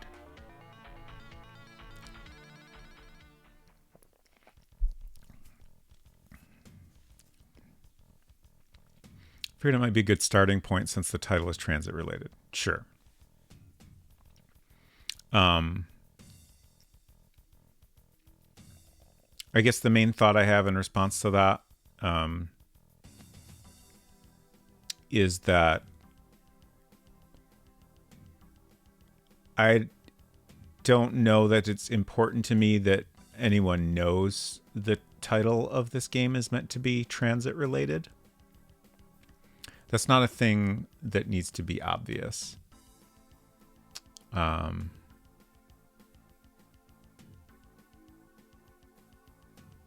Hinton says, oh, hey, congratulations on finishing your game. Thank you. Unfortunately, I have not. But we are here looking at the credits.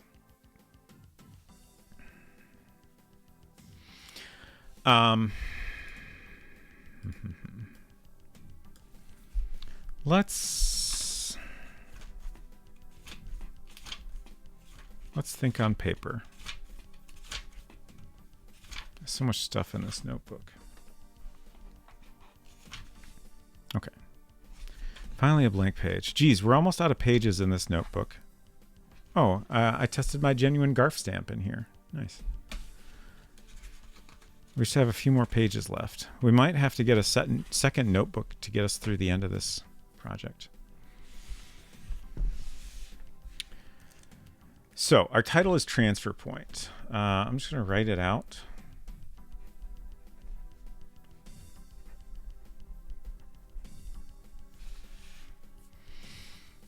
And look at it a little bit.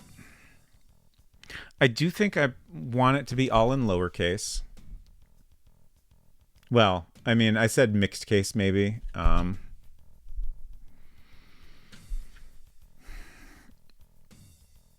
But I guess mostly I like the lowercase t and p. Like I don't feel it needs to be capitalized.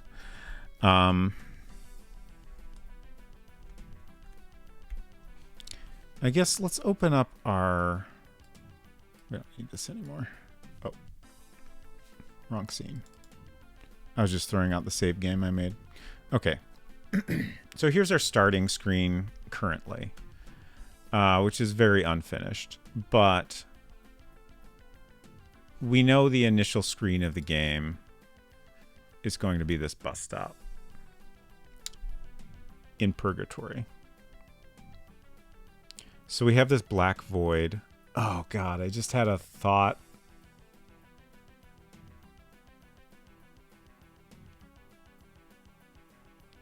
I just had a thought that I hate myself for having.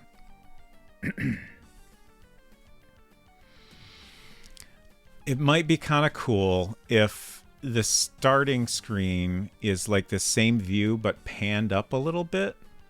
So like, you know, it's cut off somewhere around in here.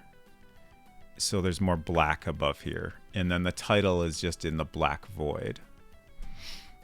And then this is the reason why I hate myself for thinking of this. It would be cool if we could actually pan down from that into the start screen. That's probably not going to look good. It's going to be choppy. Like there's no way to get a smooth pan. But I might want to try it anyways, just to see how it works and if it looks good even a little bit.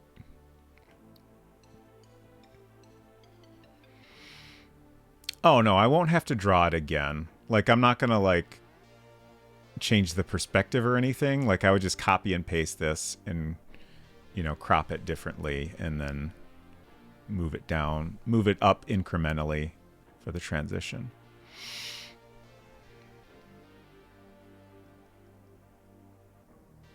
Let's start by seeing what this looks like if we lay out the first screen that way. And like this is worth thinking about now because an important part of the presentation of the title is going to be knowing what's behind it. Because like if I need to put it over top of this, it's going to look very different. Excuse me. Than if it's just on top of a completely black void.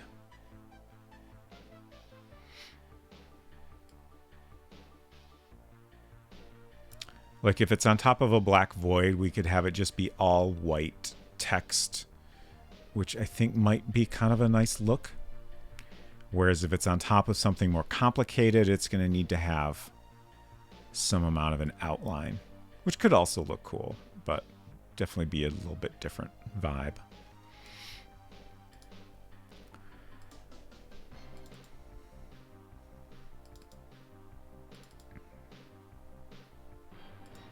Oh, our start screen's right here. Okay, so this is tricky. I need to... The size of the window is like saved. So I'm going to take a screenshot of this. And cancel. French Toast Please says, I like your thinking, but I got to get to sleeping. Have a good stream and good luck working on this. Thank you so much, French Toast Please. Appreciate you hanging out. I hope you sleep well and have a nice weekend. Okay, so I'm trying to just get this big enough that we can select most of this. And then hopefully move it straight down without getting any side-to-side movement here. It's very tricky. But I think we'll manage.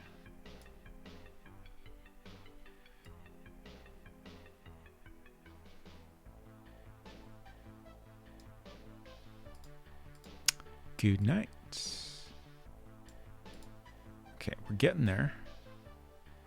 Oh, I should have kept that selected. Because now this is not. Okay, hopefully that's all of it. Actually, I can delete.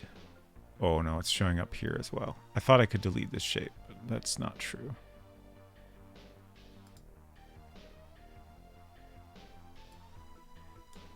Okay. Oh no, we missed stuff. Oops, oops, oops.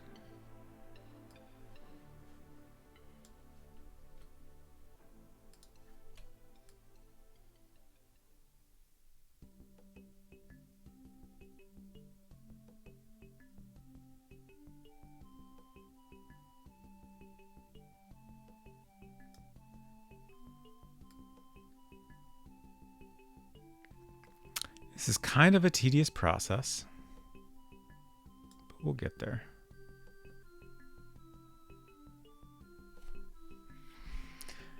Oh, wait, what happened? I goofed something up. I missed an object. Maybe multiple objects. Shit. Okay, I'm going to start over. Because we ended up with a curve here instead of a flat line.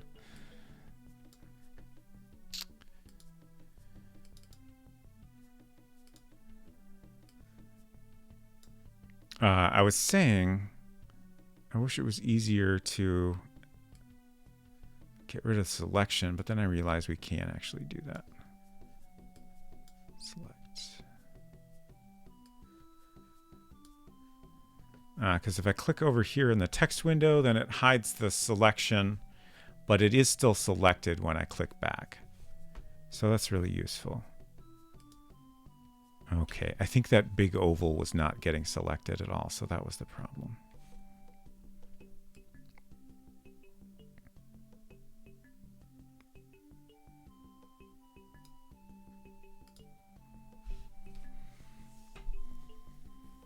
So I just want to like look at the cropping of this to get an idea of what this is going to look like. I think I want it down a little bit further.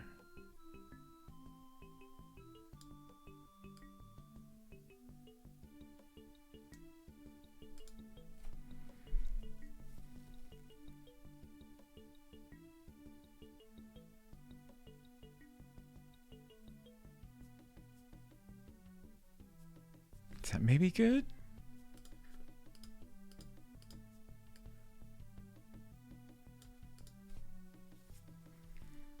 Oh, right. The bottom of the window is not in the right place. Damn it. Okay.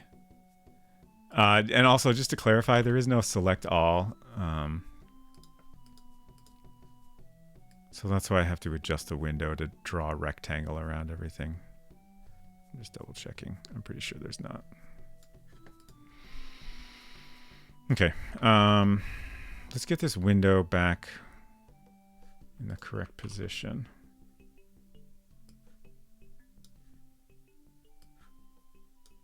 Where'd my screenshot go? There it is. Okay. So we have 34, 14, 328, and 332. Okay.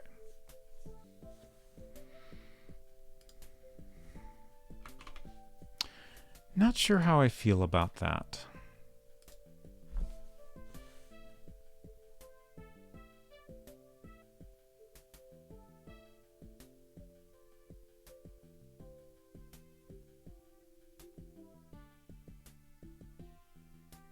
I guess if we're doing this, I want at least a little bit of the ground to be showing, so I don't want to go too much further down than this.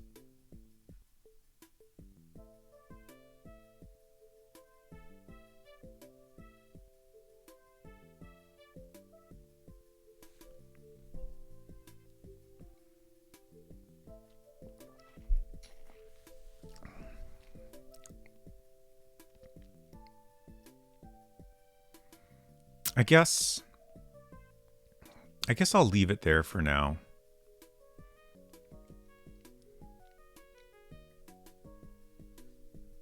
Like I kind of like this idea, even if we can't animate it in a way that looks good. Let's see what happens if it's not animated.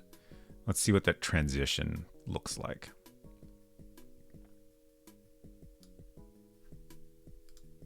I've also been thinking for a while now that we'll get rid of these buttons we have on the start screen. It's too much. Like I don't think I want any buttons here. I would prefer to not have any buttons. Oh. So the reason we have buttons, like I want to have a title screen, I think. I might abandon the idea at some point, but I think I want this. But then we need a way to get from the title screen to that first actual game screen at the bus stop. And in order to do that, we need the player to click excuse me, or we need them to type something. Crucially, they cannot simply press return. If they press return, the game doesn't receive that input at all, so there's no way to respond to that. Hinton said, I just ordered a pizza. Life is good, my dudes. I'm so glad to hear that. Pizza for everyone. And Secret Crush said, I'm a little hungry and a little sleepy, and I don't know which need to fill. I almost said that's truff. That's tough. Troublesome and or tough. Hinton said, I already had a nap because that's how I prioritize. That's good thinking, I think. Nap, then food. That's truck? Maybe. What was I saying? So we need some sort of input to get from our title screen into the game. So my thought was we have a button, and then we could potentially also have buttons to view the credits or help.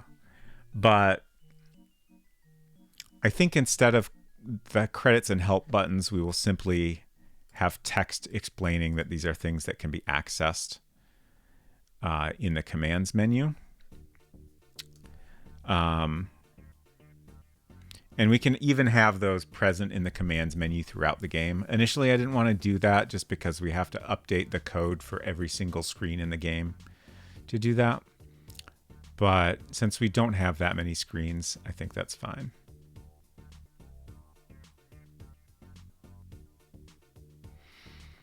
And then they can also just type credits or help at any point if they want to check those out. So I think we can get away with not having buttons for those, but we need a start button. However, we could just say click anywhere to begin. Although that's a little tricky because if they click in the text window, that won't work.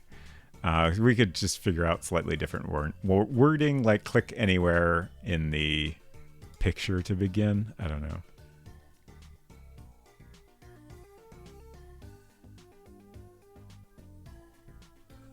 But that seems like a problem we could figure out. So I think we can probably get away with removing all these buttons. Another thing we could do is instead of a real button-ass button like we got now, we could have just small plain text that says, you know, click to start. That actually sounds great.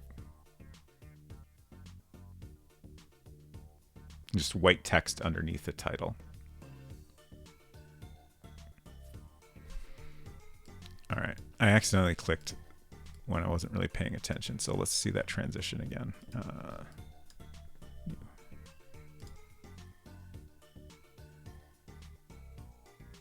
Yeah, I think that's fine, actually. In fact, I might not even worry about the animation because it's not going to look smooth. So maybe animating is not worth worrying about.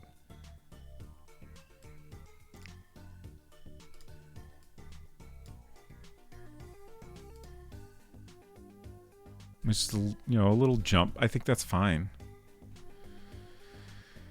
8-hour nap. There you go. Starting the game is the first puzzle. 96% of players have this achievement. Oh man, if we could do achievements. Well, I guess we're a little bit talking about doing achievements in our own way.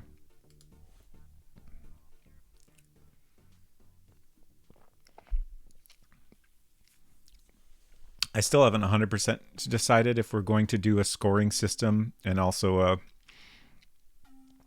a separate scoring for keeping track of how many deaths you've unlocked. But knowing me, I will probably do this. It seems inevitable. I like the idea of having a scoring system.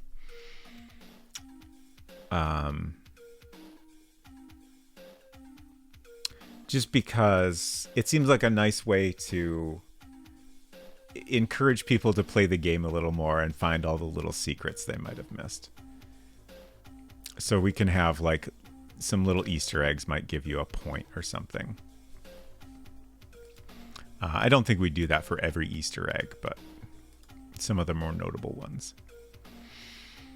Hinton asks a very good question. When do we start work on the smartphone companion app version of Lil Sweetie? That's a really good question.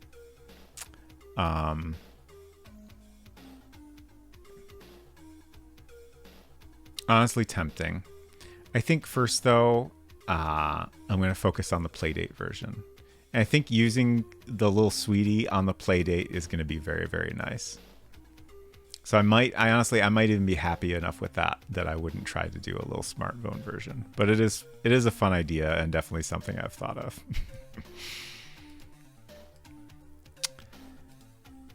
Okay, so back to... Let's get rid of our extra buttons first, since we've settled on that. So we have both code and objects to remove.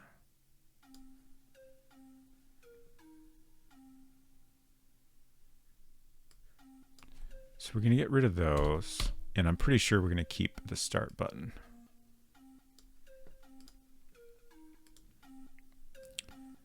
Oh, where are those in this very long list? I think I saw it. Start. Oh, right. I made one for content warnings, but we didn't ever use that. Cut. There we go. Oh, what? Okay.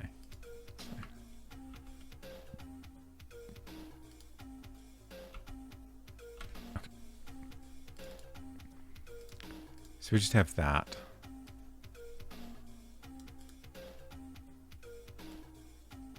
Let's go ahead and start with that. I guess we'll mock up the title in a very simple way, and then we'll create a little subtle click to start button.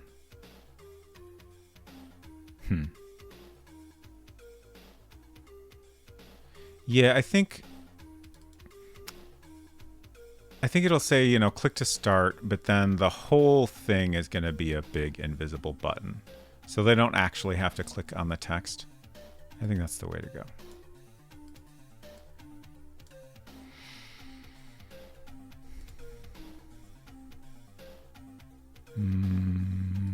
Let's get a screenshot.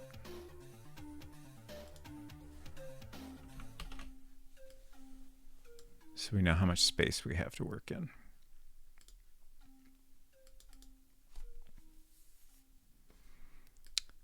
Save as title, games, Little Builder, title, game, artwork. Okay. And then we just got to delete all this extra crap we don't want.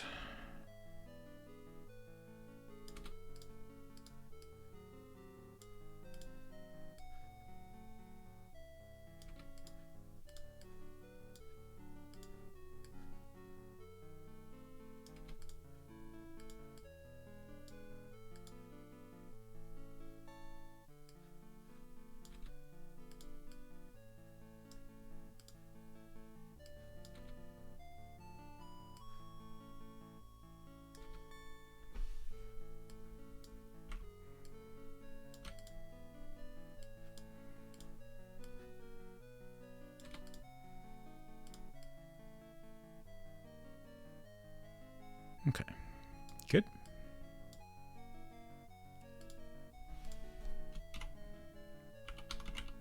Oh, that's interesting. It gives it a white background. I didn't know it would do that. Click to start or click to begin. I don't know why. Begin feels a little more... I think maybe what it is, click to start feels very video gamey. So using a different word other than start makes it feel slightly less video gamey.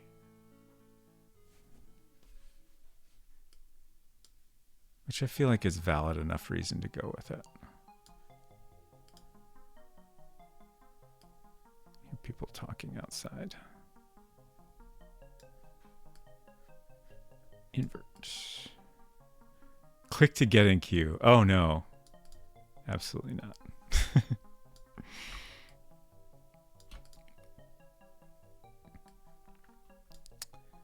Oh, let's see. So this little divot here is actually useful. It gives us a way to center things. Let's cut this and then fill that back in. Okay.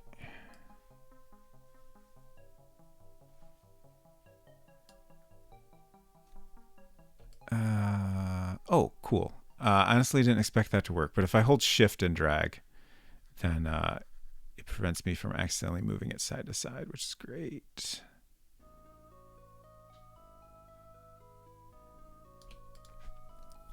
So right around there is fine. And then I guess I was originally thinking transfer point on 2 lines, but given the space we're working in, I guess I should try to do it on 1 line.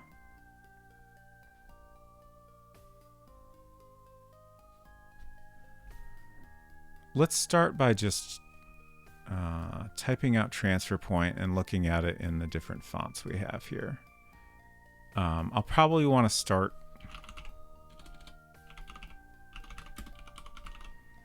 using one of the fonts as a starting point, even if I end up changing it drastically. That's too hard to look at. I was trying to think of a way to get this actually in white text on black, but I don't think I can. Hinton says, please remind me what flavor is pervert popcorn. Pickle.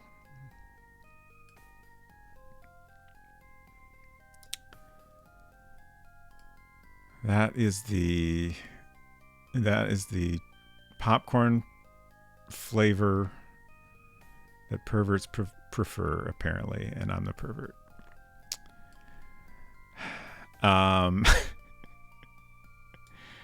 Oh, Hinton says, in that case, I'm eating pervert pea crisps. Pea crisps? Interesting. Can you describe that at all? Like, is it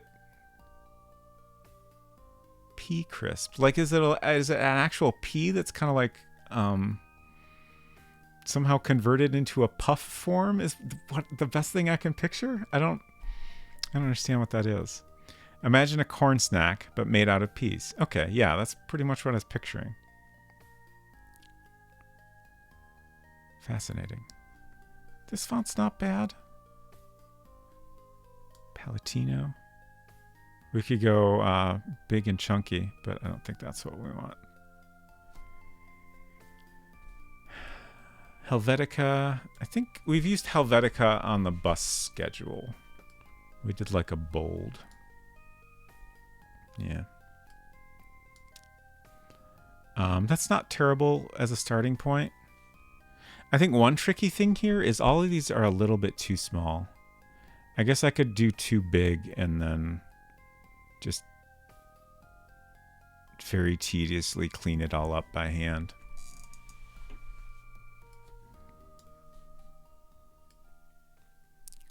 Geneva. Geneva's not. Nah, that ain't working. Courier.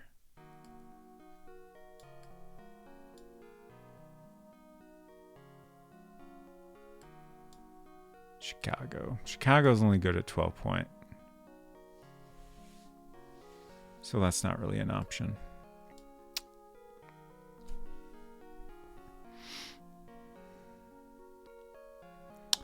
Unseeker Crush clarifies, I believe it started with me calling it his special popcorn and somehow evolved into special popcorn for pickle perverts. I don't remember a version of it quite that lengthy. And from there, just shortened to pervert popcorn. But yeah, that's definitely the gist of it. At this point, only pickle perverts remain. So true.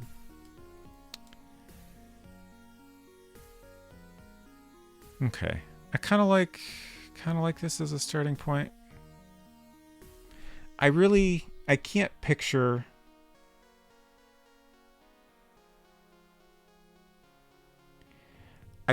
this being the text being fucked up in some way that I cannot picture or describe in any way. I want it to be a little distorted or modified in some way, I feel like that seems appropriate. Can you slice it at an angle and then slightly offset the pieces? This is an interesting thought.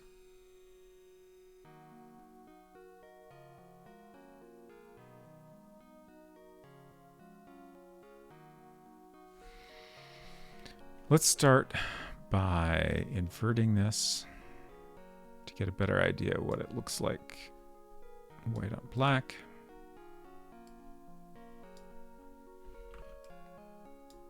Center it a little better.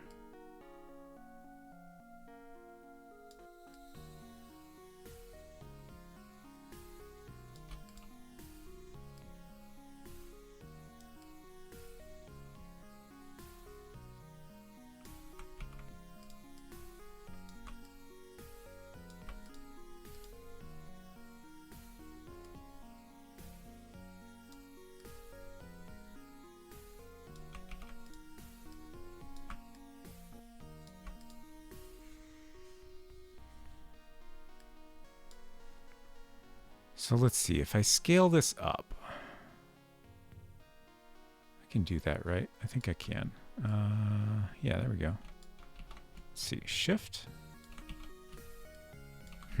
Command shift? There we go.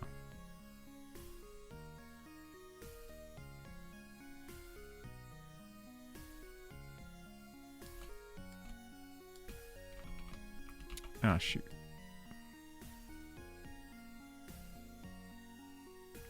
So that's a little more like the size I'm going for. This is going to require a lot of cleanup. Well, I mean, I guess I did say I wanted it to look a little fucked up, but maybe not in this way. This just looks like honestly, I don't hate the way this looks, but it looks like it's just, you know, someone didn't know how to scale up their text properly. So it doesn't look intentional to me.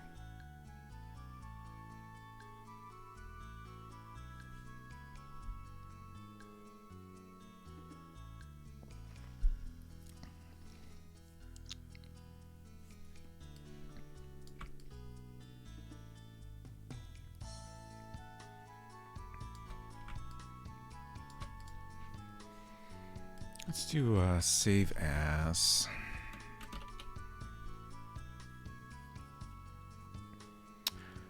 Oh, Hinton asks, fucked up like Waluigi or fucked up like Jared Leto Joker?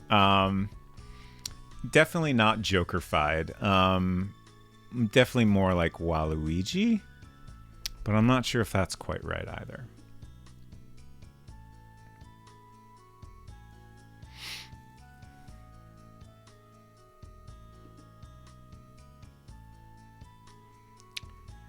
I'm just trying to think of what are some ways we can like distress or mildly fuck up this text in a way that like it doesn't matter that much if the way we are screwing up the text is thematically appropriate, but it would feel great if it was.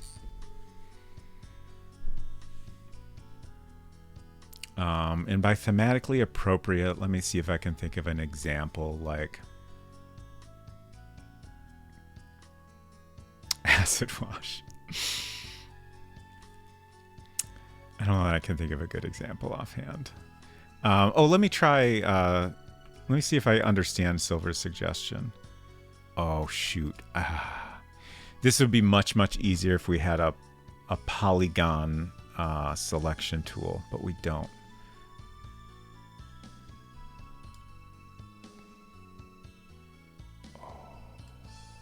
This is going to be... Okay.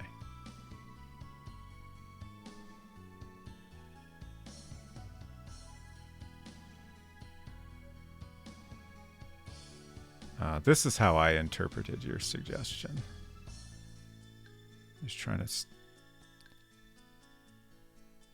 see if there's a way to do this that looks best.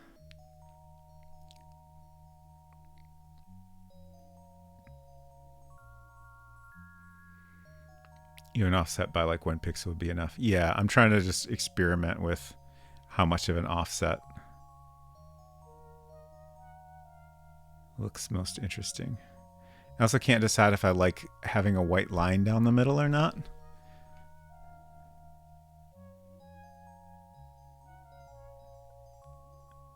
I kind of do almost. I don't know.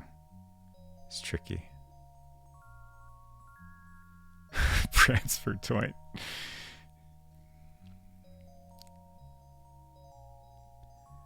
Maybe what I'll do is I will manually clean up this text to make it look nice, and then I'll try this again.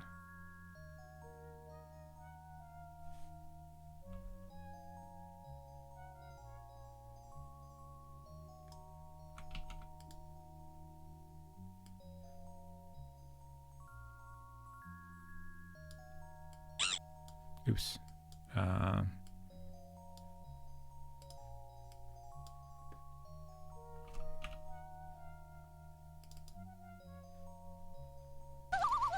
just checking what I saved here. Thank you for the loon culinary.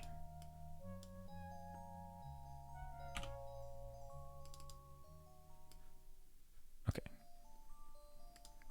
I'm going to save this again. Title 3 will be our cleaned up version.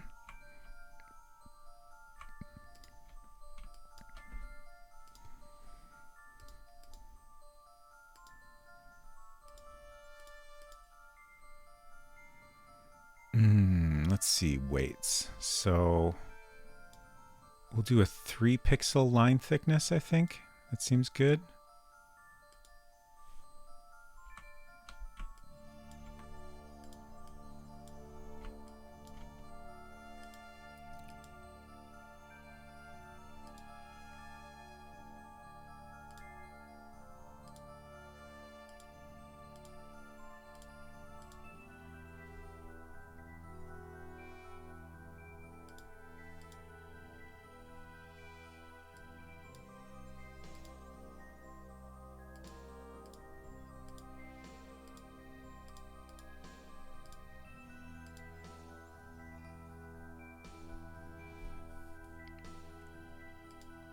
Honestly, not sure if cleaning up this text is any easier than simply drawing all the text by hand.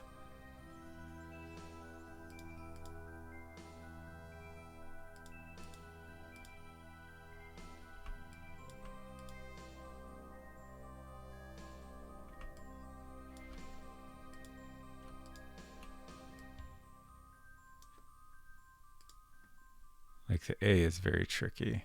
Other letters are not quite as challenging.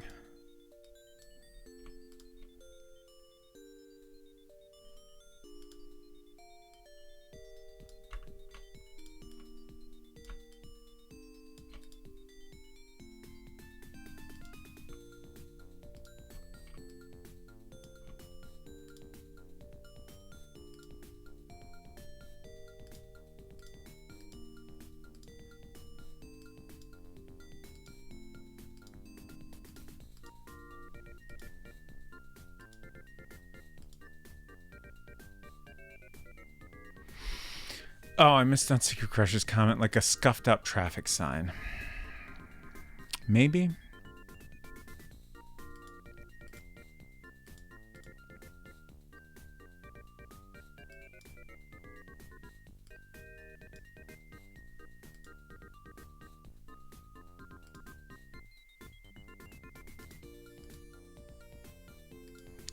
I feel like in order to get some of these letters looking right, I might actually need to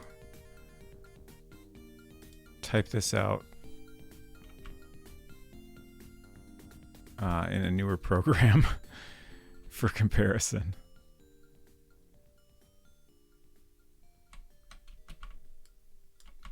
It's like, what is shape? Like, you know, I can draw an S. I'm trying to draw Helvetica S.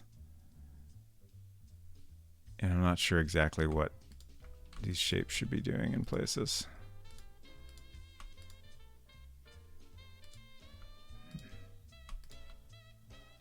Yeah, it looks better.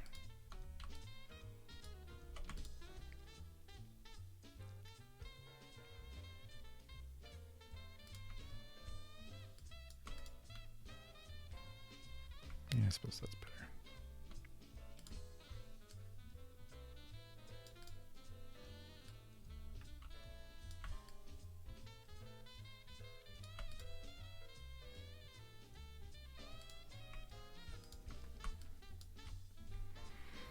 Okay, surely I can manage an E, right?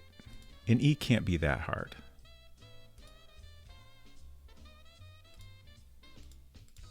Maybe it can.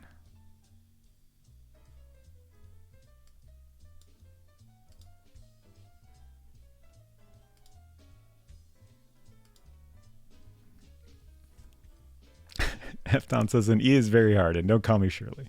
I apologize.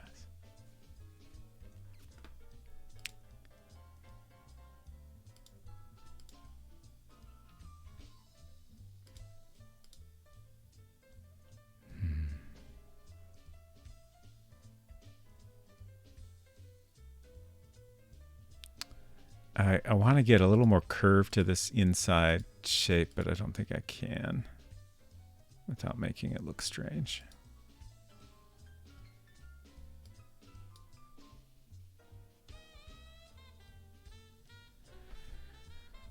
That's not too bad.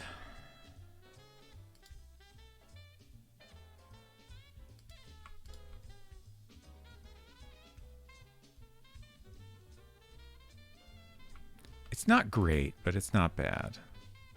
So we already have an R. Let's copy that over. And oh, there we go. Perfect. I don't understand why that happened.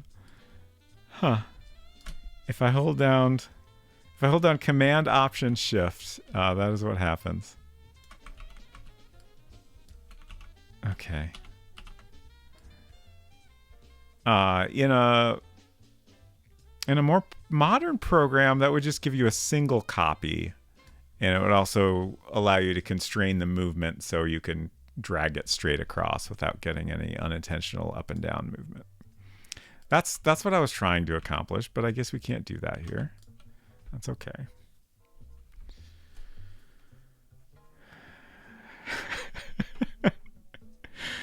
I almost missed Hinton's comment. No, wait. I wish I said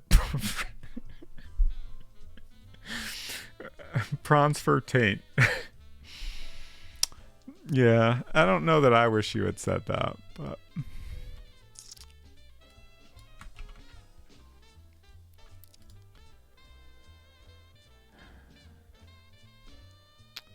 I'm struggling with... Oh, that's actually 2 there. Interesting. And that kind of looks right to me. Yeah, that's too thick.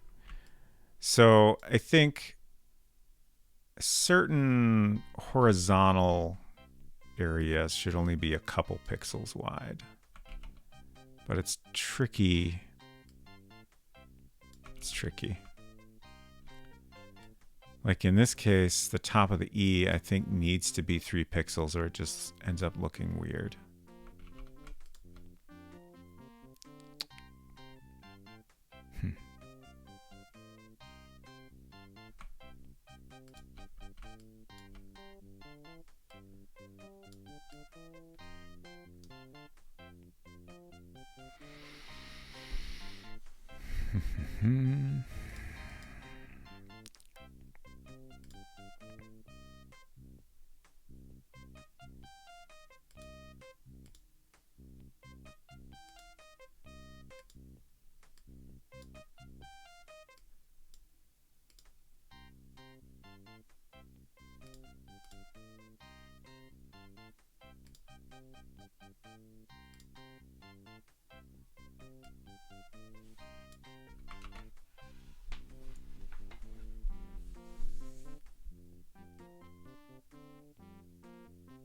What's wrong with this P?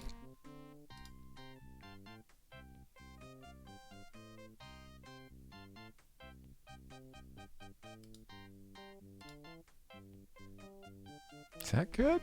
Is that right? That's not bad.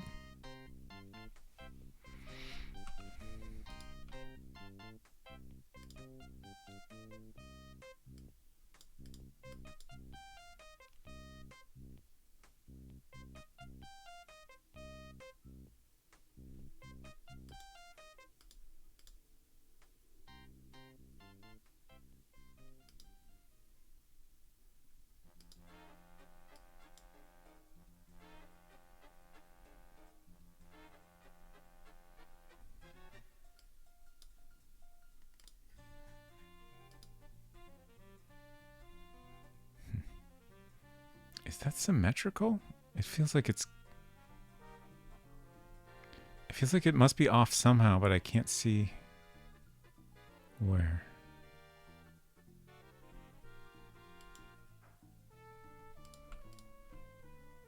Maybe it isn't.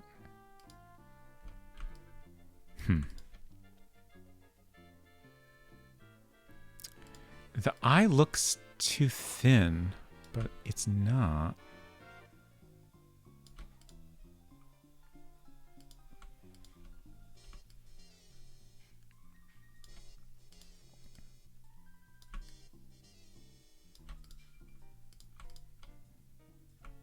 Let's save. Haven't done that in a bit. This is looking pretty good. Let's see. We can copy this in.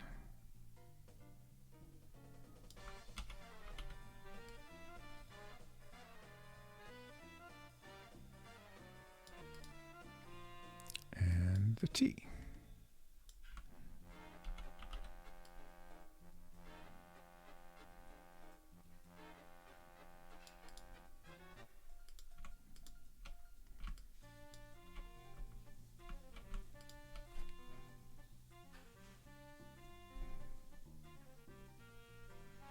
Just kind of looking at the kerning.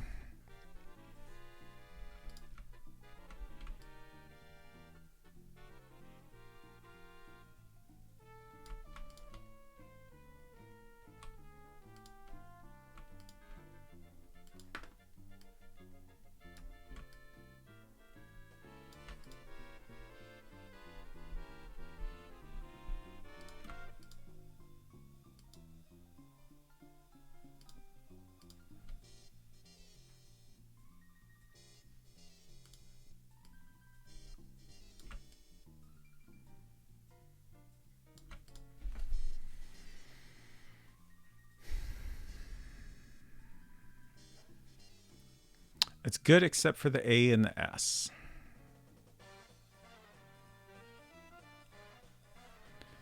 Let's type it out.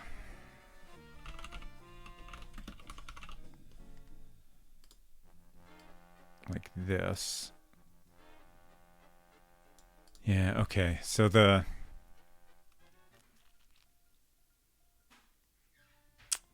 A and the S look a little goofy even before we scaled it up.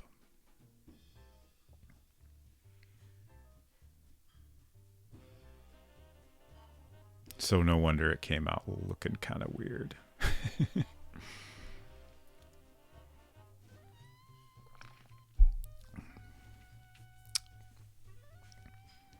So I'll just do my best to get it looking decent.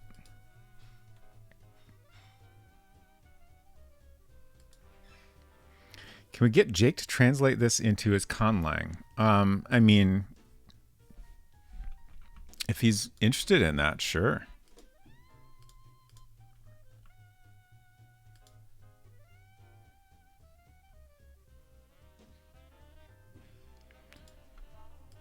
Or did you mean the whole game or just the title? And then use it as the logo. Ah, okay. That would be interesting.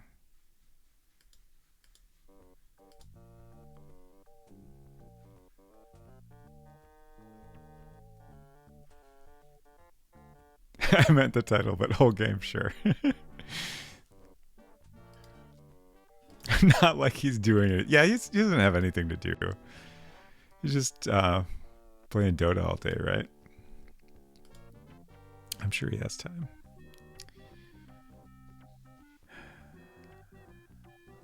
God, this looks so bad.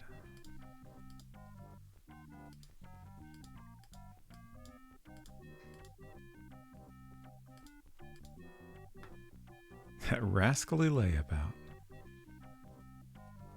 Indeed. Okay, I think that's right. And then we need to do the same thing up here. So... Ooh. Is that?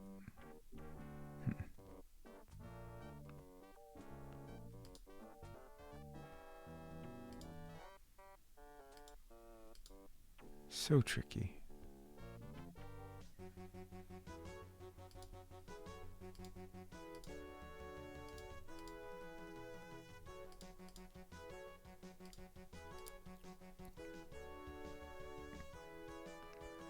I feel like we're so close here to making this look good, but it still looks a little bit terrible.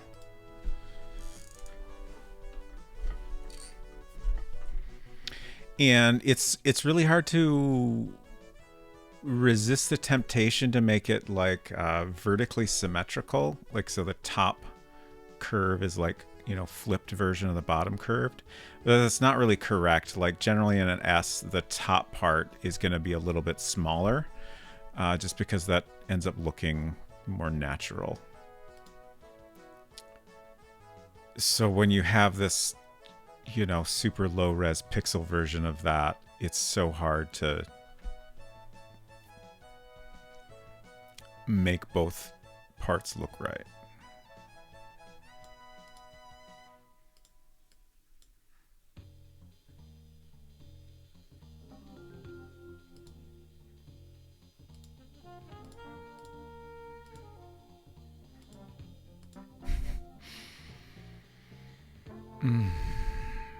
It all looks bad.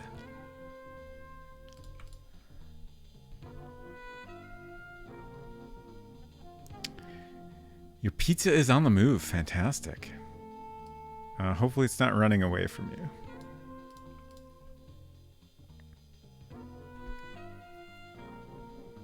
Yeah, that looks worse.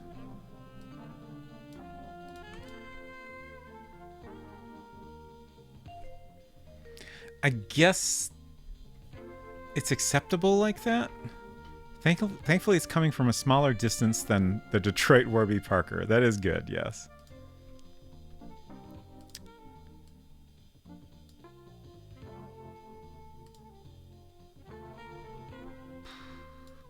I keep doing the same thing over and over here because I don't know what else to try.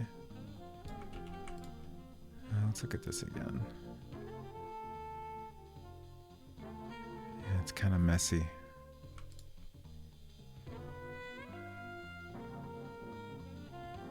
Like, I guess in this version, the curves are pretty similar. They just... the bottom part is a little bit taller than the top part.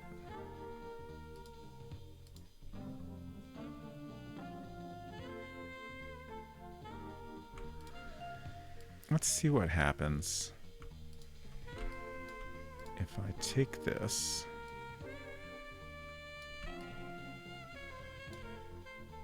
and let's see, flip horizontal and vertical? Yeah. Oh no, what happened? What have I done?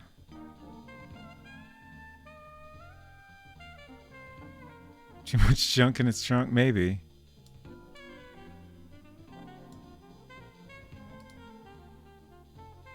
Okay. That is what I was trying to accomplish.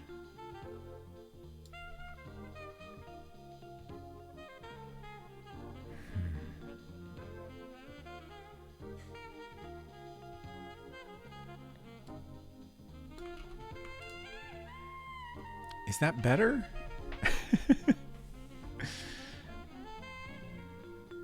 I kind of think it looks worse, but I'm not positive. Let's save as.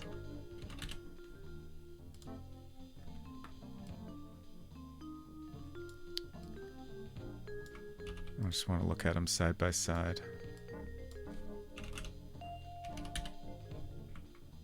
Don't usually stare at S this much. Good for you. I think it's best that way.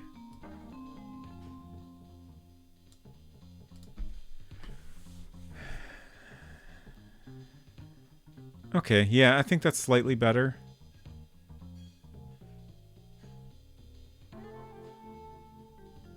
It looks wrong in different ways, but I think it's overall slightly better.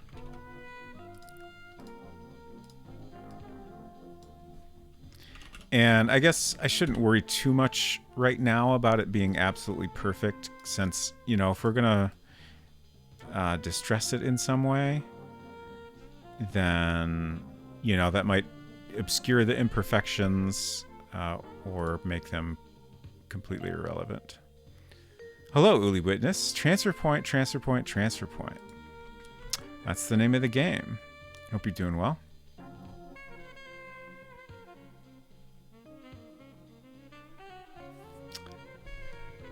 How have you been enjoying Firmament?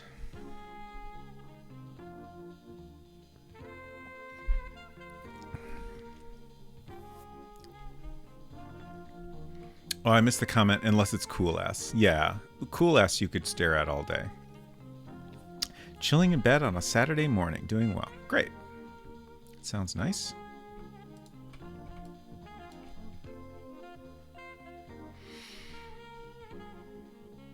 So this A is not terrible. I think the only thing that's bothering me is the top. I always forget my typography terms. Can't remember what the top part of an A is called. But it just looks a little bit off.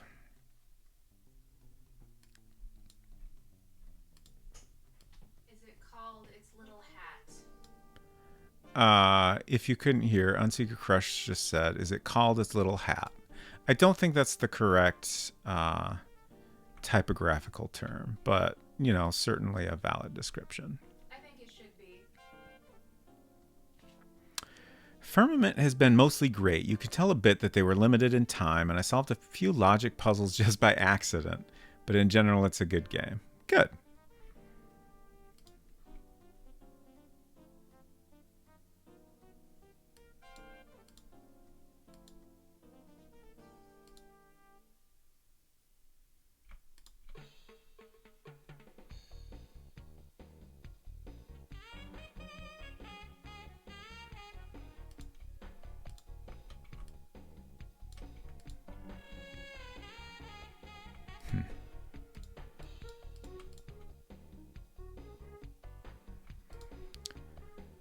Tricky.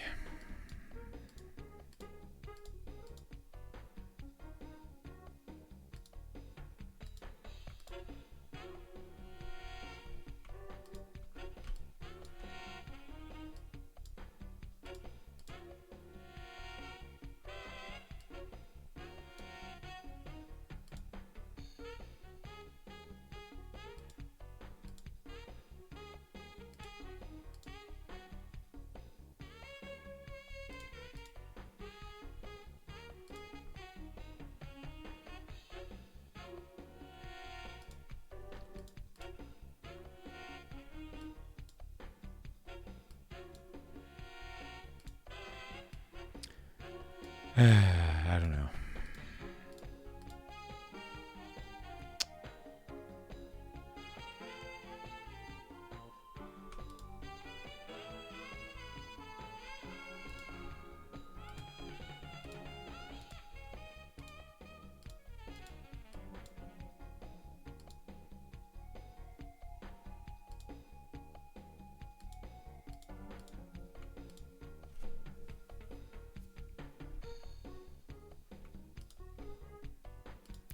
Just not quite there.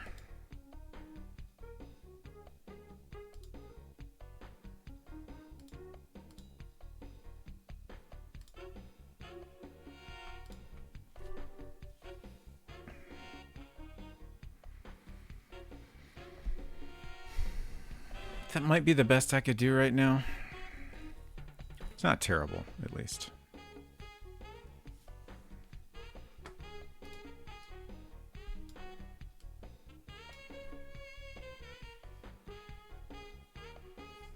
Another thing is, like, this doesn't have to be finalized right now. Like, I'd feel pretty good about just tossing this in here like this.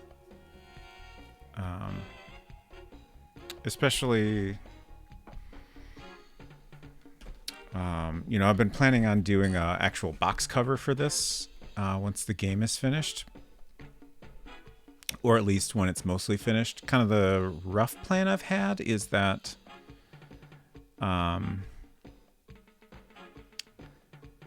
once it's complete and playable from start to end, then I will have some folks play test it and get feedback from them.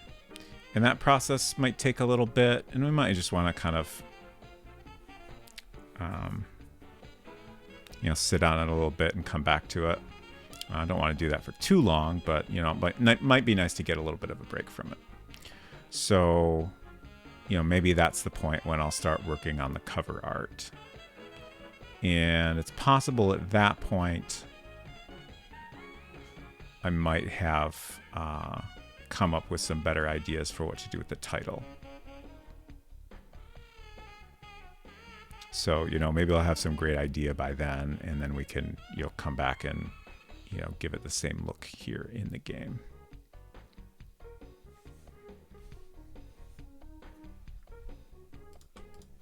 Oops.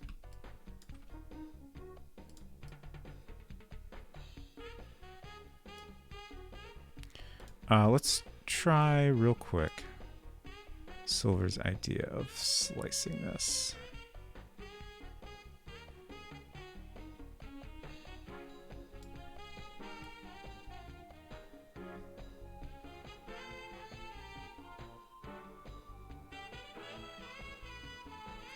I feel like just a single pixel shift is subtle enough that it almost looks like a goof. 2 pixels is more obvious, like this is an intentional effect that's been done. I kind of feel like it looks a little more interesting with the white line there. I'm still not sure how I feel about this overall, though. I definitely don't dislike it. I'm just not quite sold on it as like, yeah, this is definitely what I want to do here. White line gives the scuff vibe, IMO. Yeah, sure.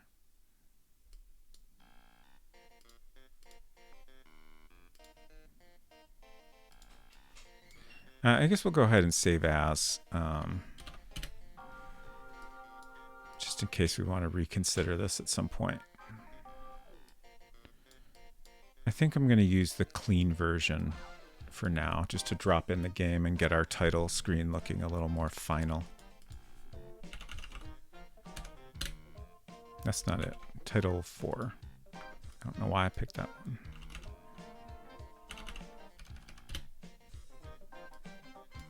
Okay.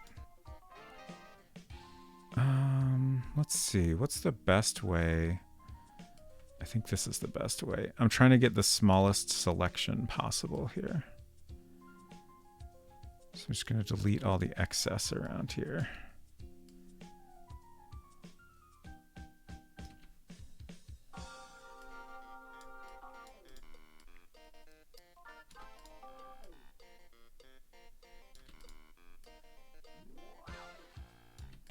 Oops. Okay.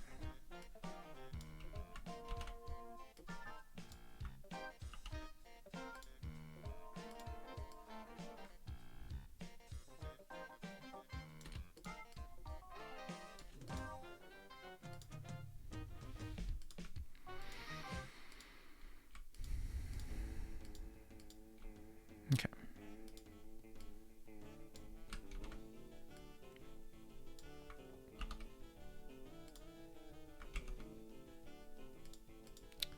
Do not save.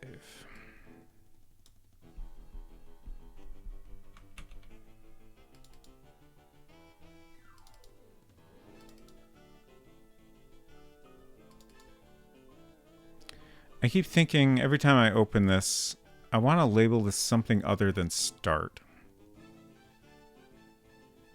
But I can't think of what.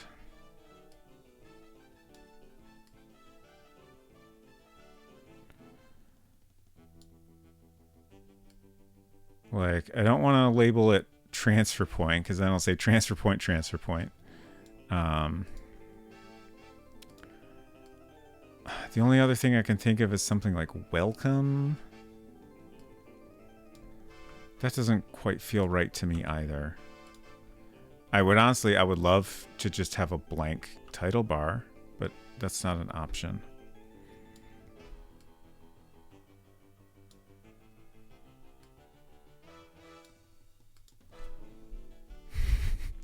Transfer point, point of transfer, the transferring. Perfect.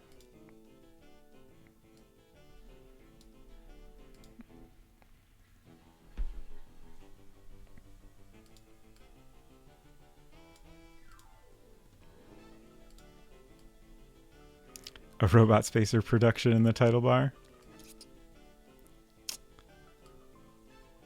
That's an interesting thought.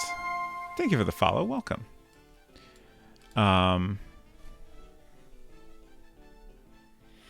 Maybe Robot Spacer Presents, something like that. I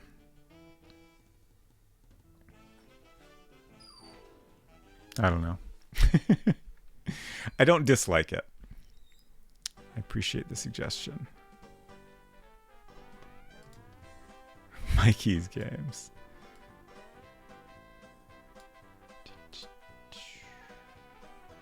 I'm trying to center this. I'm cheating a little and using my modern screenshot tool to take precise measurements.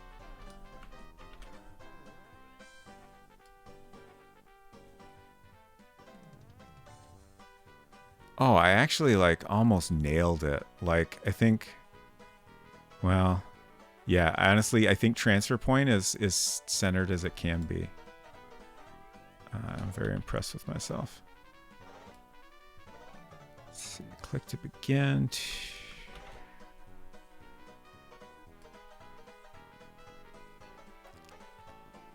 Okay, this one's a little bit off. So just a tiny bit. All right, can't nudge. There we go. I think that's about right. Just trying to decide on the like vertical spacing here. Let's move this up a little bit.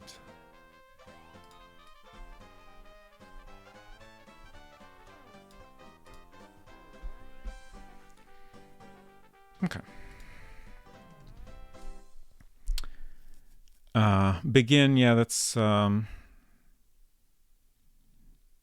thought that crossed my mind, but then we have this click to begin text. So begin, transfer point, click to begin. I don't know, it just feels a little awkward.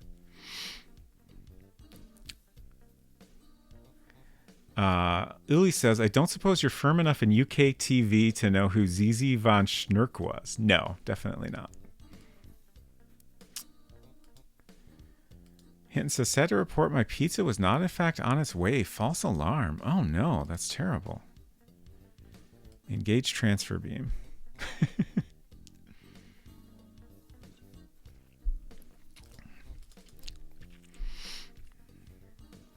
Oh. Okay. We still have our start button here. So I think actually what we're going to do is we'll delete this graphic and then I'll just do a big transparent rectangle. So they can click anywhere here to begin.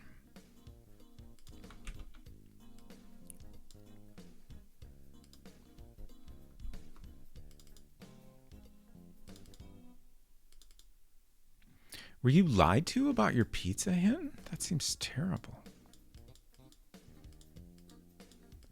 Where's start button? I think I went too far. Were you lied to, or was it simply a misunderstanding?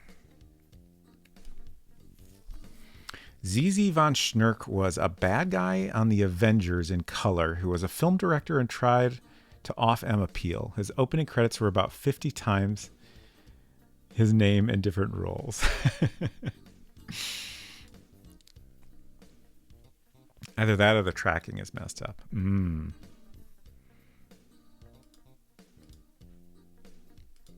Pretty serious issue either way, if you ask me. If you have to have some text there, could you just put a period or a dash instead of a word? Yeah, that did cross my mind. I'm not sure what options we have in terms of like non-alphanumerical characters. I don't know if World Builder is picky about special characters at all. For a, like, in addition to being what appears in the title bar, it's also the name of the room which you would need to use in code if you wanted to, you know, do something with that room.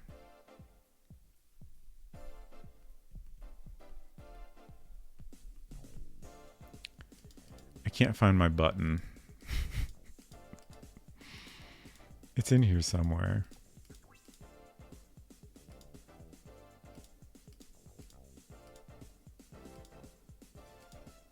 Start button. There we go. Found it, finally. Okay. So now I'm just going to draw a big old rectangle. And then drag that up so it's covering the whole... Oh, wait a sec. The size of this window is not necessarily the same size. Okay, I think it is. Okay, yeah, we're fine. No. So then we just fill it with none and also no pen. So then we have an enormous invisible button. All right, I was going to experiment with title options here. So name, we could do like a ... for example. It will allow that.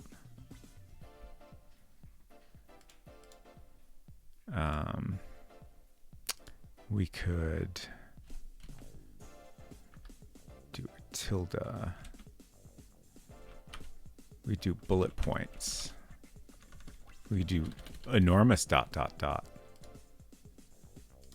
I'm actually kind of curious how that looks. So let's try it. What is this? Genshin dialogue? Maybe. Wait. Oh. Okay. So we ended up in a random location because I changed the name of the start screen, which is where the character starts out. So World Builder is like, start? That's not a room. I'll just pick something at random. So we need to go in here and enter the same thing.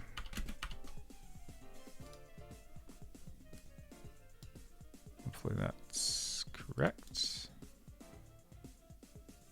There we go. I don't hate that.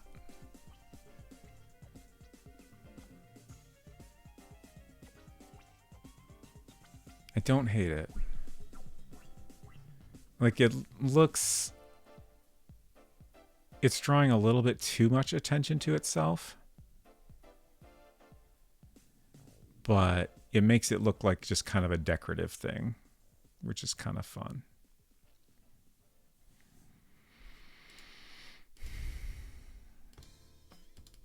Oh no. Why isn't my button working? Oh, the button is also... The button is also on the screen named start. So... Actually, I don't know what...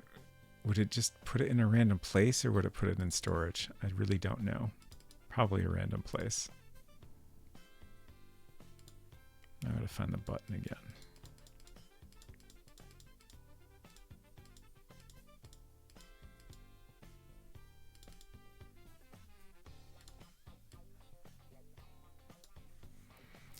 Honestly, just to make this a little easier on myself, I'm going to put it in storage. And then over here, we're going to move it in. If loop number equals 0, then,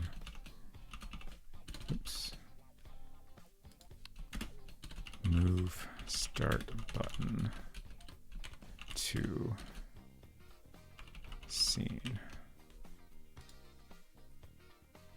That way it'll always be here and I won't have to remember to update that.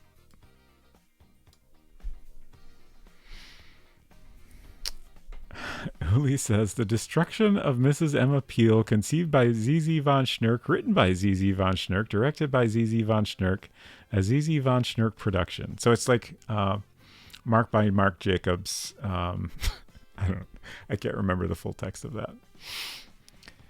Could use keycaps to find some prettier characters. The infinity sign looks good in many fonts. There's also a little triangle. Ah, delta. Yeah. I will check that out in a minute. Yeah, about 50 years before that, for sure. Okay. So there we go.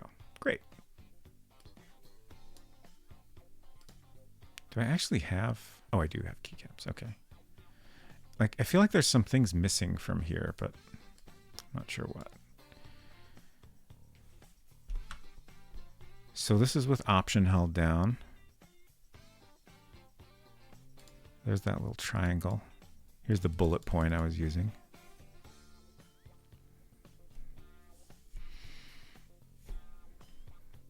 There's our little ellipse. Ellipsis?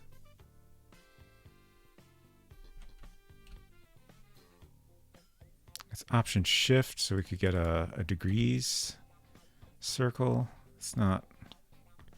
It's higher up, so like if anything, I would want smaller and vertically centered.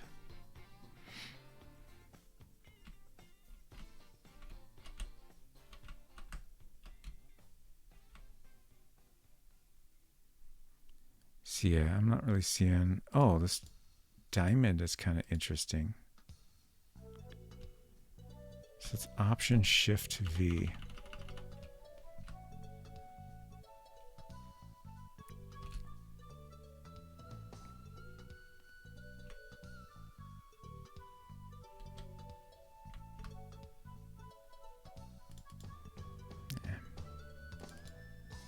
Could just do some dashes. That might look all right. Could put our copyright in the title.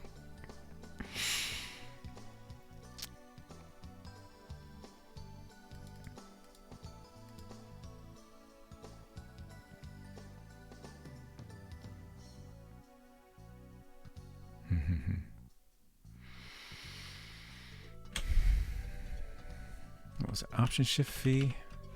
I don't know if I really like that. I would like to find something like I kind of dig the decorative ... but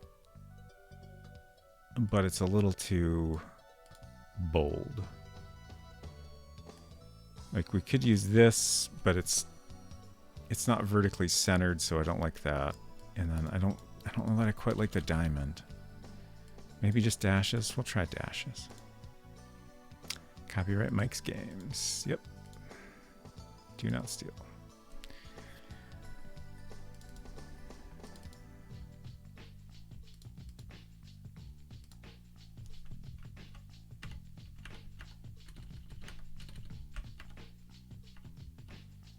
Do an M dash. Do a variety of dashes.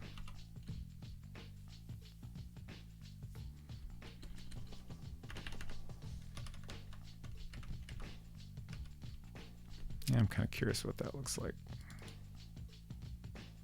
Yeah.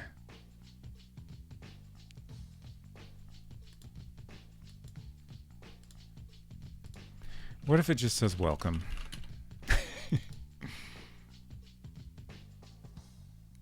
Oh, we could just say presenting. Like, I'm not opposed to Robot Spacer Presents. I don't know, it feels not quite what I want. But maybe presenting is nice. Presenting. Presenting ... Can't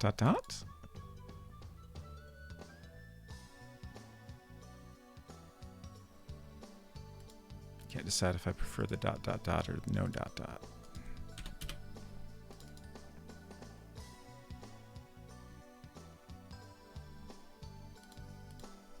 I'm going to try it with the ...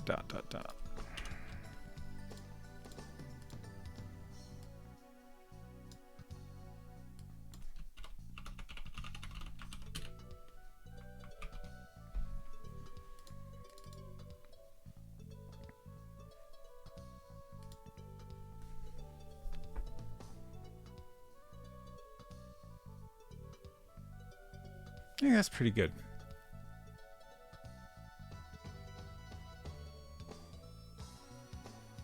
I think I'm going to ditch the ... though, just because it throws off the balance of it.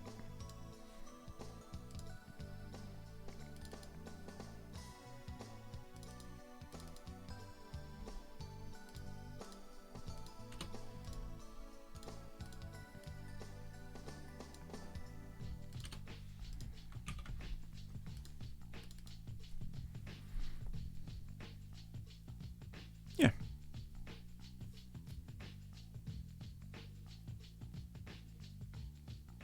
What are we going to say on this screen?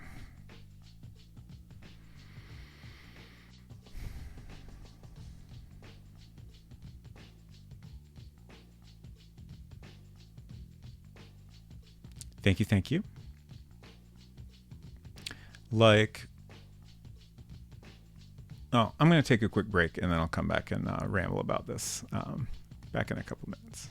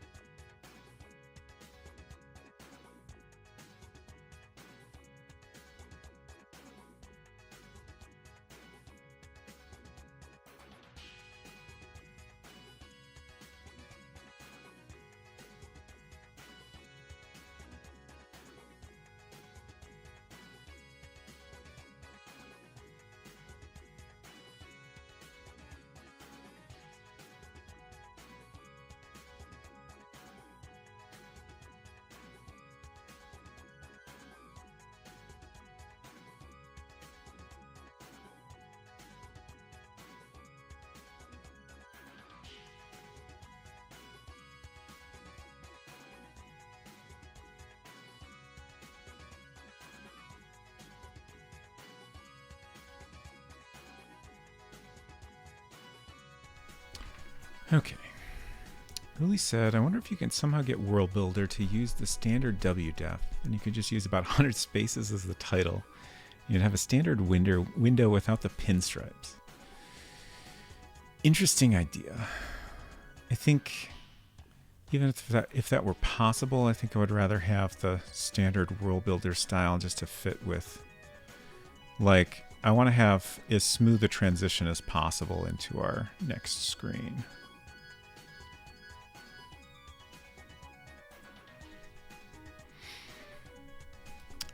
But before I went on break, I was saying, what is this going to say here?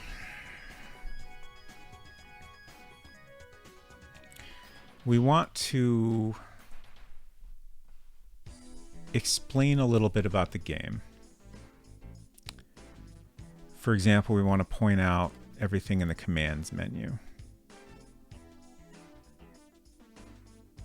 I might remove start from here. Just have help credits, content warnings. Just because it's not really useful to have start in here. But we want to mention that the player can check out help and credits at any time. And we also want to mention the content warnings. I'm just trying to think of how I want to like start out the text here. Like,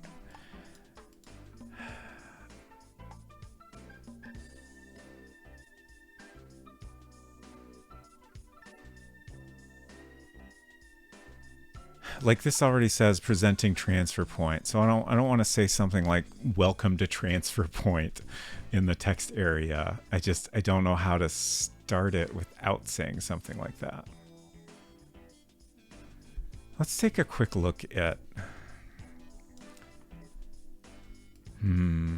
what all do I have on here?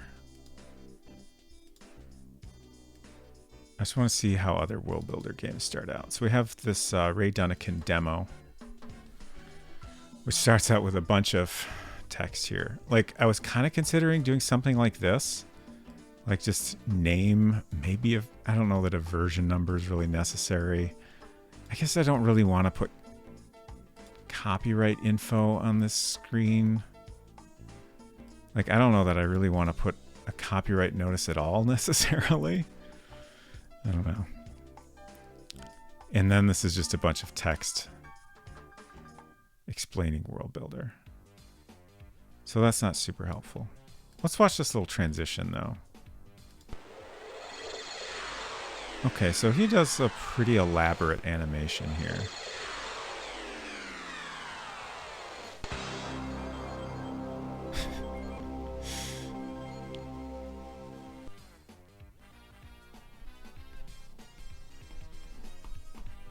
And then we go to this. Okay. Just add a VERS resource with a copyright so it can be viewed in Finder. Is that a thing even back then? Okay, yeah. Good to know.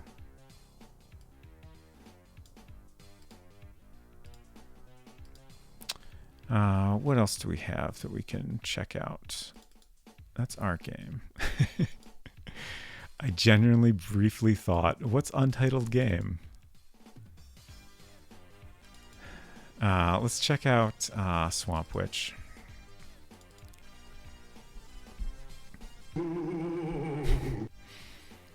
Oh, okay, so another copyright. That's kind of interesting. I guess I can kind of see how that's like an easy, like, well, I don't know what to put here. I guess I'll put the copyright. Type help for instructions. Press start to begin play. Okay, so he's got a full-on start button here. And then help brings up this. Okay. One of my friends got an older Mac working, so I recommended Swamp Witch. Nice. God, that'd be great to play on an actual Mac.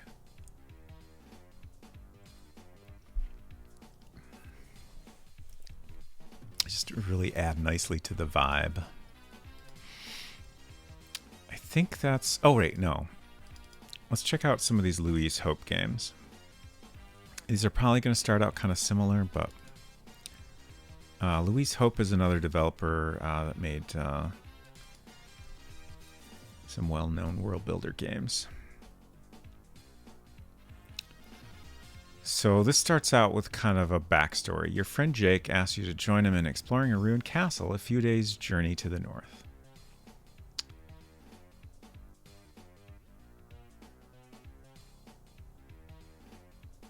I'm trying to think, is it worth having a little bit of a backstory in ours? I don't think, like, discovering the backstory is an important part of the game. So I don't think we want to say much about the game world itself on the title screen. Let's see how she started out her other games. I'm expecting a similar approach in all these. But maybe there's differences. Your friend Jake is at it again. Oh, Jake. Canal District. Your friend Jake's gone off on a busman's honeymoon, leaving you to take in his mail and feed his gerbil. What's a busman's honeymoon? Does anyone know what this term means?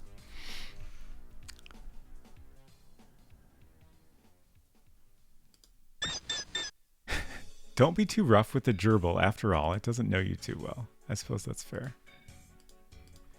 Feed gerbil. You can't do that here. Read the screen text, look at the pictures, and follow directions. Okay, fine. I quit.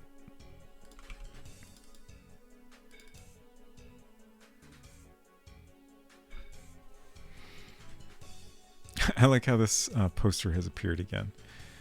The phone call comes from Jake's wife, and she is spitting mad. I omit the Arabic expletives. Oh gosh. Okay. I kind of like how these just throw you right into the game. But I also like having a title screen, and I feel like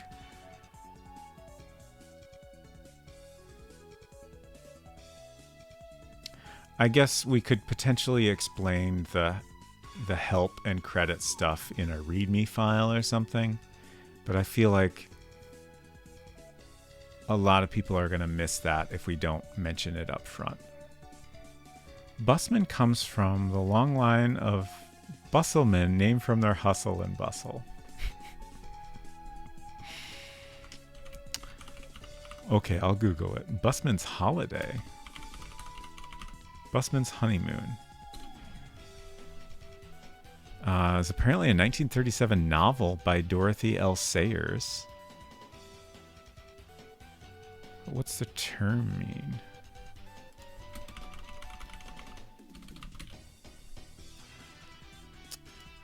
Maybe this will explain.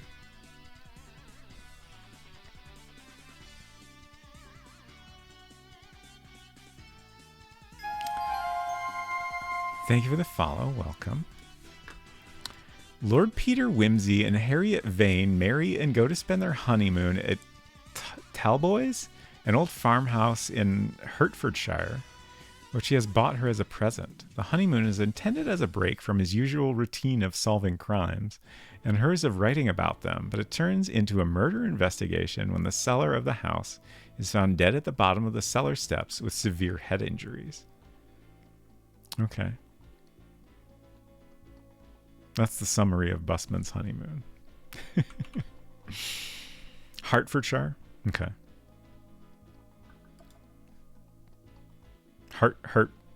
Hertfordshire. Okay. Busmen are busboys who grew up. That makes sense.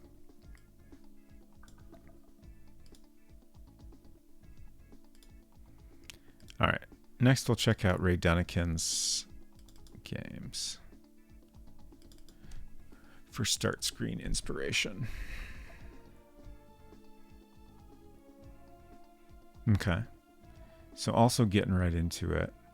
You're a fearless Frank Farley, part-time adventurer. You have come here seeking fame, fortune, and excitement. You can't guarantee fame or fortune, but you will get plenty of excitement. Next. The place you've come to is Ray's Maze, a multi-dimensional anomaly in the space-time continuum, etc., etc. And then we get some more instructions. And then we're in the game.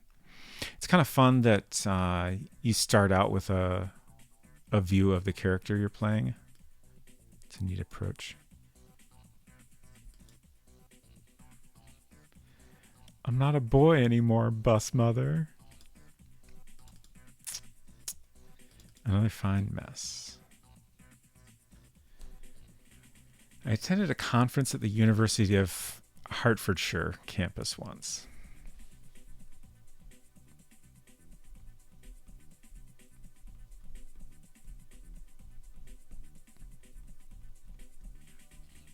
Oh, interesting. Oh, should we include our shareware registration information?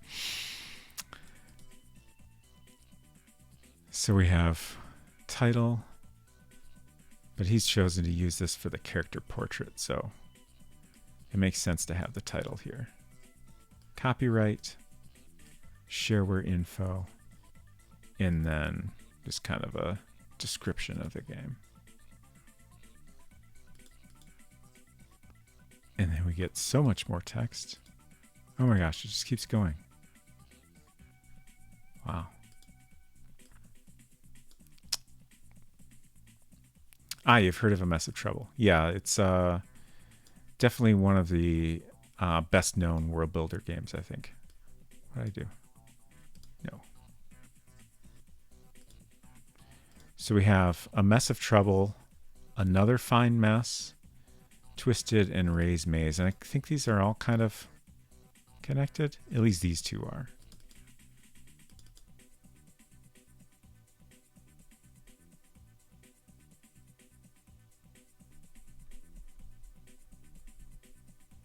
Wow, this one takes a while to load.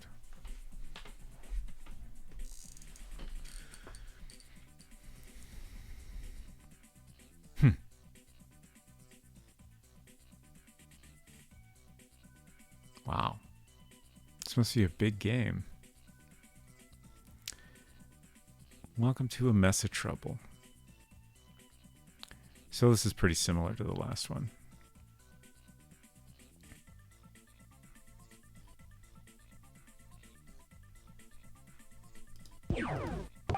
Oh, wow. Much fancier, though. Oh, that's fun. Welcome to A Mess of Trouble. That's great.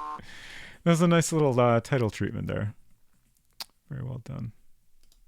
I'm Daredevil Dawn. I'm Fearless Frank. That's great. I'm Daredevil Dawn.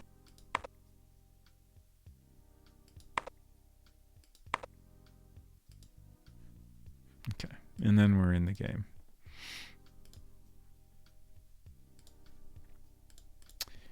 And last one is Twisted.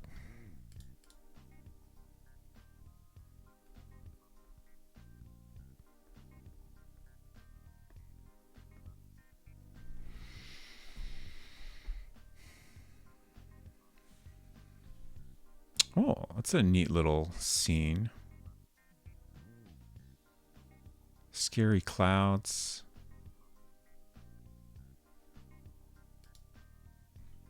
But overall, same basic approach. Very shareware focused approach. Okay. Oh. What happened to this dialogue? That's weird.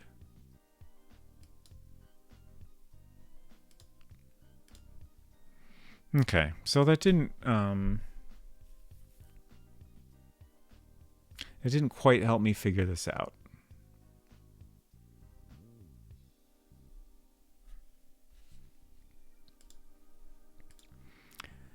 I guess let's just start typing some things and see how it feels.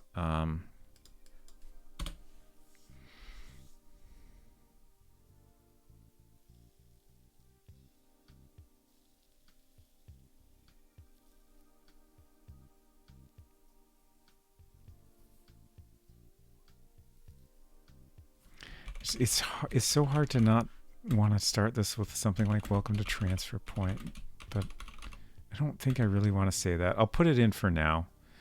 Let's see. So I guess it's also hard to resist the urge to tell the player how to start the game, even though it says right there on the other side. Just because we want to tell them how to do other things, like at any time you can type help. I'm trying to figure out how to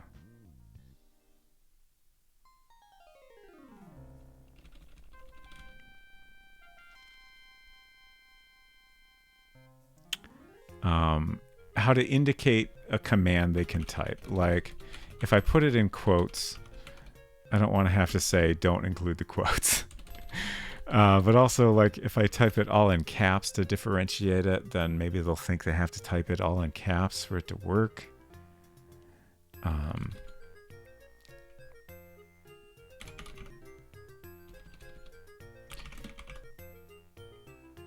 Or maybe we should just mention that it's in the commands menu. Maybe we'll just say you can use the help command for instructions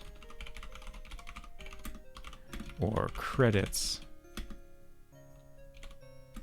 to view credits for the credits to view the game's credits.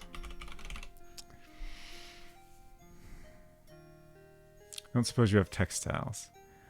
You know, we can choose the font, but I don't think we can mix fonts. Yeah, it's just one.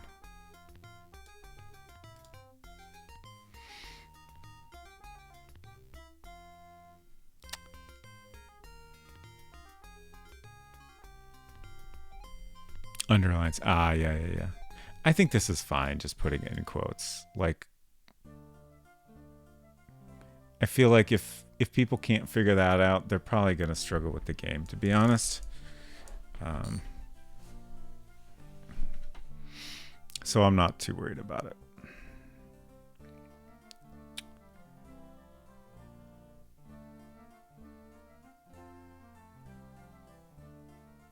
Welcome to transfer. Like, if I take out the welcome to transfer point and just say at any time, like, it just seems like a weird way to start.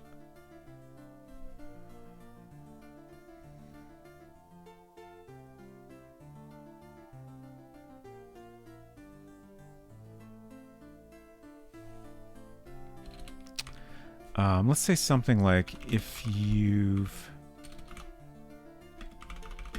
never played... Should I say if you've never played Transfer Point before? Yeah, there's some things on our help screen that are specific to our game. So I think we should say if you've never played Transfer Point before, as opposed to if you've never played a world builder game before. I think people that have played world builder games will probably be able to figure out most of the stuff in here. Like, that's definitely how I've tried to design it. But we'll say if you've never played Transfer Point.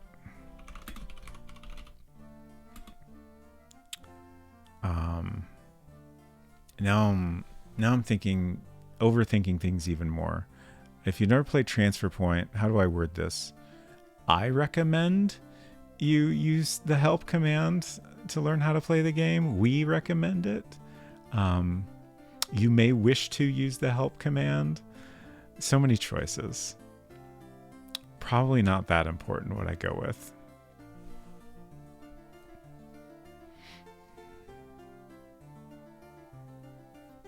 It is recommended.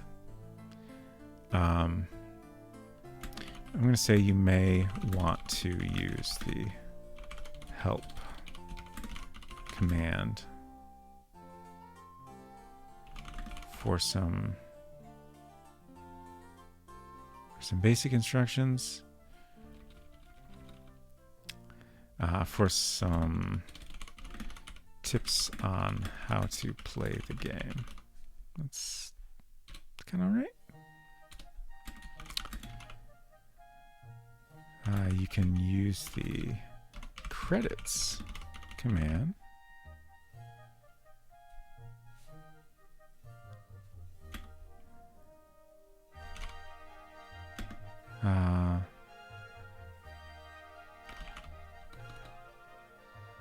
To learn more about the creation of this game.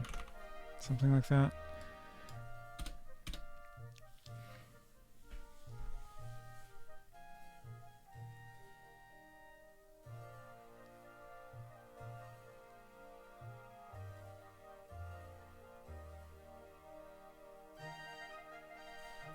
And then I think maybe we'll say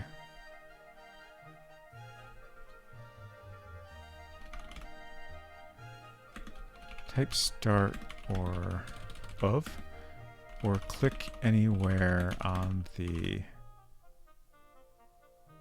scene to begin.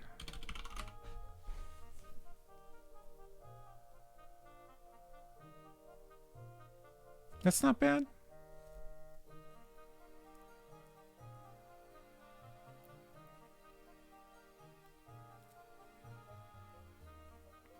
I don't know why I feel weird not having some sort of like greeting at the beginning of this text, even though I don't really want that.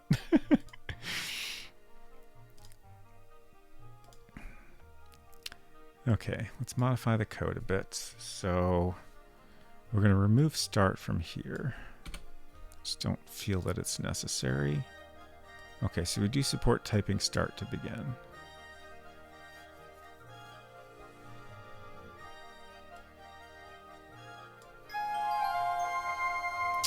Thank you for the follow. Welcome.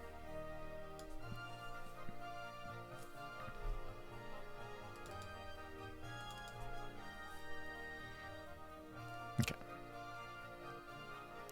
If you've never played Transfer Point, you may want to use the help command for some tips on how to play the game. You can use the credits command to learn more about the creation of this game. Type start or click anywhere on the scene to begin.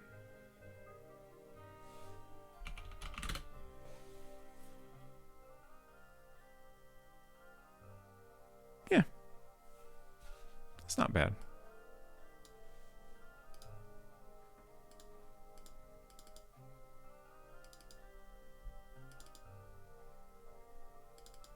Just wanted to add a blank line here. Generally try to do that to separate things.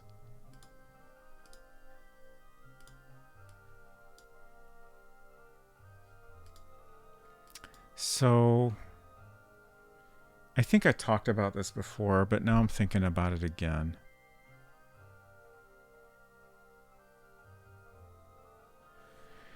If they type help, this is unfinished, but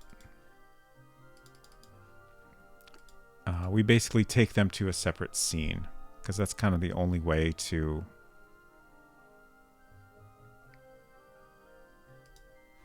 well, it's maybe not the only way to give a large amount of text, but it gives us a better way to present a large amount of text, basically. Adrift on Sea, good to see you. Beyond the bus stop, you're likely to be eaten by a grue. This is certainly true. And then if they go back from this screen... Oh, what? I guess I didn't finish that. Close? You can't close anything here. Okay, we're stuck in the help. We're stranded in the help. Let's go ahead and fix that while I'm thinking about it.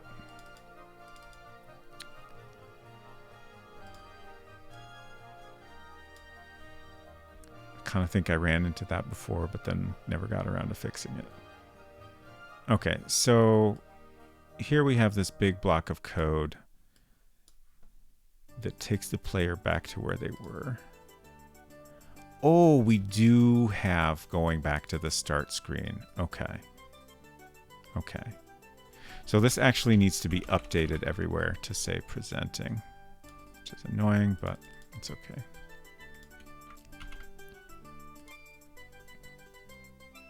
Yes.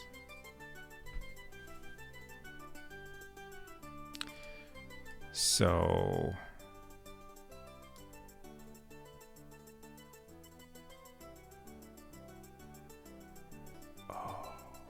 Okay. Was this just not working because the scene name was wrong? Player to presenting. Because the code is all here. Text equals back. I'm pretty sure I tried back or close. But it's weird. It seems a little there's an end here. Okay, that should be exit. That needs to be exit. Okay, so what was happening before is it tried to move the player to the start screen, which no longer exists because we changed to presenting. And then we had an end statement here, which meant that it would continue looking for other commands. And in our global code, we have some fallbacks. So those were getting triggered.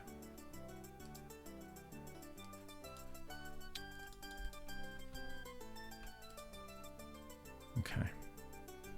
I'm just going to copy these two lines, and then we'll go through and update the code anywhere else we have those two lines.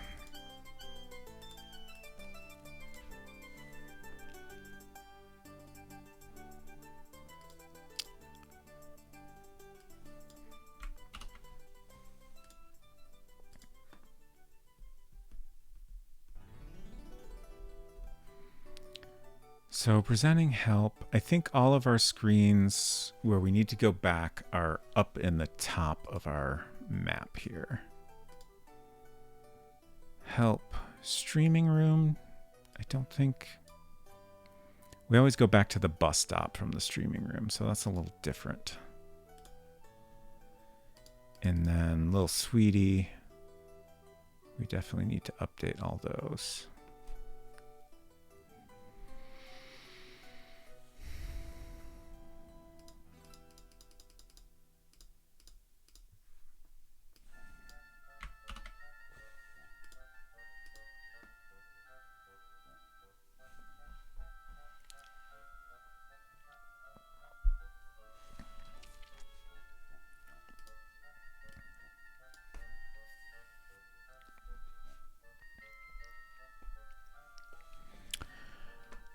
I hope Hinton got their pizza and is enjoying it right now.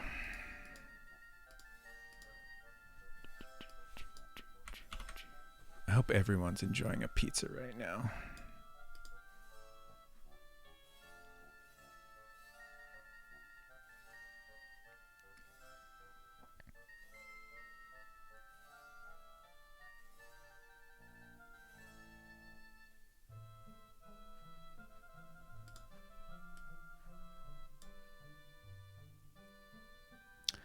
This is a little tedious, but there's not really any way to deal with that other than to simply plan everything perfectly in advance and never change the way anything is named.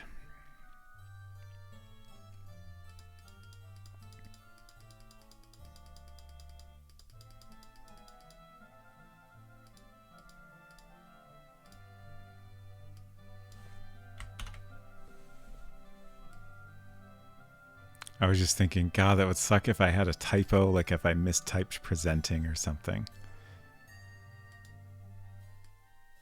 If I was smart, I would test this before I finish pasting all of these in.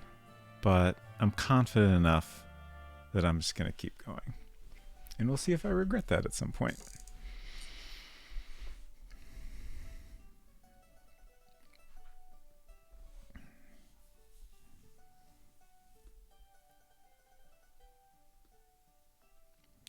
At some point soon, I think I really need to spend some time off stream to finish up some little stuff.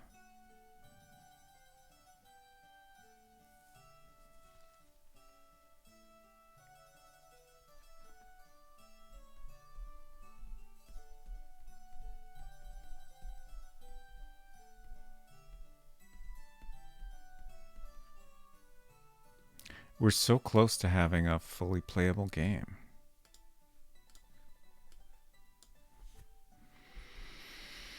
I think the next time I do a World Builder stream, we will finally actually draw the final bus stop scene. I think I think the time for that has come.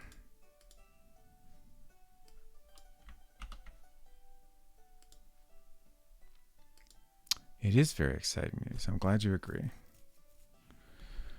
Like, let's think for a second here. I'm going to go through my list. Oh, right. Replying to the final email is a significant piece of interaction. It shouldn't take that long, but it'll probably take a big chunk of a stream to get that all set up. That's another thing where I should probably spend some time off stream figuring out what the reply option should be. We have finishing up the help screen. I still have, I think maybe for now I'm not going to worry about this. I have on my to-do list trying to figure out a way to get the player to think about dropping items before they're required to do that for a puzzle. But that's maybe something we can wait and see how things go when we have some people play test the game.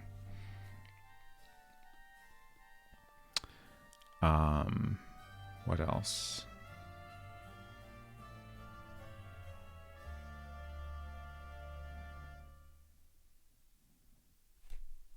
I'm not sure if I will do this before or after we play test, but I'm pretty sure I want to add a score system. That's going to be a little bit tedious, but I don't think it'll be that bad. And then a thing I wanted to do with the score system is have a way to like kind of collect all the possible deaths. And in order to accomplish that, we need to set it up so that dying doesn't work the way dying normally does in World Builder. Normally, if you die in World Builder, you move the player character to storage, and that gives you the standard game over screen. But if we want to keep track of how many times the player has died and in different ways, then we need to kind of create our own game over situation, which will require me to basically reset the game state, which I don't think will be that bad, but it is going to be a little bit of work. I have notes about some little Easter eggs, but for now I'm not going to worry about those. I have some goofy bonus ideas like skeleton key that unlocks a skeleton, ham-powered machine, and I don't know why I wrote these things down. Burnable rug was always a thing that would be nice to have, but we never found a good place to do that. I'd still like to find a place to put a loon sound in the game. We could maybe just have that in the greenhouse.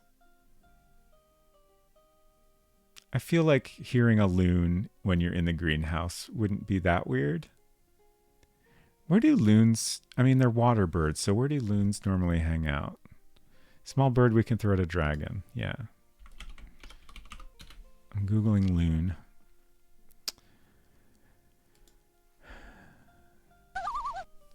Thank you for the loon. Like, I mean, I guess they normally hang out in water, right? But for all we know, there's a body of water near the greenhouse.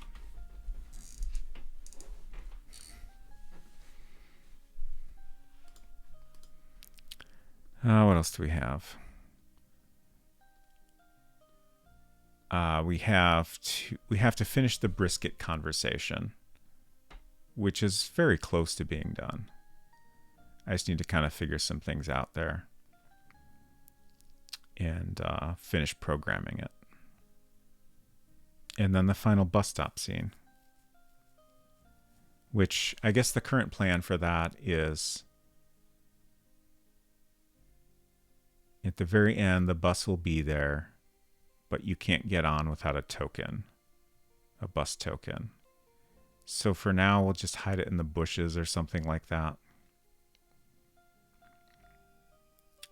And then once you have the token, you can get on the bus. I don't think we'll bother to draw a screen of the inside of the bus. I kind of thought about that at one point, but I think unless it feels like we really need it, I don't think I want to do that. Honestly, it just sounds like a lot of work. And I don't know that it will really add that much. But it might be worth having some sort of end screen.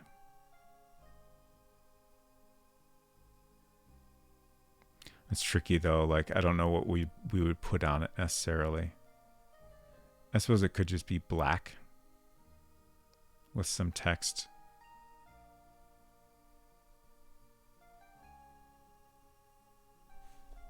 I'll have to put some thought into that. But something simple, I think, is better than like showing the character get on the bus. Like, that's not really that relevant. Because the bus is kind of just a metaphor.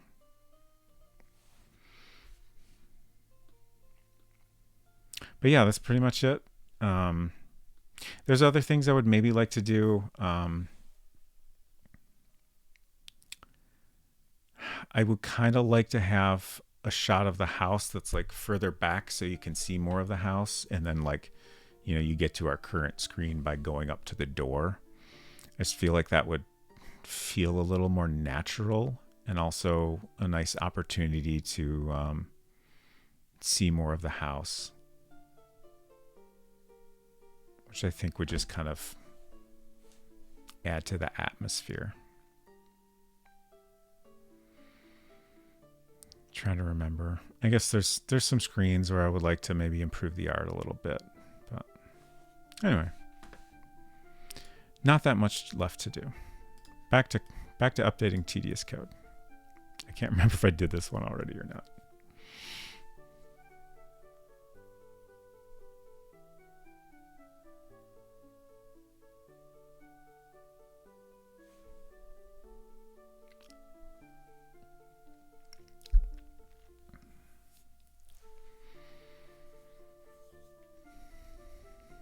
I should have changed the speed before I opened this.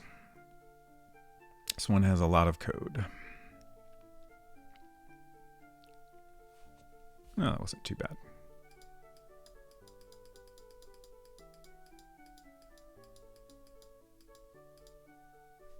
Okay, good. It wasn't a waste of time.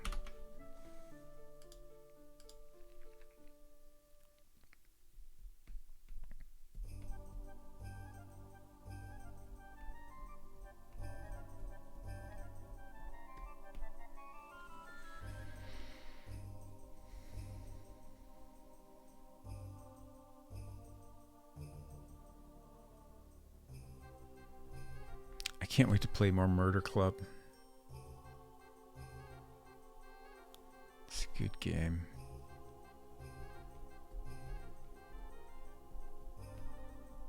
Also, I was going to wait and talk about this at the end, but we've got lots of waiting time, so I might as well just talk about it now.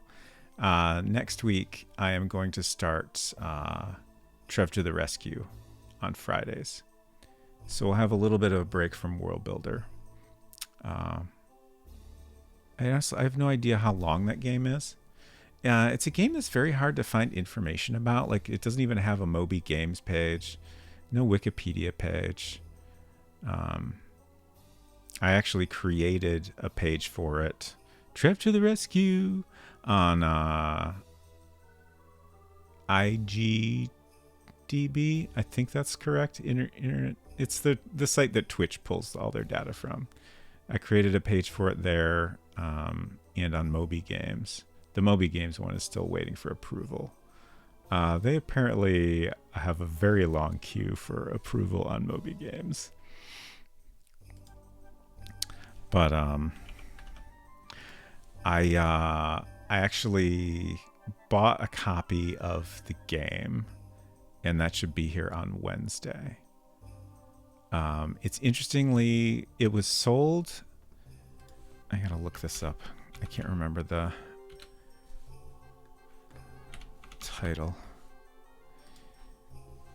it was sold under a completely different name, which is Problem Solving and Logical Thinking. So that's what it says on the cover. I honestly have no idea if the game itself is any different. It'll be interesting to see that. I'm kind of expecting it to be like you actually launch the game and it just says Trev to the rescue with no acknowledgement of the name that's on the, CD cover. But we'll find out. American dub? No, it's just like a later release. I kind of think they just tried to market it differently.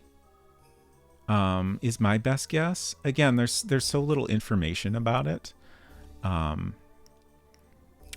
bought it from an Australian seller. I noticed on the photo of the back, it actually has like a New Zealand website listed, so it might have been a New Zealand release, but I believe it was released under that name in Australia as well.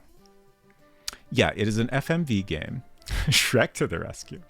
It is an FMV game, and French Toast Please suggested I play it because, much like Swamp Witch, the developer made it starring his kids. So Trev is a real person, and the developer's other son, Dan, is also in the game. And it's all like filmed on location in Australia. It looks like a lot of fun. I'm very excited to play it. How much was the shipping? It wasn't too bad. It basically came out to $25 shipped, if I remember correctly. 25, 30, something like that. And the shipping was a little bit more than the game itself, but not too bad.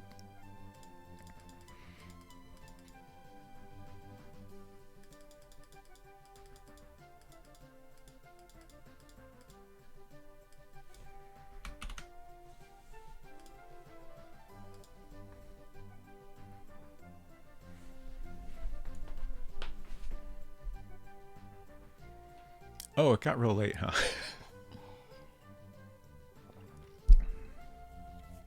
I knew it was past 3 at this point, but I didn't think it was quite 3:30 yet. Once I'm done updating this code, we'll definitely wrap things up, I think.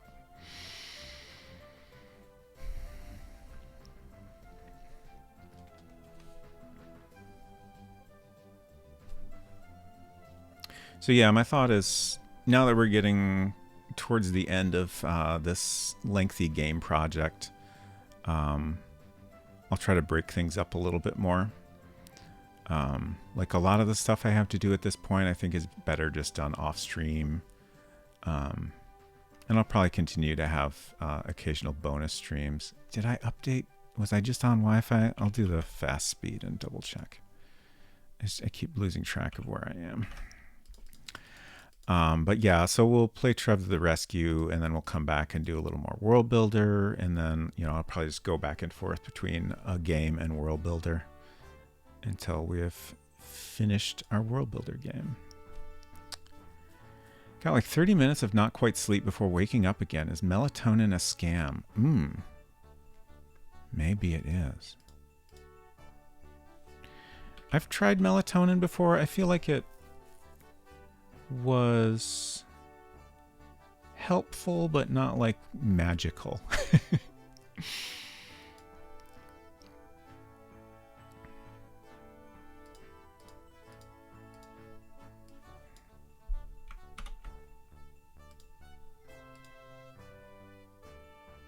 Also, your voice carries through the door. I'm sorry, I'm trying so hard to be quiet. I am almost done. I just want to finish up this thing here.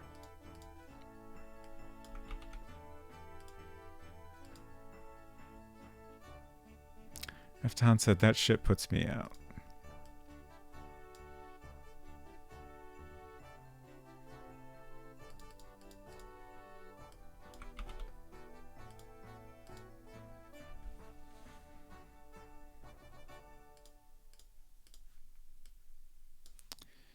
Is this the last one? It might be.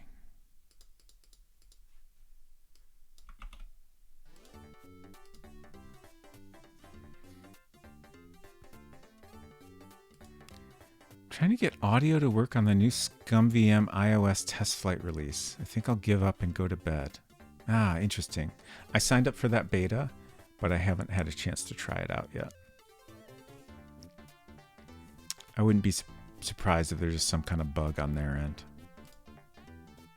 Brisket close up. I don't that one's different. Let's double check though. But thank you for hanging out, Maple Mystery, and I hope you sleep well and have a good weekend.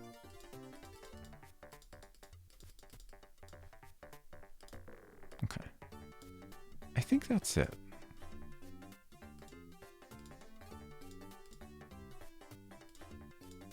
Yeah.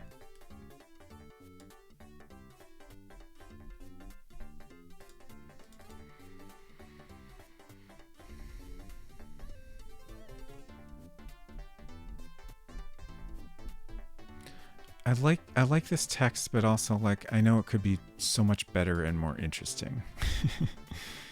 Let's go to help. There's our help that's unfinished, but now I can go back. Great. And I'm glad I already set it up this way because when I first started testing this, the thing I was going to say is I feel like it should come back to the title screen if you go to the credits or help directly from here. Pitsana will start up right when you raid someone. I mean, I'm hoping it'll start up before that happens, but I guess sometimes it can't be helped.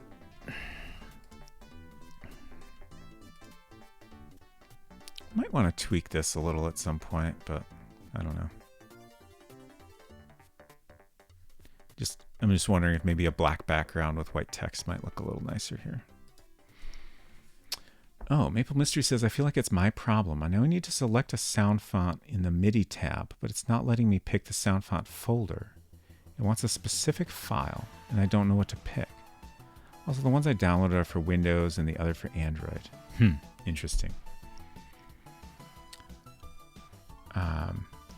Yeah, I'll have to give that a shot. If I come up with any ideas for you, I'll let you know.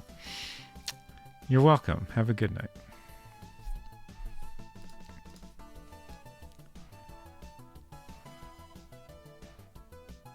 I have not updated the credits in a while. I have so many streams I need to go through. I finally figured out a process that I think will work better. In the past, I had just been watching back every stream and then paying attention to whenever someone made a suggestion. And then I would look at the list and see if they were on the list already or not. And if they weren't on the list, I would add them.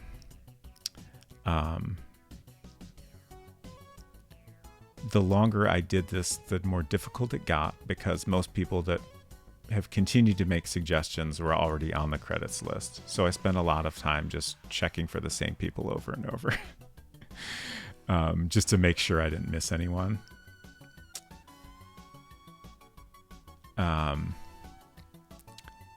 And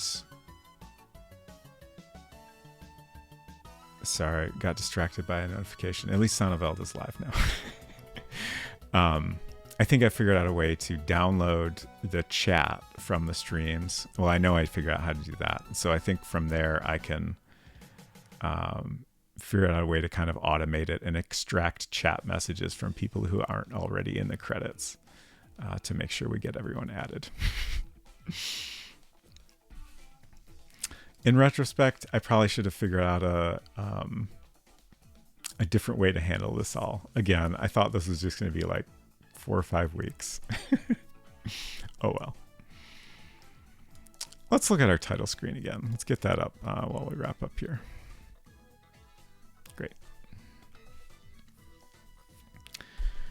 Okay. So I already talked about Trev to the Rescue. That'll be next Friday. Tuesday, Murder Club.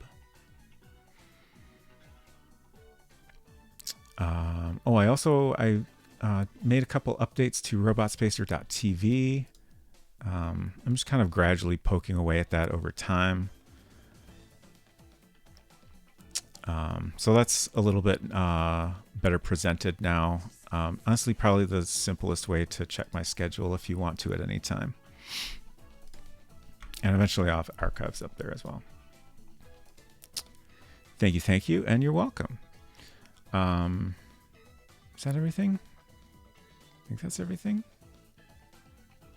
Good night, Unsecret Crush. Unsecret Crush will be streaming on Monday as usual, I believe. And we already know who we're going to raid, so that's easy at least.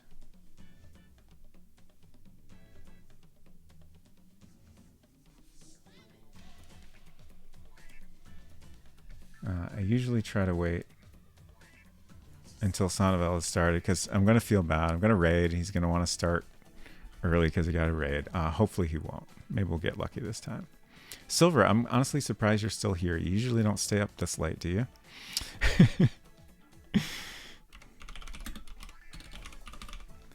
But Sonovel's been playing a game called, oh God, somebody's Cross Time Saloon? God. Callahan's Cross Time Saloon. Yes. Which is a Legend Entertainment adventure game. It's very goofy. It's written by Josh Mandel. It's quite a thing. But I don't know if it's a game I would enjoy playing, but I do very much enjoy watching Sonovel play it. Silver is a fan. Fantastic. And his warm-up game is Quadrax, which is an interesting little puzzle game where you control two guys and basically try to get them to the end point of different levels. But they've both been a lot of fun to watch. So I hope you come along or go to bed if you need to. Either way is great. Thank you for hanging out. I appreciate you all very much, and we'll see you around. Take care.